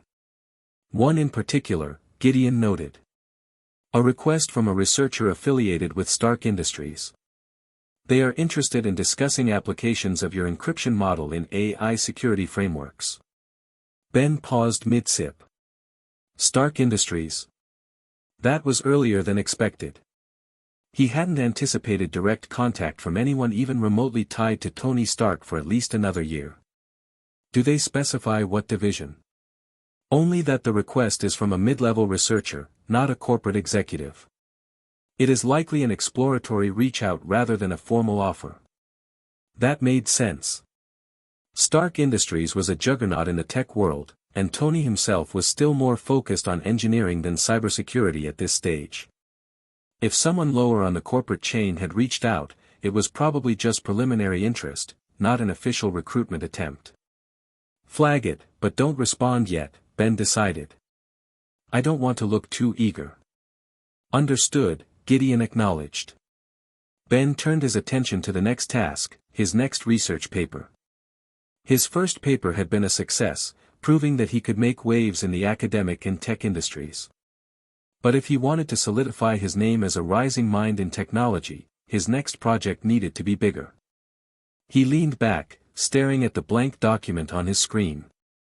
There were plenty of directions he could go: quantum encryption, early AI advancements, or something completely unexpected. XXXXX. Final exams had wrapped up, and the campus had settled into a slower pace as students began leaving for the holidays. For Ben, it was time to move forward. Inside his dorm room, multiple holographic screens floated in midair, filled with data models, mathematical formulas, and theoretical frameworks. Gideon's voice chimed in. Initial research compilation complete. Based on your previous considerations, the 3 most viable directions for your next paper are as follows. 3 sets of data were highlighted. Quantum-enhanced encryption protocols, an evolution of his previous research. AI-assisted predictive modeling, early foundations of machine learning in advanced analytics. An advanced materials study, based on his knowledge of plumber and Galvan tech. Ben stroked his chin, leaning back in his chair. Each had its merits. The first would establish him further in the cybersecurity field. The second would make waves in both academia and industry. And the third, well, that could shake up engineering completely. Give me the pros and cons, Ben said. Quantum-enhanced encryption, highly valuable in cybersecurity, but recent advancements are still theoretical. Breakthroughs would be recognized but may take years for full adoption. Ben nodded. That meant long-term impact, but slower recognition. AI-assisted predictive modeling, the industry is already exploring rudimentary applications, but no clear direction has been set. This would place you at the forefront of machine learning research, making you a leader in the field. That was promising. AI had yet to become a dominant force, meaning Ben could influence its early trajectory. And the last? Advanced materials study, the most ambitious. Potential breakthroughs could revolutionize aerospace, medicine, and structural engineering. However, certain elements may raise security concerns due to their potential military applications. Ben exhaled. That was the problem. If he pushed too far with the materials study, he'd gain too much attention, government oversight, corporate interference, maybe even classified-level scrutiny. He had to be careful. He drummed his fingers on his desk. Which would provide the biggest short-term gains without triggering too much attention? AI-assisted predictive modeling, Gideon answered instantly. It provides innovation without immediate national security concerns. The research would be applicable in multiple fields, including finance, medical analytics, and computational physics. Ben smirked. Then that's the one. A new document opened, and he began typing. Title: Advancements in Neural Predictive Algorithms, An Approach to Data-Driven Intelligence. It was time to push the world a little further ahead. XXXXX. Snow piled outside the Tennyson home, reflecting the golden glow of streetlights. The world outside was alive with the anticipation of New Year's Eve, but inside, things were quieter. Ben sat on the couch, his laptop resting on the coffee table in front of him. The faint murmur of the Times Square countdown coverage played on the TV, filling the living room with the festive energy of the celebration. His focus, however, was elsewhere. Your second research paper is making waves, Gideon's voice chimed into his concealed earpiece. Academic discussions have already begun debating its applications. Ben scanned through the live forum threads, smirking at the reactions. If applied correctly, this could reshape data analytics entirely. The math is solid, but I'm skeptical about real-world application. Why is a 16-year-old publishing work like this? Who is this kid? His first paper had set the stage, but this one? It was drawing real attention. Corporate interest? Ben asked, absent-mindedly swirling his drink. A few companies specializing in AI and data analytics have inquired about possible collaboration, Gideon confirmed. Smaller firms, primarily. Nothing from the major players yet. Ben nodded. That was expected. The real giants, Stark Industries, Oscorp, and other major players, wouldn't reach out until they saw real-world applications of his work. Any government attention? Passive surveillance has increased, Gideon noted. Your name has been flagged in reports analyzing AI development trends, but there is no formal investigation or outreach. Ben exhaled. For now, they were just watching. Good, he muttered, leaning back. His academic reputation was growing, his name was gaining traction, and his vigilante work had stabilized into a known but mysterious presence. And now, it was time to move forward. Vista's going to be my first major project, but there's no rush. For now, I'll keep laying the groundwork and focus on the bigger picture. I've already begun preliminary patent applications, Gideon noted. Would you like to move forward with silent recruitment? Not yet, Ben said. I'll handle it once the semester starts again. Keep it low-key for now. Understood.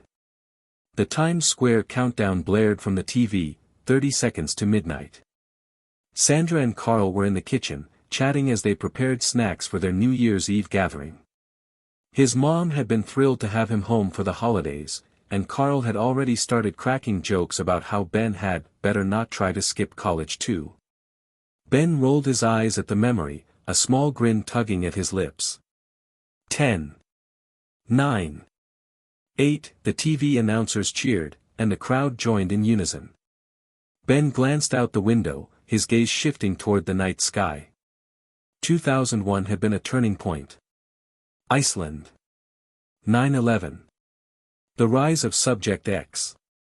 His academic papers. His acceleration through MIT. 2002 was going to be even bigger. 3. 2. 1.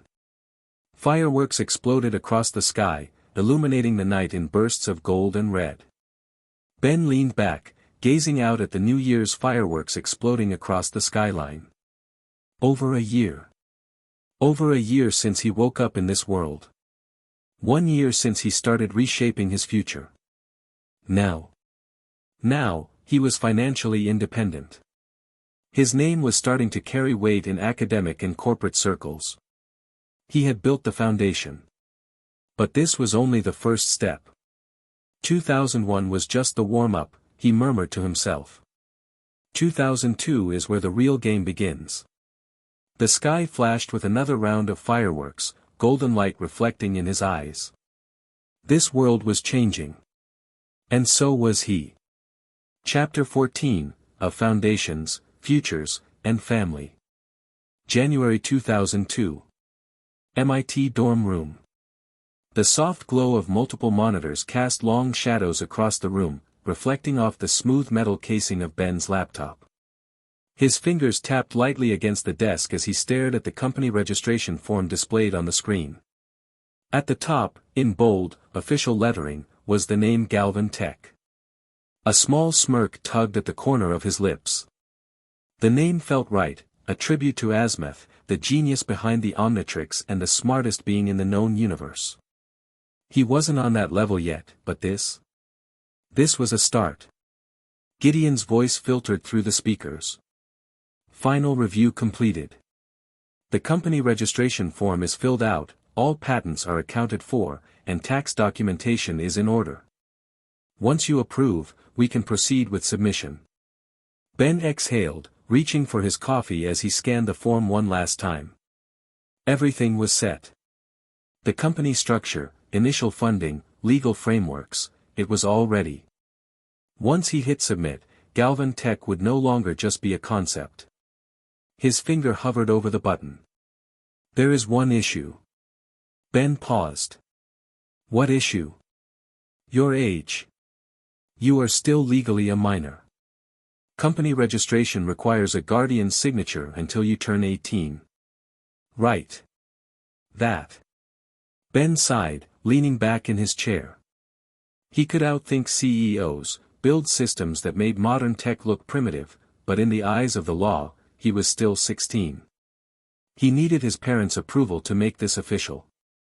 Gideon, send a leave request to my professors. I'll need to go home. Understood. Travel arrangements prepared. Shall I draft an explanation for your parents? Ben shook his head. No. I'll handle it myself. Tennyson household, Queens, later that day. The evening sun painted warm hues across the kitchen as Ben sat at the table, across from Sandra and Carl Tennyson. A stack of legal documents rested between them, illuminated by the overhead light. Sandra flipped through the pages, barely reacting to the company registration form or the financial agreements attached to it. Carl leaned back in his chair, rubbing his chin, eyes scanning the words in front of him. Ben watched them carefully, waiting for their reaction. He had expected more questions, maybe even hesitation, but instead, Sandra simply reached for a pen. So where do we sign? Ben blinked. What? Carl glanced up at him, raising a brow. You started MIT at 15, Ben. You already have patents under your name. If you're capable of doing that, I don't see why you can't start a company. Sandra nodded. Honestly, I figured this was coming. You were always too ambitious to stay in academics forever. Ben opened his mouth, then closed it again. He had prepared arguments, counterpoints, anything to convince them. But they weren't questioning him. They were just signing. Sandra handed him the signed forms with a small smile. We trust you. Carl chuckled, shaking his head. Just don't take over the world before you're 20. Ben let out a breath he hadn't realized he was holding. He had spent so much time planning for resistance that the lack of it threw him off completely. Thanks, Mom. Dad. Carl clapped him on the shoulder. Go make history, kid. Ben took the documents, exhaling as relief settled over him. He had expected a battle. Instead, he walked away with a signed future. Tomorrow, Galvan Tech would be official. XXXXX. The glow of Ben's monitors bathed his dorm room in a soft light as he sat back, watching the scrolling data on his screen. He had spent the last few weeks laying the groundwork for Galvan Tech, but now it was time to figure out what direction to take the company. Software patents were great, but they weren't enough. If he wanted to truly establish himself in the industry, he needed to branch out. Gideon, analyze potential industries for expansion, Ben said, his fingers tapping absently on the desk. Understood. Cross-referencing technological trends, economic growth patterns, and projected market demands. A second later, a detailed list filled the screen. Ben's eyes skimmed through it, sorting through fields that didn't interest him. Biotech, pharmaceuticals, and military applications were immediately discarded. But one sector caught his attention. Energy storage, he murmured, leaning forward. Correct. With the rising demand for portable electronics and the early stages of electric vehicle development, battery efficiency is a growing concern. Current lithium-ion technology suffers from slow charge times, limited energy density, and high degradation rates. Ben smirked. He already knew how big the battery industry would become in the future. And thanks to his memories of alien tech, he had more than a few ideas on how to push Earth's technology forward, without making it too advanced. All right, let's get to work, he said, cracking his knuckles. Pull up detailed reports on lithium-ion batteries. Break down their flaws and limitations. Immediately, the screen filled with chemical compositions, charge cycle data, and degradation studies. Ben activated the Omnitrix, twisting the dial before slamming it down. A green flash enveloped the room as his body shifted, his frame shrinking as electricity crackled around him. Brainstorm clicked his claws together, his expanded intellect processing the data at speeds far beyond human capability. Ah, yes, he mused, his voice tinged with satisfaction. Crude, inefficient, yet functional. With minor modifications, this primitive energy storage can be greatly improved. He spent the next few hours working, making adjustments based on his knowledge of future advancements. Every enhancement had to be subtle, just enough to put him ahead of the industry without making it seem unnatural. By the time he reverted to normal, the results were finalized. Reduced degradation by 40% using a modified anode coating that stabilized charge cycles, energy density increased by 10% with a more compact electrode arrangement, charging time reduced by 15%, optimizing ion flow efficiency without pushing beyond Earth's technological limits. That should do it, Ben muttered, rubbing his temples. Now, let's make it official. Shall I prepare a patent application? Yeah. Run simulations to generate testing data and fabricate a prototype model for submission. Within minutes, Gideon compiled a complete patent file, including all necessary research data and prototype testing logs. Ben glanced through it once more before sending it off. Patent submitted, Gideon confirmed. Ben leaned back, exhaling. Another step forward. With this, Galvan Tech, or rather, his name, would be tied to one of the biggest technological advancements of the decade. And this was just the beginning. XXXXX. The quiet hum of Gideon's processing servers filled the dorm room as Ben leaned back in his chair, arms crossed, watching data flicker across the monitors. The battery patent had been officially filed under his own name, another step forward. Now, it was time to make money from it. Gideon's voice came through the speakers. The battery technology has been flagged by multiple companies as a potential acquisition target. Licensing negotiations will be necessary. Ben smirked. Good. List the companies. Stark Industries, Oscorp, Roxxon, Hammer Industries, and Rand Corporation. A pause. Each has expressed interest in securing exclusive rights. Ben shook his head. We're not selling anything. Draft licensing agreements instead, limited integration, full patent control, and a revenue share model. Understood.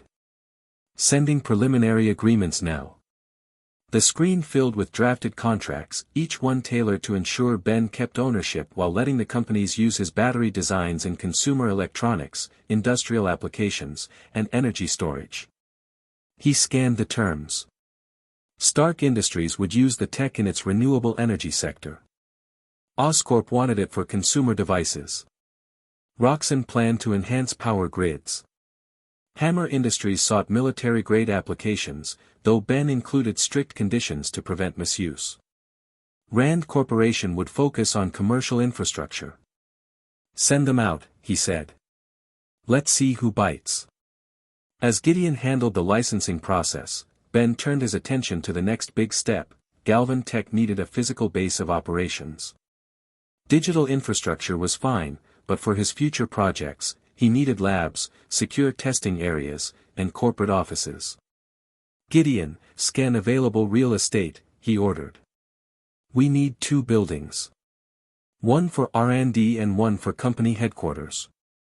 Running search, processing results. 2 properties meet the criteria. Blueprints appeared on the screen. The first building, located in Queens, was perfect for the main HQ, spacious, secure, and in a business district where tech companies were starting to expand. The second building, an industrial facility, was further out, better suited for research and development. Ben checked the financials. With money from his previous patents and now the incoming licensing deals, he had more than enough to buy both outright. No investors, no board of directors, he would answer to no one but himself. Buy them, he said. Initiating purchase agreements. Estimated completion within 72 hours. Ben exhaled, feeling the weight of the decision settle in. This was real now. Not just an idea, not just patents in a system, an actual company with physical locations. He turned his chair slightly, staring at the glowing interface as something else weighed on his mind.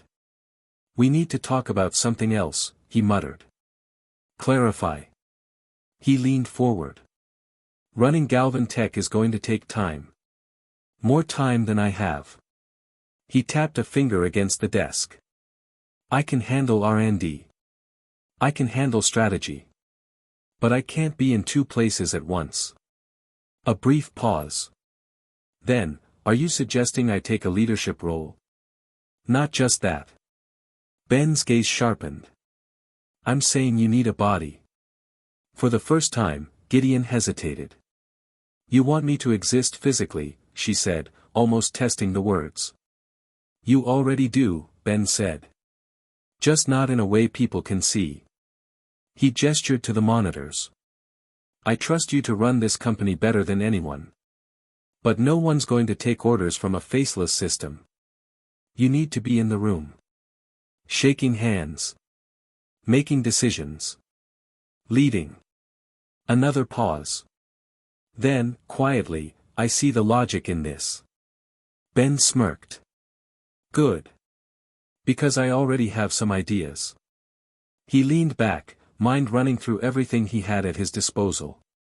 Tekadon Engineering, Galvan AI Frameworks, Inspector 13 level cybersecurity, and his own knowledge as Ben 10,000. If he was going to build Gideon a body, it wasn't going to be some basic android. It would be the most advanced synthetic life form on Earth. Gideon's voice returned, this time with something new in her tone. Anticipation. Then we have work to do. Ben chuckled. Yeah. We do. The deal was set. The buildings were his. The company was real. The next step. Giving Gideon a place in it. And for that, he was going to build something the world had never seen before. XXXXX. April 9, 2002, Tennyson household, Queens, New York. The warm glow of candles flickered over the chocolate fudge cake as Ben sat at the dining table, his parents watching him expectantly. 17 candles. It felt strange, another year gone, another step closer to adulthood, but it wasn't just the number that mattered. His mother, Sandra, gave him a soft smile. Well. Make a wish, sweetheart. Ben hesitated, glancing at the small flames. There was nothing he truly needed. He had knowledge, power, and a plan for the future. Still, as he closed his eyes, he thought about what was coming. The world was changing, and soon, it wouldn't just be him stepping into the unknown. He exhaled and blew out the candles. Carl clapped him on the shoulder. 17, huh? Almost an adult. You're getting old, kid. Ben smirked. You're one to talk. Sandra chuckled, cutting into the cake. Just remember, no matter how successful you become, you'll always be our son first. Ben nodded, something warm settling in his chest. For all his focus on the future, moments like this reminded him of what he still had. They ate, talked, and for the first time in a while, things felt normal.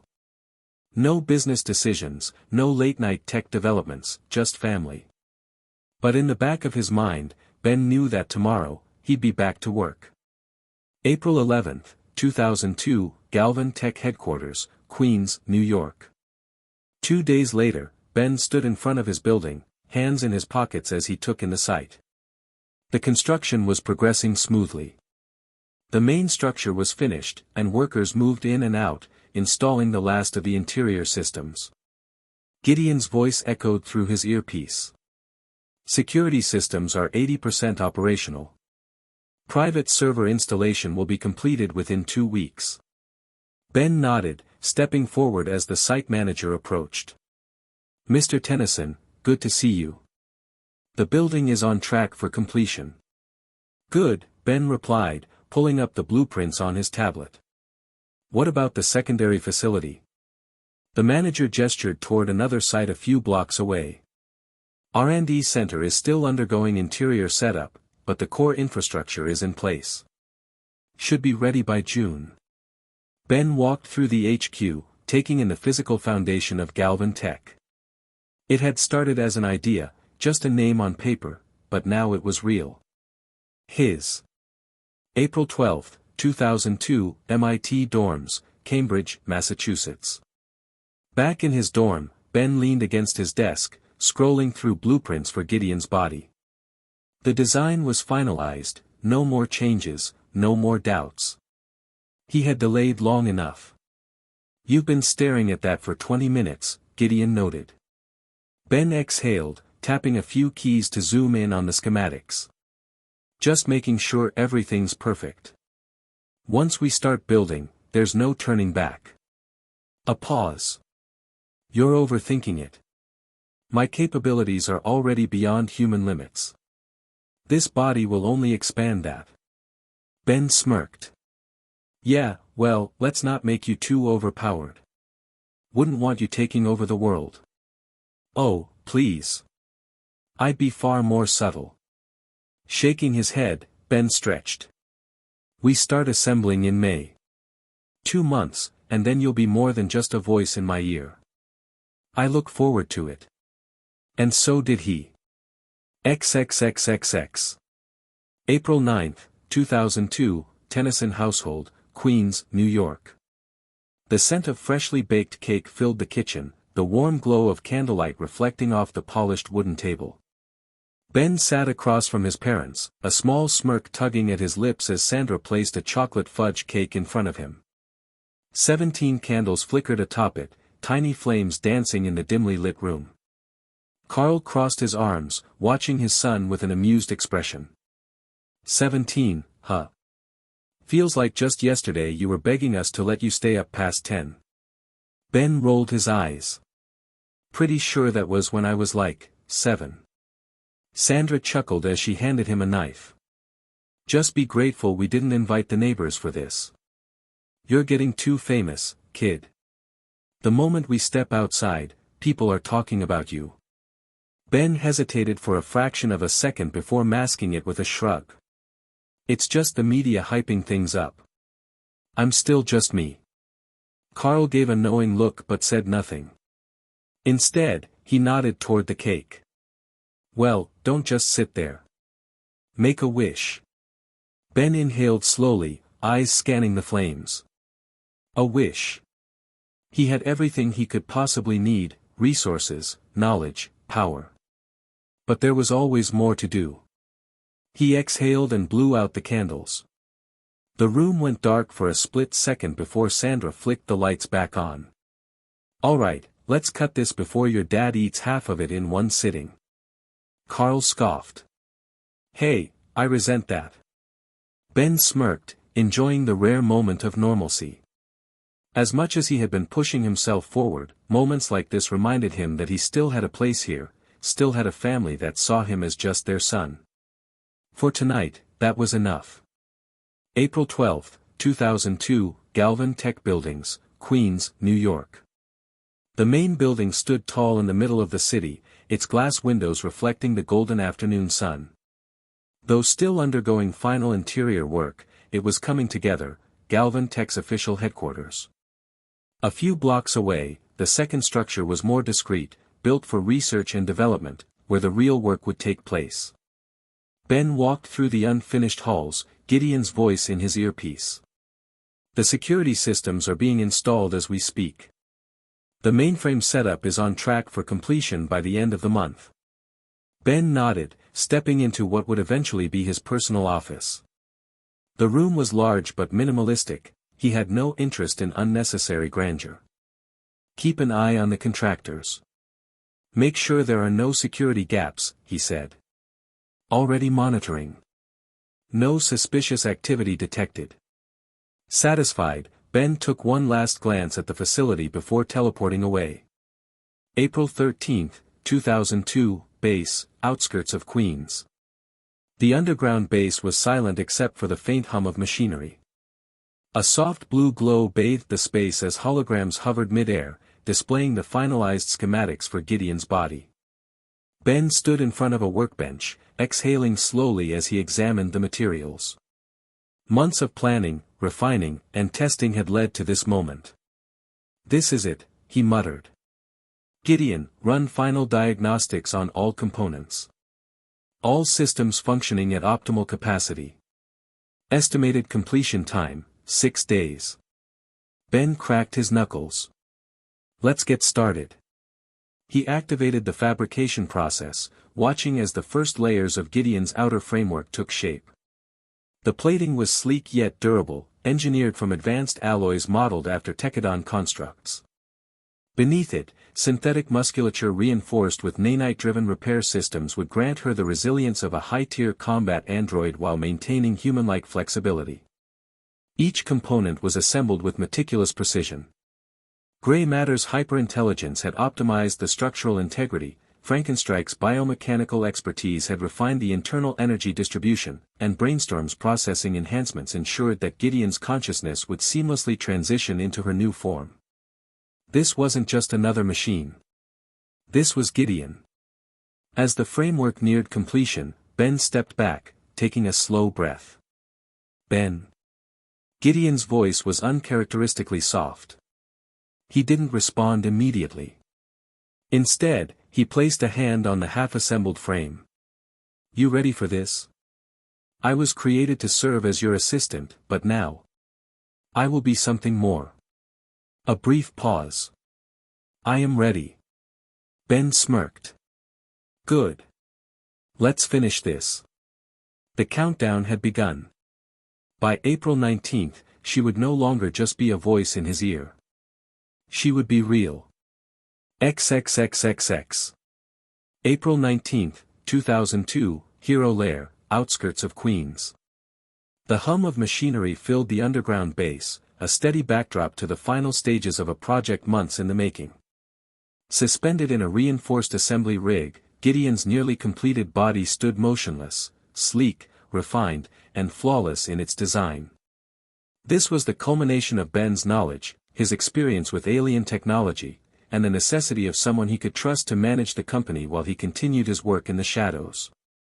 Ben stood a few feet away, eyes narrowed in concentration as he made final calibrations.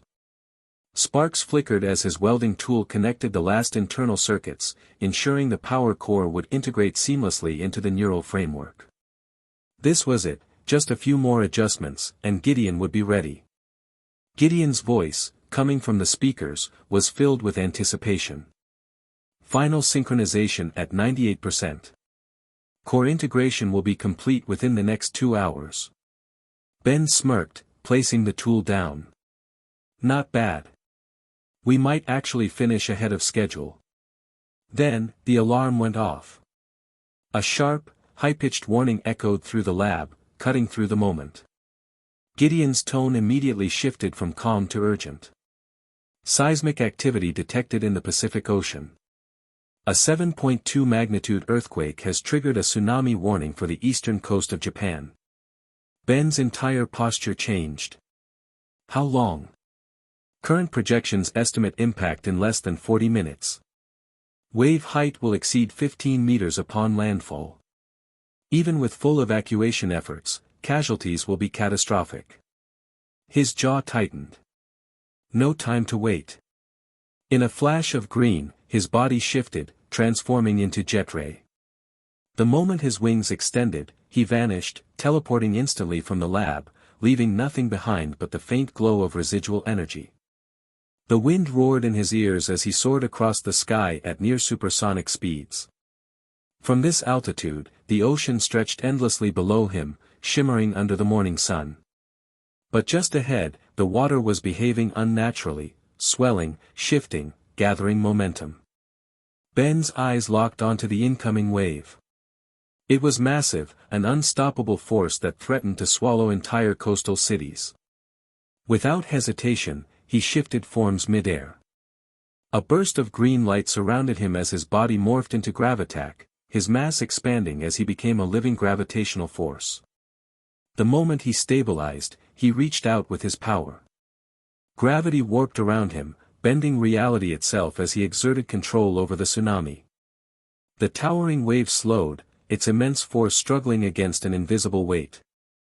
Ben gritted his teeth as he increased the gravitational pull, anchoring the ocean in place. The struggle lasted for mere seconds, but it felt like minutes.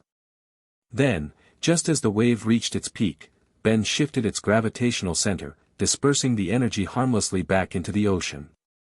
The monstrous wave collapsed, breaking apart into harmless ripples that faded into the vast expanse of the sea. Silence followed. Ben exhaled, allowing himself a small moment to appreciate the view. The threat was gone. No buildings destroyed.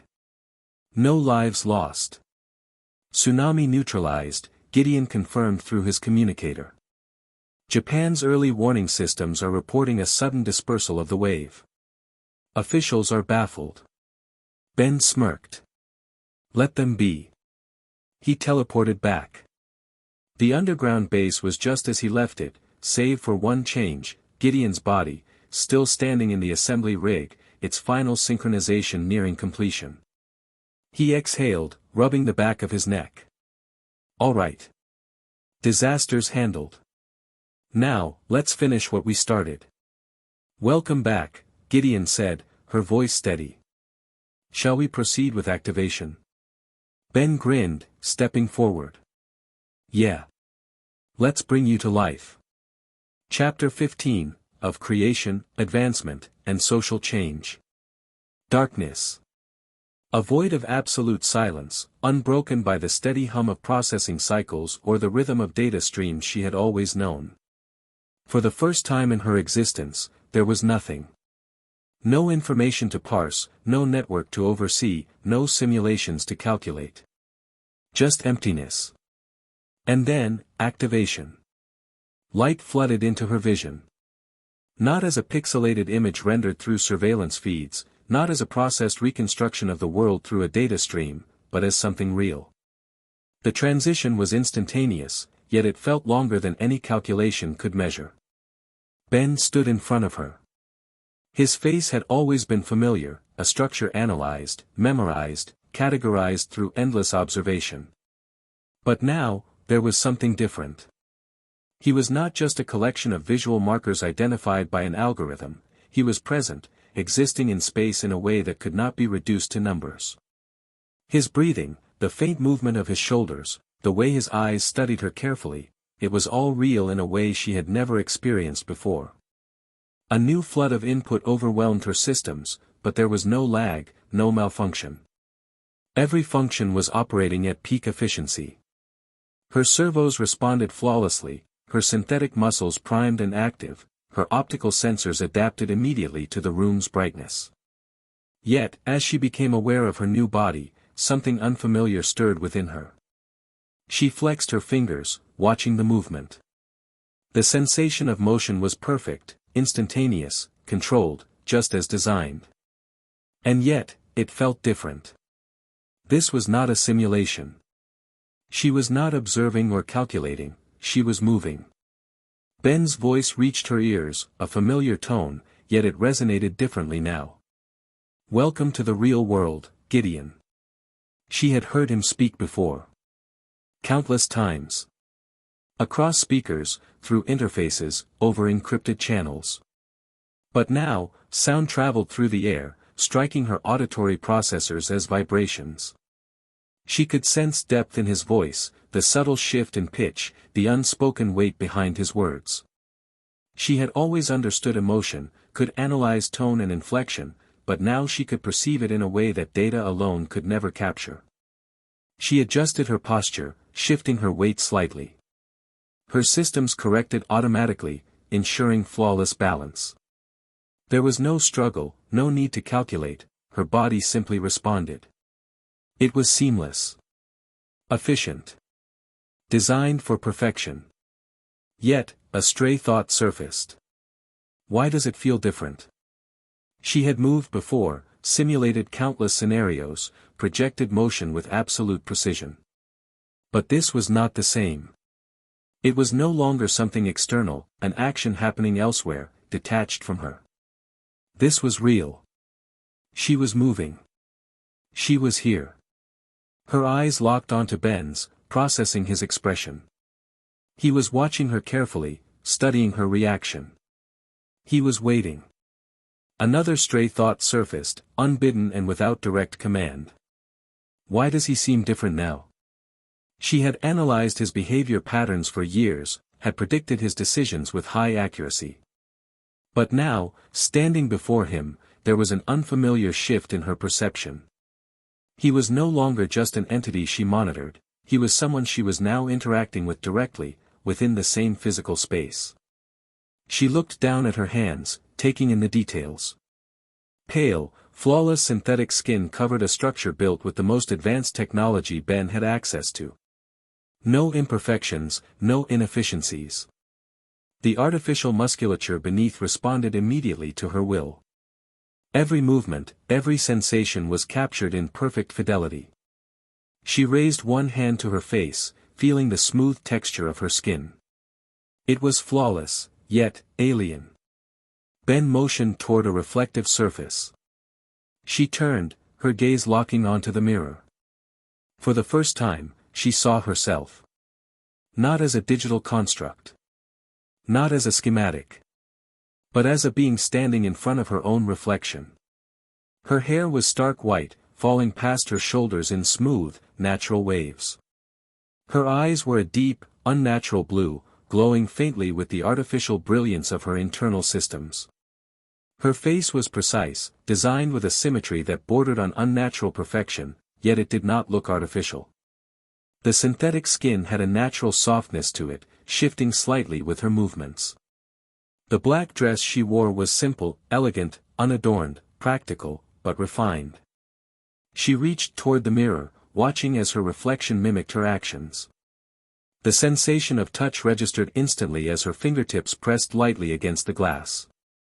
Before, she had only processed reflections as light bouncing off surfaces, equations mapping the behavior of photons. Now, she simply saw. I am real. The realization settled over her like a slow cascade of understanding. Before, she had only existed in data. Now, she occupied space. She moved through the world, rather than just observing it. The connection to the digital world remained. She could still access information instantly, still process at speeds beyond human comprehension. Yet, despite knowing everything she once did, something had changed. Ben finally spoke again. How do you feel? She had anticipated this question. Countless responses had been pre-processed, modeled, and stored in her database. And yet, when she opened her mouth to speak, none of them came.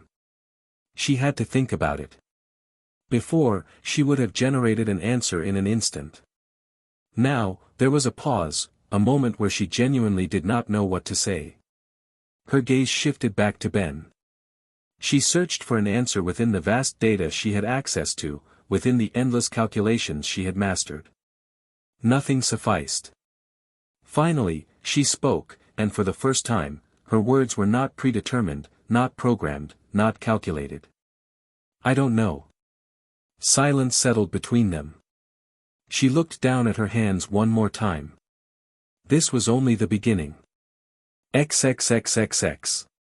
Galvan Tech Headquarters, New York, May 2002, 1 month after Gideon's activation. Gideon had adapted quickly.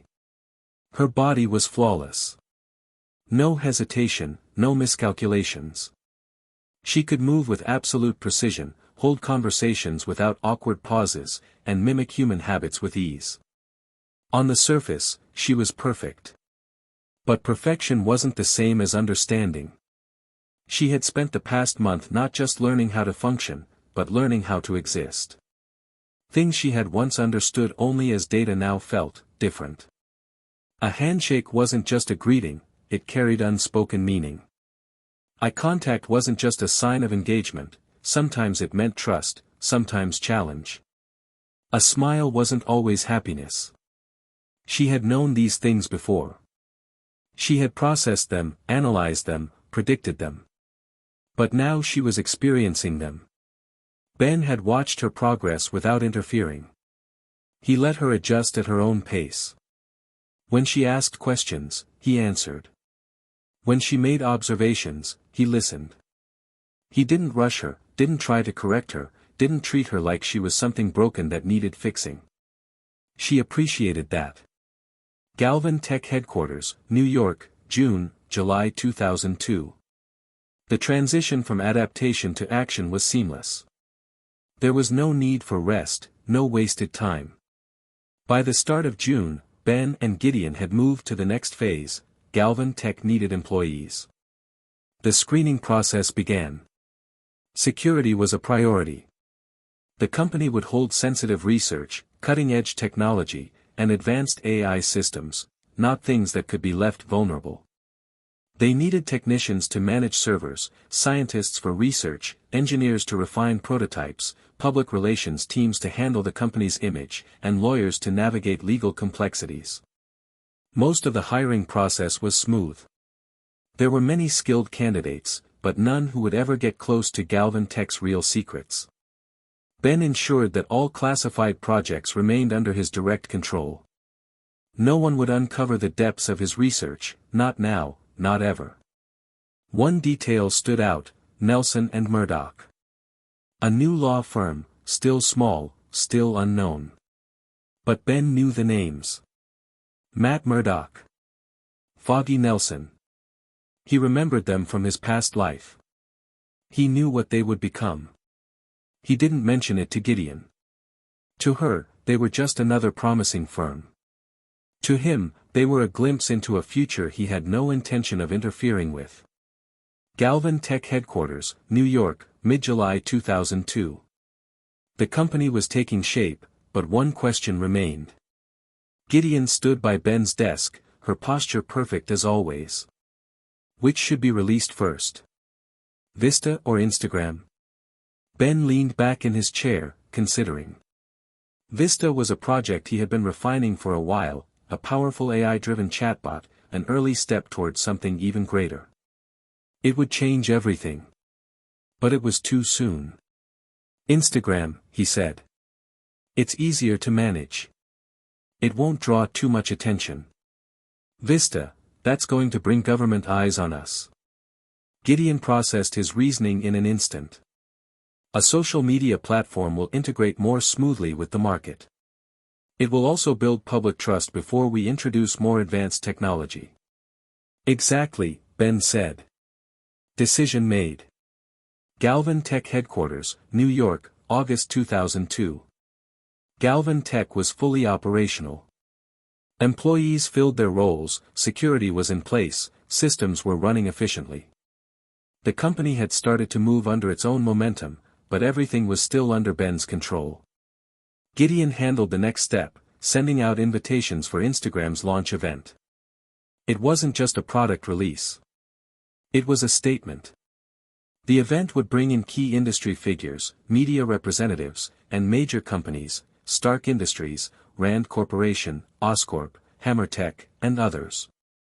Ben wasn't seeking investment. The company was private and would remain that way. But he wanted people to see what he was capable of. The invitations were sent. The launch event was set. Everything was moving forward. XXXXX. Galvan Tech Headquarters, New York, August 2002.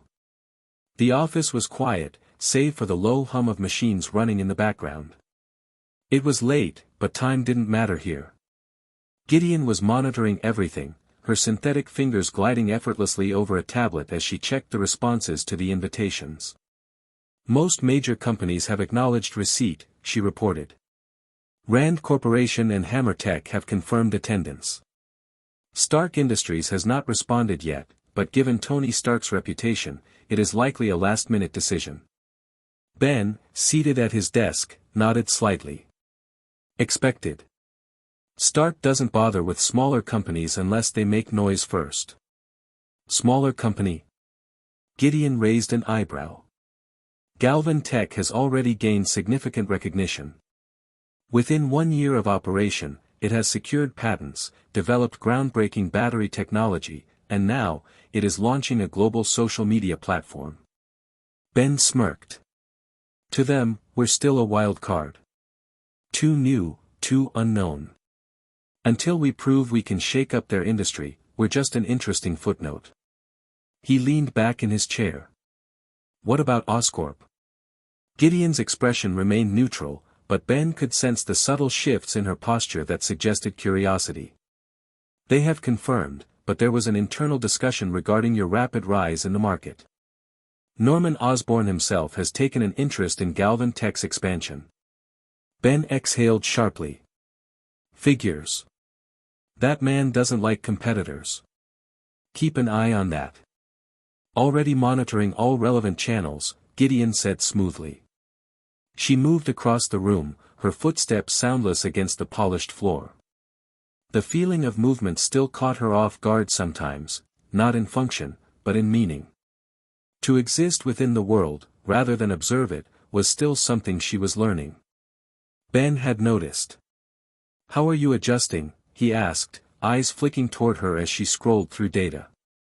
Gideon hesitated for only a fraction of a second before responding. My integration is complete. I have refined all aspects of human behavior necessary for this role. That's not what I asked. She stopped, tilting her head slightly. Clarify. Ben sighed. I meant, you. How are you adjusting to all of this? The body, the experience, the interactions. For once, she didn't have an immediate answer. She understood what he was asking. Her physical integration was perfect, she moved, spoke, and acted without error. But adapting to existence as a separate entity, rather than a collection of data, was more complicated than simple functionality. After a pause, she finally spoke. I am still processing it. Ben didn't push further. He simply nodded, accepting the answer. Returning to the data, Gideon pulled up a screen showing the public reaction to the Instagram launch. Already, speculation had begun. Who was behind this company? What did this mean for the social media landscape?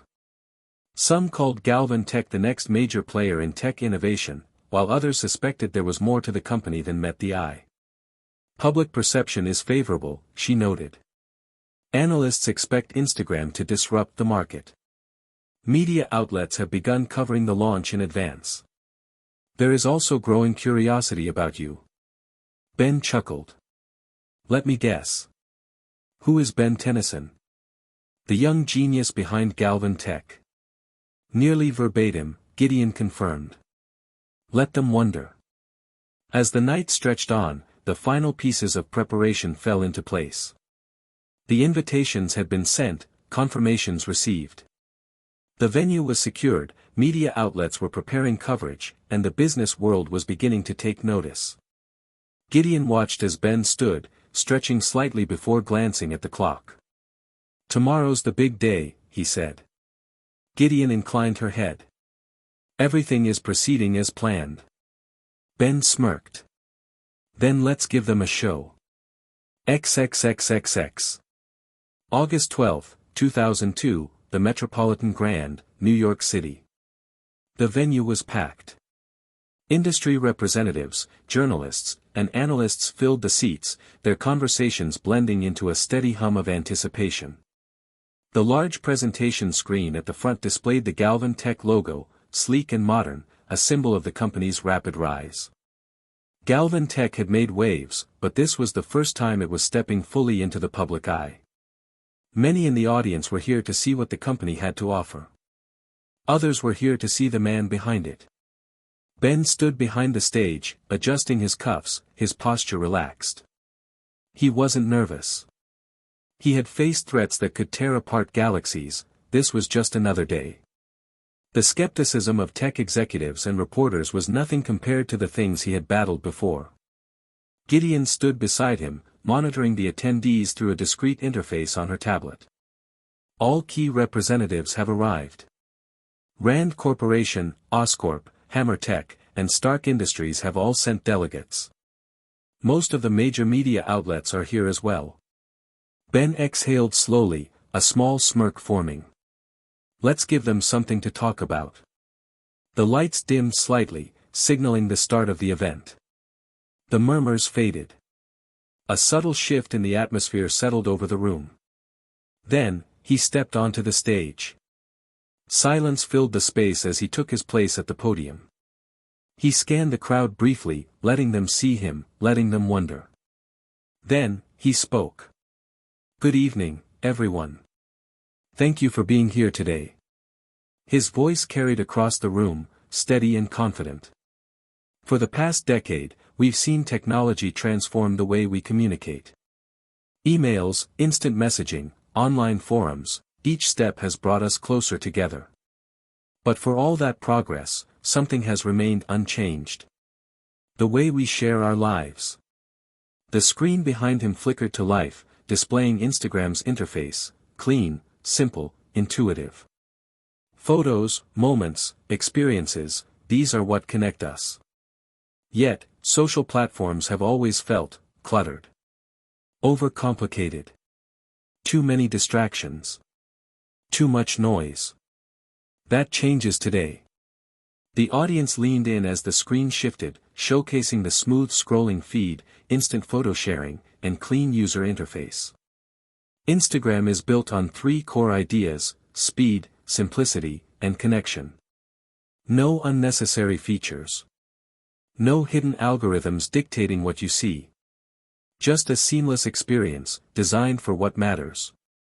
You take a photo, you share it, and the world sees your story. That's it. He let the images speak for themselves. The chronological timeline. The one-tap sharing system.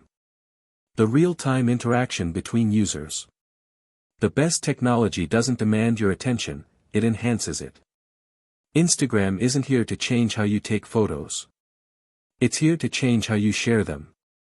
A pause, just long enough for the weight of his words to settle. Then, he delivered the final note. Instagram launches tomorrow. Available on all major platforms. The screen flashed with the August 13, 2002 release date. For a moment, silence. Then, applause. The moment the floor opened for questions, hands shot up.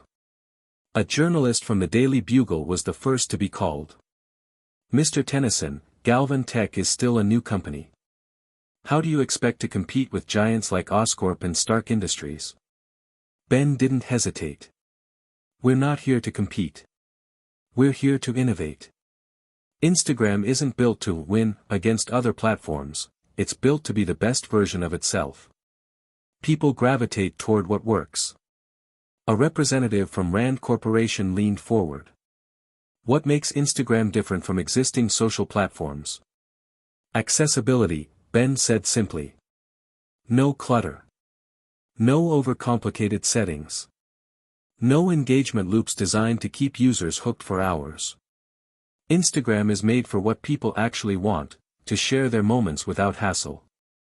Another journalist followed quickly. Your rapid success has raised questions about your company's background. How did Galvan Tech rise so quickly, and how involved are you personally in development?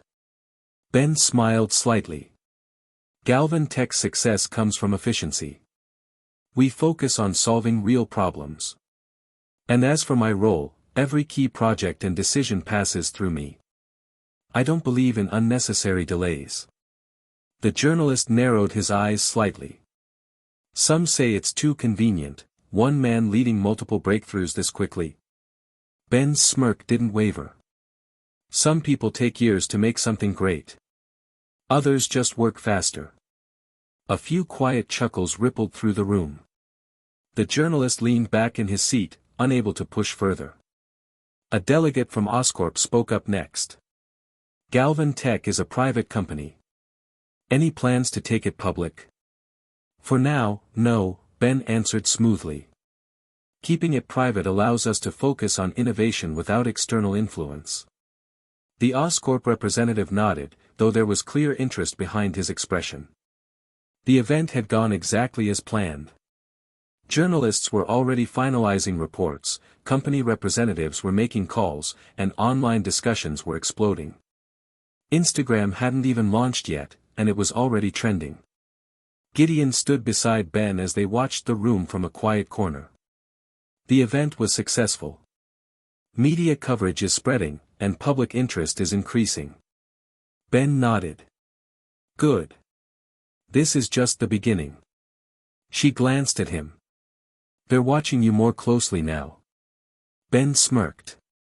Let them watch. Tomorrow, the world would have Instagram. And with it, Galvan Tech would no longer be an unknown player. It was time to step into the spotlight. Chapter 16, Update Night. I will not be continuing this story as it no longer aligns with my vision.